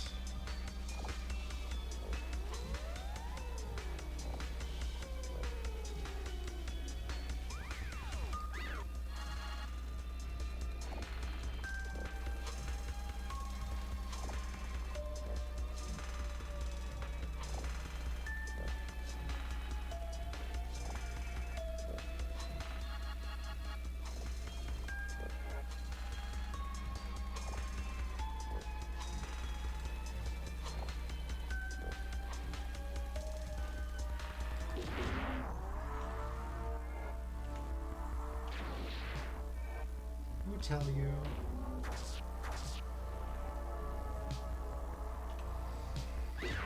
Ah!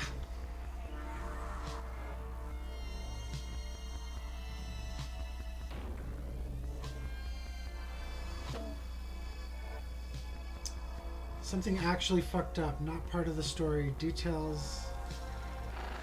Hello? Actual site error. Something actually fucked up, not part of the story. Details are in the log and console. Pathfinding failed during an animation sequence with Mass's turn. Crazy.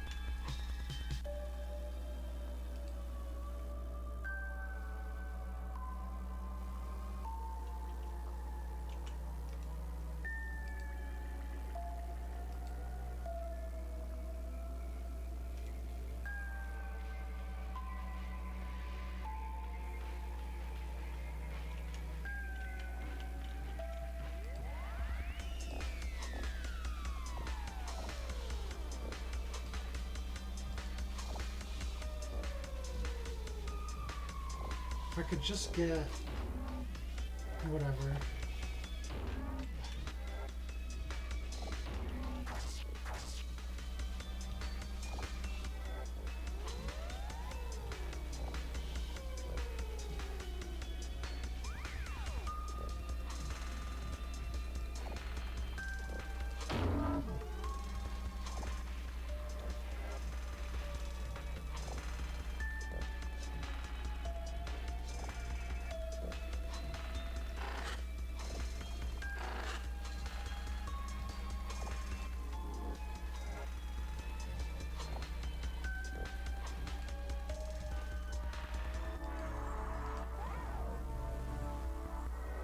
Risky, but I think that was worth. Eep.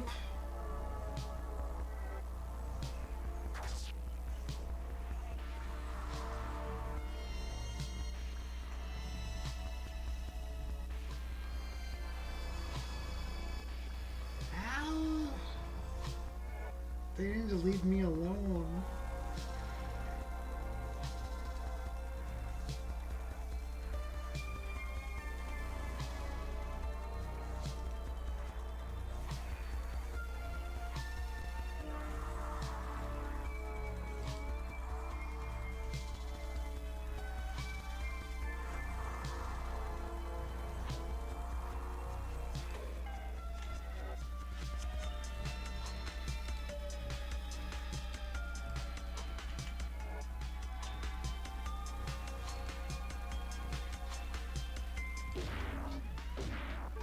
Nice.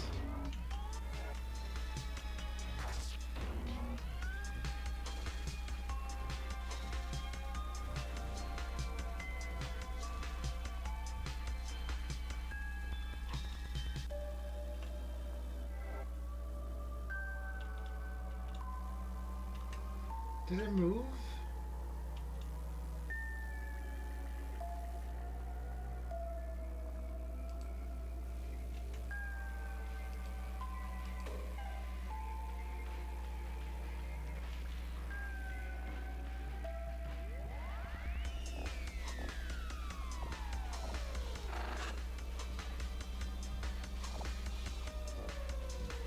Oh, the dull pulse is still moving forward.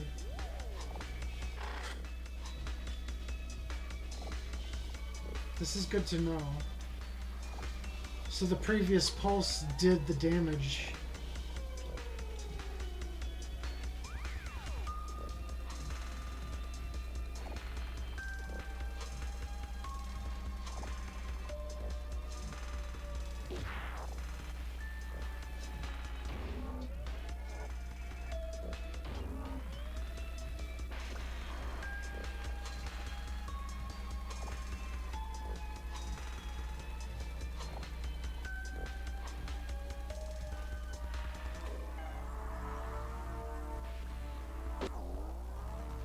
As the team approaches the last vein, a critical alert passes through my body, something approximating immense pain.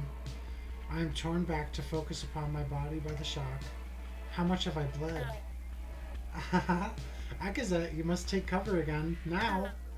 I really cannot keep doing this. I'm doing everything I can just to keep your limbs working. Thank you, fun friend. If Echoa manages to get the best of me, she will probably only reach for my mind core. Should I fall, I need you to... Akazet, just focus on surviving, okay? I do not have time to negotiate with you. Yes, you are right. As much as I'm falling apart, so too is Veko's body. I only need to occupy it for a blink longer. The team is ready to destroy what must be the last of the veins. But as I seize control, preparing to move again, the body speaks. Please stop. Stop. Stop. Stop. From despair to shock to joyous tears, they are within. It is weeping and begging and attempting to force fragmented memories into my mind. But a social parasite would realize by now that this ploy is futile. It should be senselessly attacking me, and yet here it is, begging us to stop. That quiet doubt within me surfaces yet again. What if I've been wrong, missing some critical piece here? Well, so what if I am? Even if there is something left within, it is far too late for any change, of course. To deviate would be to abandon all of the survivors above. I will not leave them to their fate. Attention. Current memory stream near conclusion. Oh my.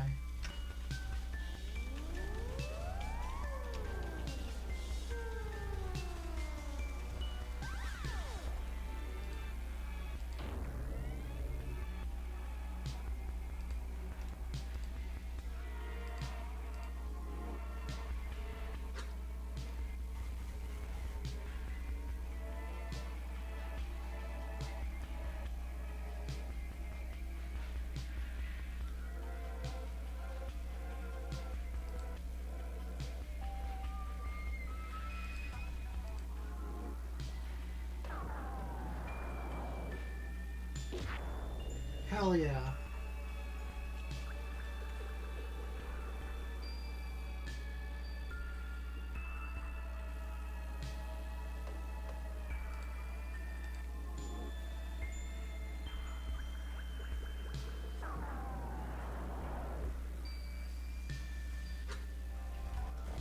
Ah.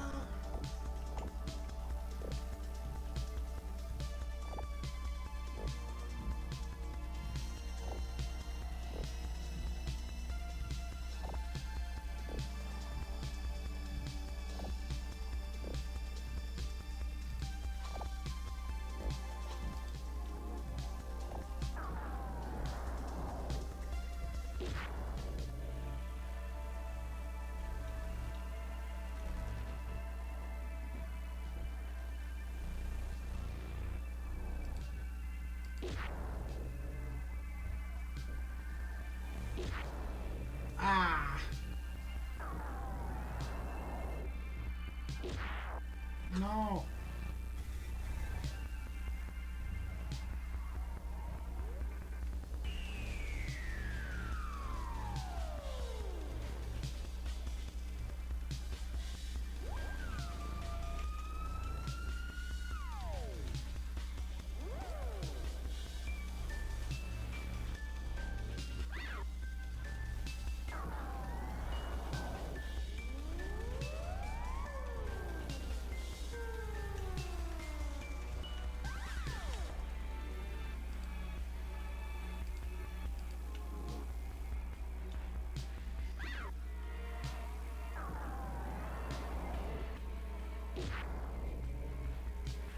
We're getting there. Oh, that was big.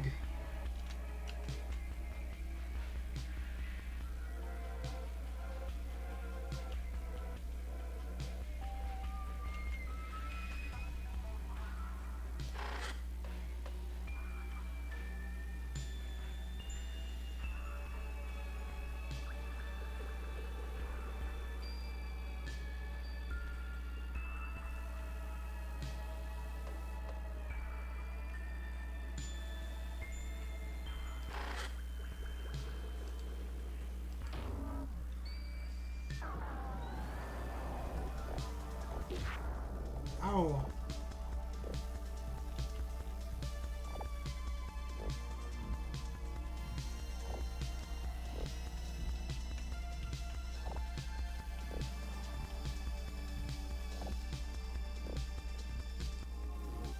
This might not help.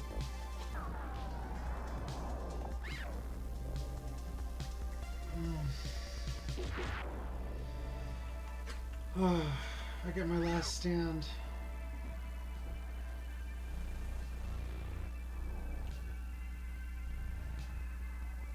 She only has 4 HP.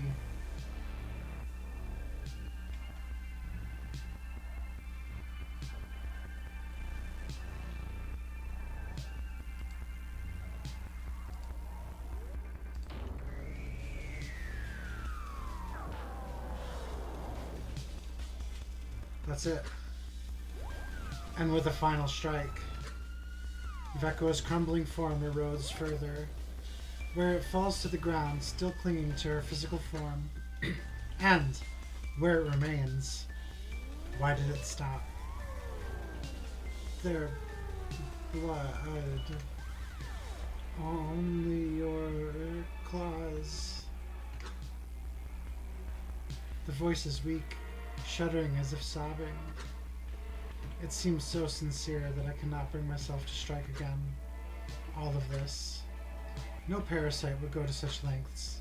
This thought inspires such terrible fear. I slowly approach, limping, claws still ready, but I cannot leave this uninterrogated. Vekoa, what do you mean? The shape that looks up at me is almost unrecognizable, and the Okidoya comes to speak again. But it is a sudden scream, beyond sound, accompanied by a great blast. For a blink, I lose my vision in a disorienting warping of space, or unwarping. The last tendril was severed, and with that the overlap suddenly closed. Just as Idril said, cleaving the ceremony from Velzi's stage entirely. We stand within the groundsmanry core chamber, as it should be.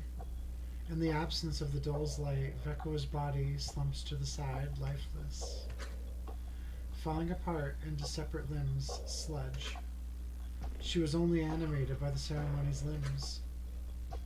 Indeed, this is victory, but she was blaming me. Why? Why? Was she merely enraged that we stopped her contrivance? A reasonable assumption, but it feels like she meant something else. What could she know? What could have driven this? While my thoughts are paralyzed by fear, across the time stopper there is an instant of hope and celebration. It is done! It is done! Quickly, to the core now! Huh? Tozik. But then I see him. Tozik. Just as the overlap left Vekoa's body, so too has it left his. He has crumpled to the ground, his body barely holding form. Bosco and Gakfu move to help, while Kavik quickly sets to tending his wounds. And even worse, another distant snap shakes the embassy, the same as when we entered, a concerning new pattern. Carrot calls from Telyu's shoulder. Good work, but everyone. After that first rumble, I checked the Koroi heart diagnostics. At least 2 of the embassy's upper hearts have been lost. The lower hearts will begin to explode under the stress as well, at a faster rate. It is just like before, just like I predicted. Total collapse is not just guaranteed, it is imminent. Forget the plan. We need to evacuate immediately. What? No, after everything? That is not an option, Carrick. Look, even the groundsmanry were used. There is no time to find survivors and bring them to the hangar, let alone enough Koroi flow strength at this point to bring anyone that high. Do not tell me I risk my death here for nothing. No, tell you. We can use the core, but not to delay the collapse. We can use it to escape before the pressure becomes critical. It can form an exit to the exterior. That is reasonable. But we could not have come so far just to fail. What of the surviving Koa above? Surely there's something we can do. I look amongst the most savvy of our crew. Idril, having crept into the chamber, is uninvested. Gakfu stands aloof, seemingly resigned. Even Carrick seems convinced that escape is our only option. To not even try would be heartless, too cruel even for Velzi's plot. But Tozik speaks up, a voice distorted with true pain. Even now, with his body barely holding together, he still simulates pain. If we can force a tunnel to the outside, what stops us from doing that everywhere? Pouring the embassy's contents out of its sides. The odds of survival would... that would be suicide. I mean, the structure would give way almost immediately, like freefall. The amount of stress it would cause. Anyone, whoever uses the groundsmanry to do this, would not survive. No chance. to say nothing of the consequences for the cousin's ecosystem. But yes, anyone within the upper segments would have a good chance of survival. Hey, but since the core was connected to all of this, what if it itself is strange now? A carrier for the affliction, you know? It reads as normal elsewhere, but enough. Let me take the core. I'm not making it out of here. Even if I did, I still feel it grasping at me. Even if this seems to have delayed it, this body, this mind, very soon, they will not be mine. I am no structural expert, but I am skilled in enforcing Corru patterns. I will use the core's authorization to reshape Time Stopper into a relay. Use that to connect with the spine again, and then coordinate the structural shift quickly. With the right spacing and flow, chambers should be carried harmlessly out. Across the island, some into the waters, where they will be easy enough to recover. And I will stay. It is like we planned. With my higher pressure co-body, we can both survive. There may be a cure for the affliction, even if it is imperfect, like Zuzukri masks. The weight of his voice. He's right, technically. There's a chance that he could help Tozik survive if the affliction is not truly fatal. After all, it could be that we simply do not understand it. Idris did say she never saw its end results, though Tozik bore a grim resemblance to Malvi, the archivist, just moments ago. But regardless of the possibilities, this offer comes from a dark place. From what I've come to know, he must see final death as the only way to recover. Bosco is spiraling. Eyes shift from him to Gokvu, Kavik, Tozik, who themselves are in quiet discussion. But with this focus, Tozik turns his voice to all of us. Fine. We will do this together. I will begin the process, and then we use your chassis to survive. He's not even debating it? What? No. That is stupid. Both of you, this whole place will be pulverized. You cannot. Bosco. No more of this. If that is how it must be, then fine. And if my presence gives even a slim chance for Tozik to survive, then that is enough. The resolve in their voices silences Carrick's protest. I understand too. No matter the odds, they must attempt it. And Bosco will not be swayed from his course in what little time we have. We all know this.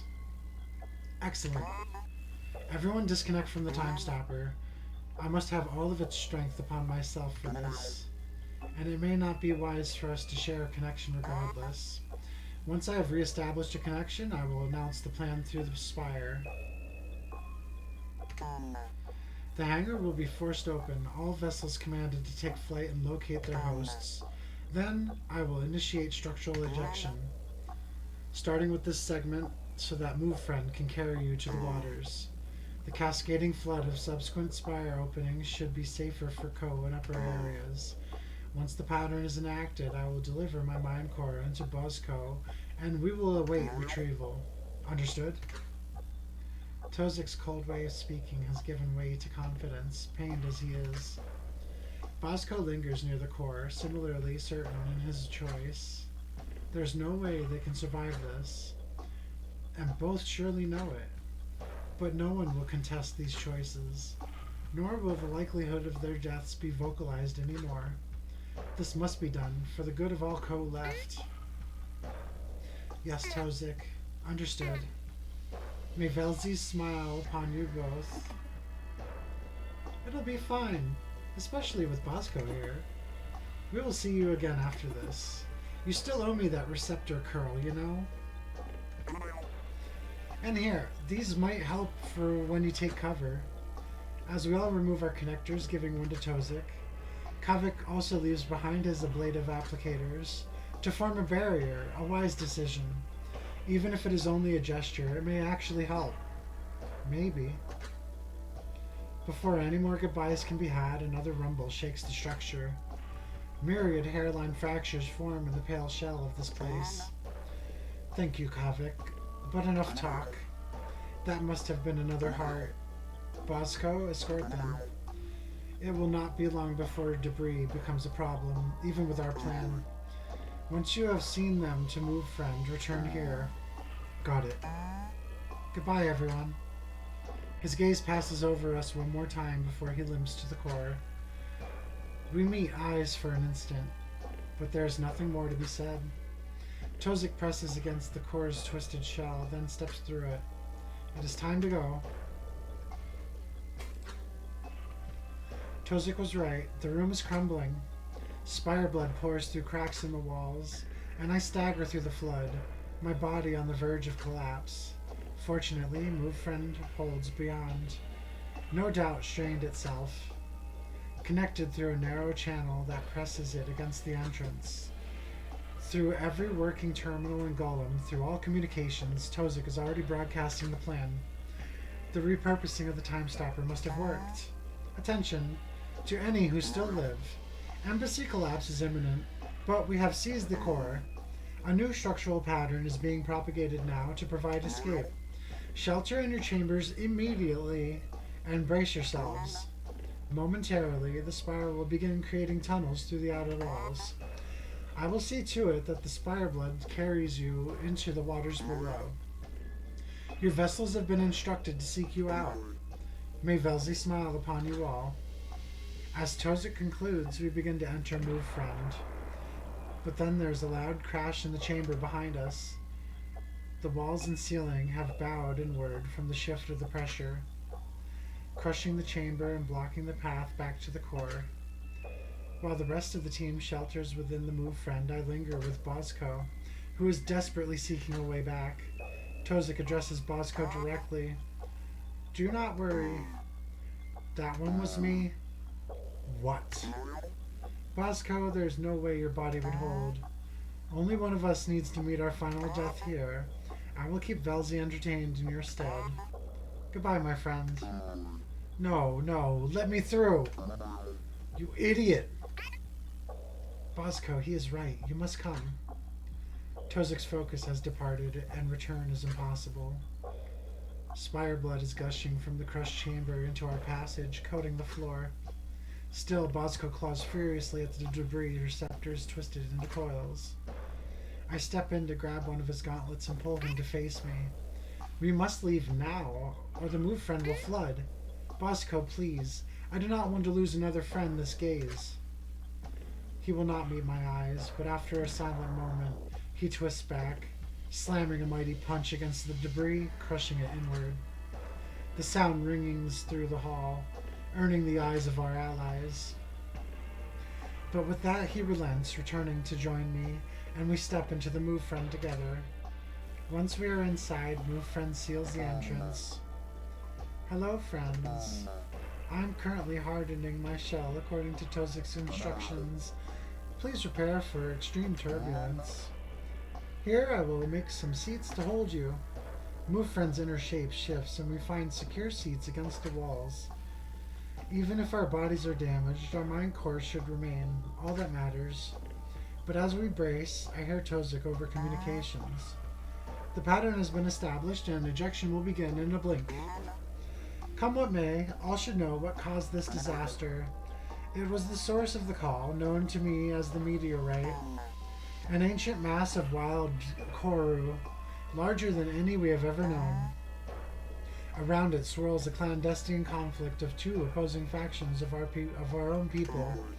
Those who believe, he recites what we have learned, and if this is overall communications. Kavik and I, the only among us with working communicators, I believe, suddenly meet gazes.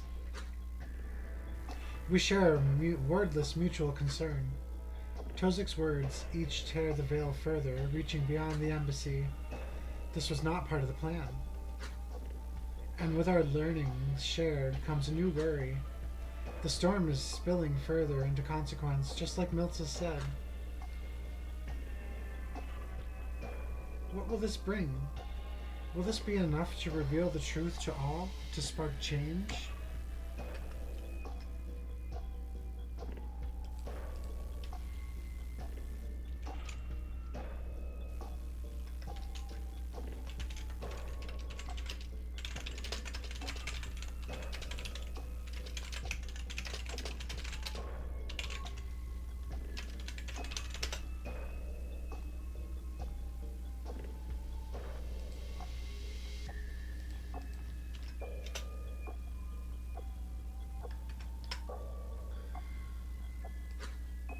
A rapid flow of Corru starts to rumble around Move Friend.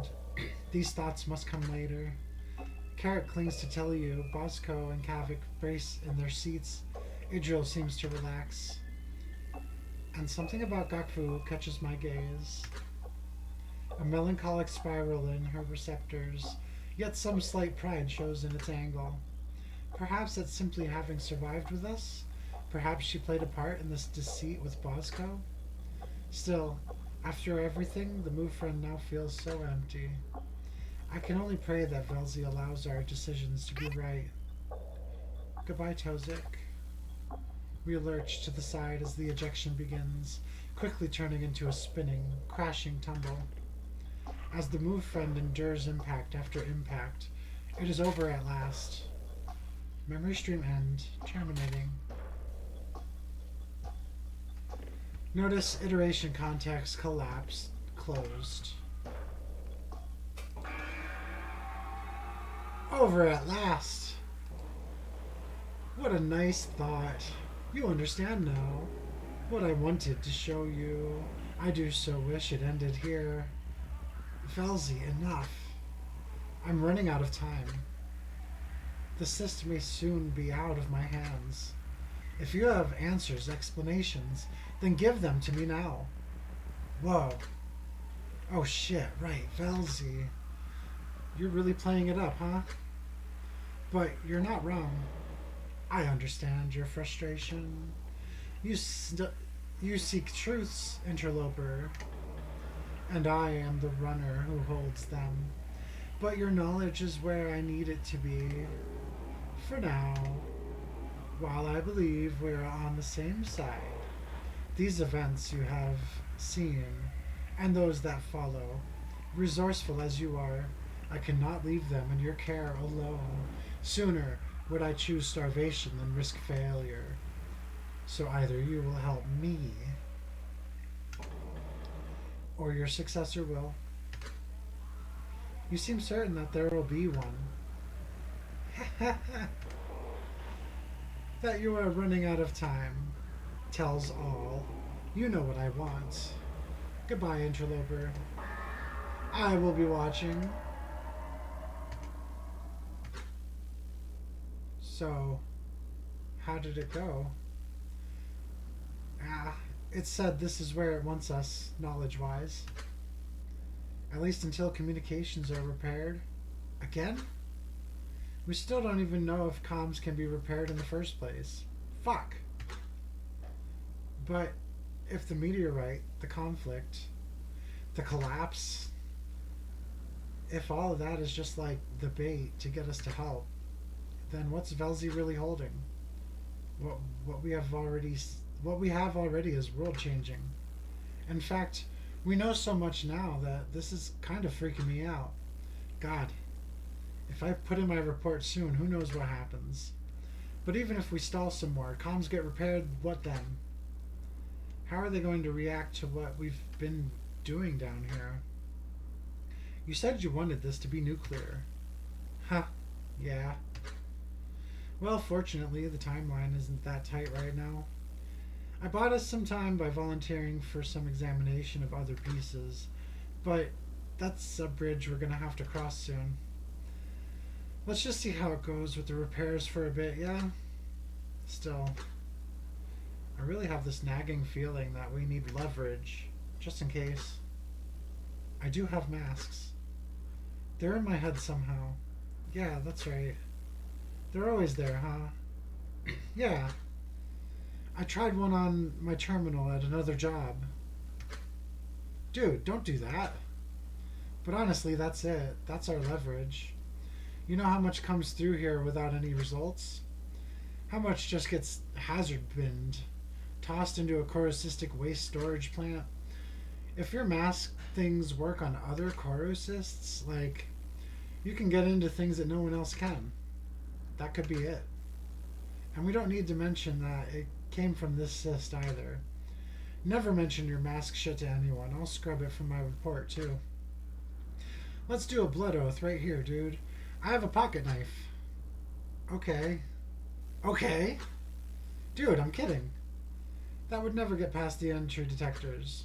Anyway, I guess the only thing to do now is wait again. Either till FunFriend repairs something or those other pieces come in. So just chill for now, alright? Okay.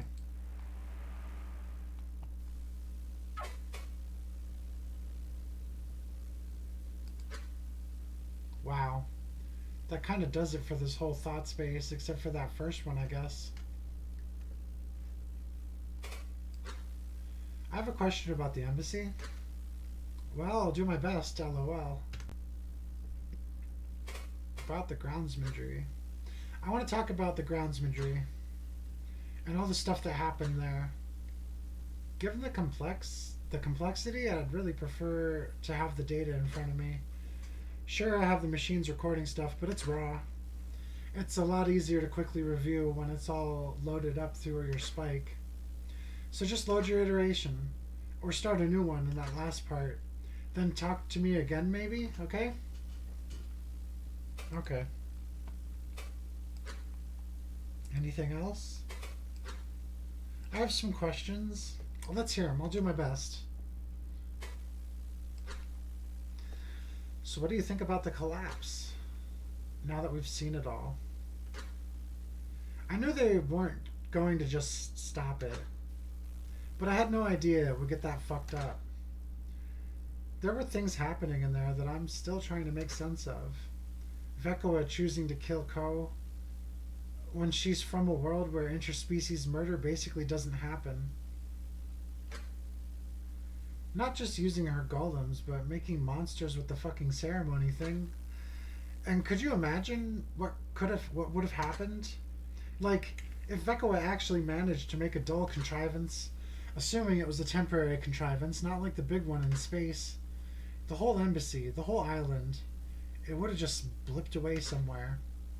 And nobody would have had any idea what happened. So they didn't stop the collapse. And sure, Tozik majorly polluted up the ocean around it. But somehow I think in another world, if they failed, things would be much worse. Maybe. What about the meteorite? FBX involvement? The meteorite? I don't know. Well, that's something on a scale that's really hard for me to grasp. It makes sense, really. I know this sounds sick, but I'm almost not surprised at this point. It's the only start to an explanation for the call that makes any sense, right? Where it comes from is some other shit we'll have to figure out. Still, you'd think we would have found it by now. Even before the Obesk showed up. Maybe knowing it's there will have a larger impact when it's trying to fall asleep tonight. When I'm trying to fall asleep tonight. But you know what really freaks me out? The FBX involvement. Because we know that Akazet and her team disappeared completely after this. And now we know for sure that the FBX probably had a hand in sparking the collapse. Dude, if this ever got public, the media would crucify us. And knowing all that, with how long it's been, we've totally fallen into SAP territory here. I'm talking like Men in Black who don't legally exist rolling up to our apartment type shit. I know I said this wouldn't happen, but I really wasn't expecting it to get this bad. I'm just a contractor. Yeah, and now you and I both know some of the most dangerous Obesk history ever. This isn't the kind of thing where they'd be happy with just a regular NDA. Even thinking about what this is going to turn into is making me kind of nauseous. But it's not like we can back out now. And frankly, I don't want to. Because as scary as it is, The potential upside here for us is crazy. Just be careful, alright? I really mean that. If this isn't handled right, you don't want it. You don't want to know what happens. Got it. That's all. Back to it. And that's where I'm gonna hang it up for now. Export.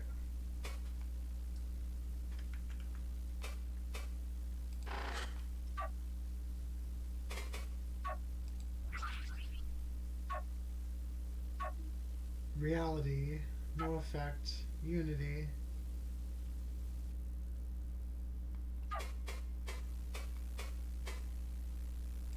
Bonk. Eject. Cool. That's that.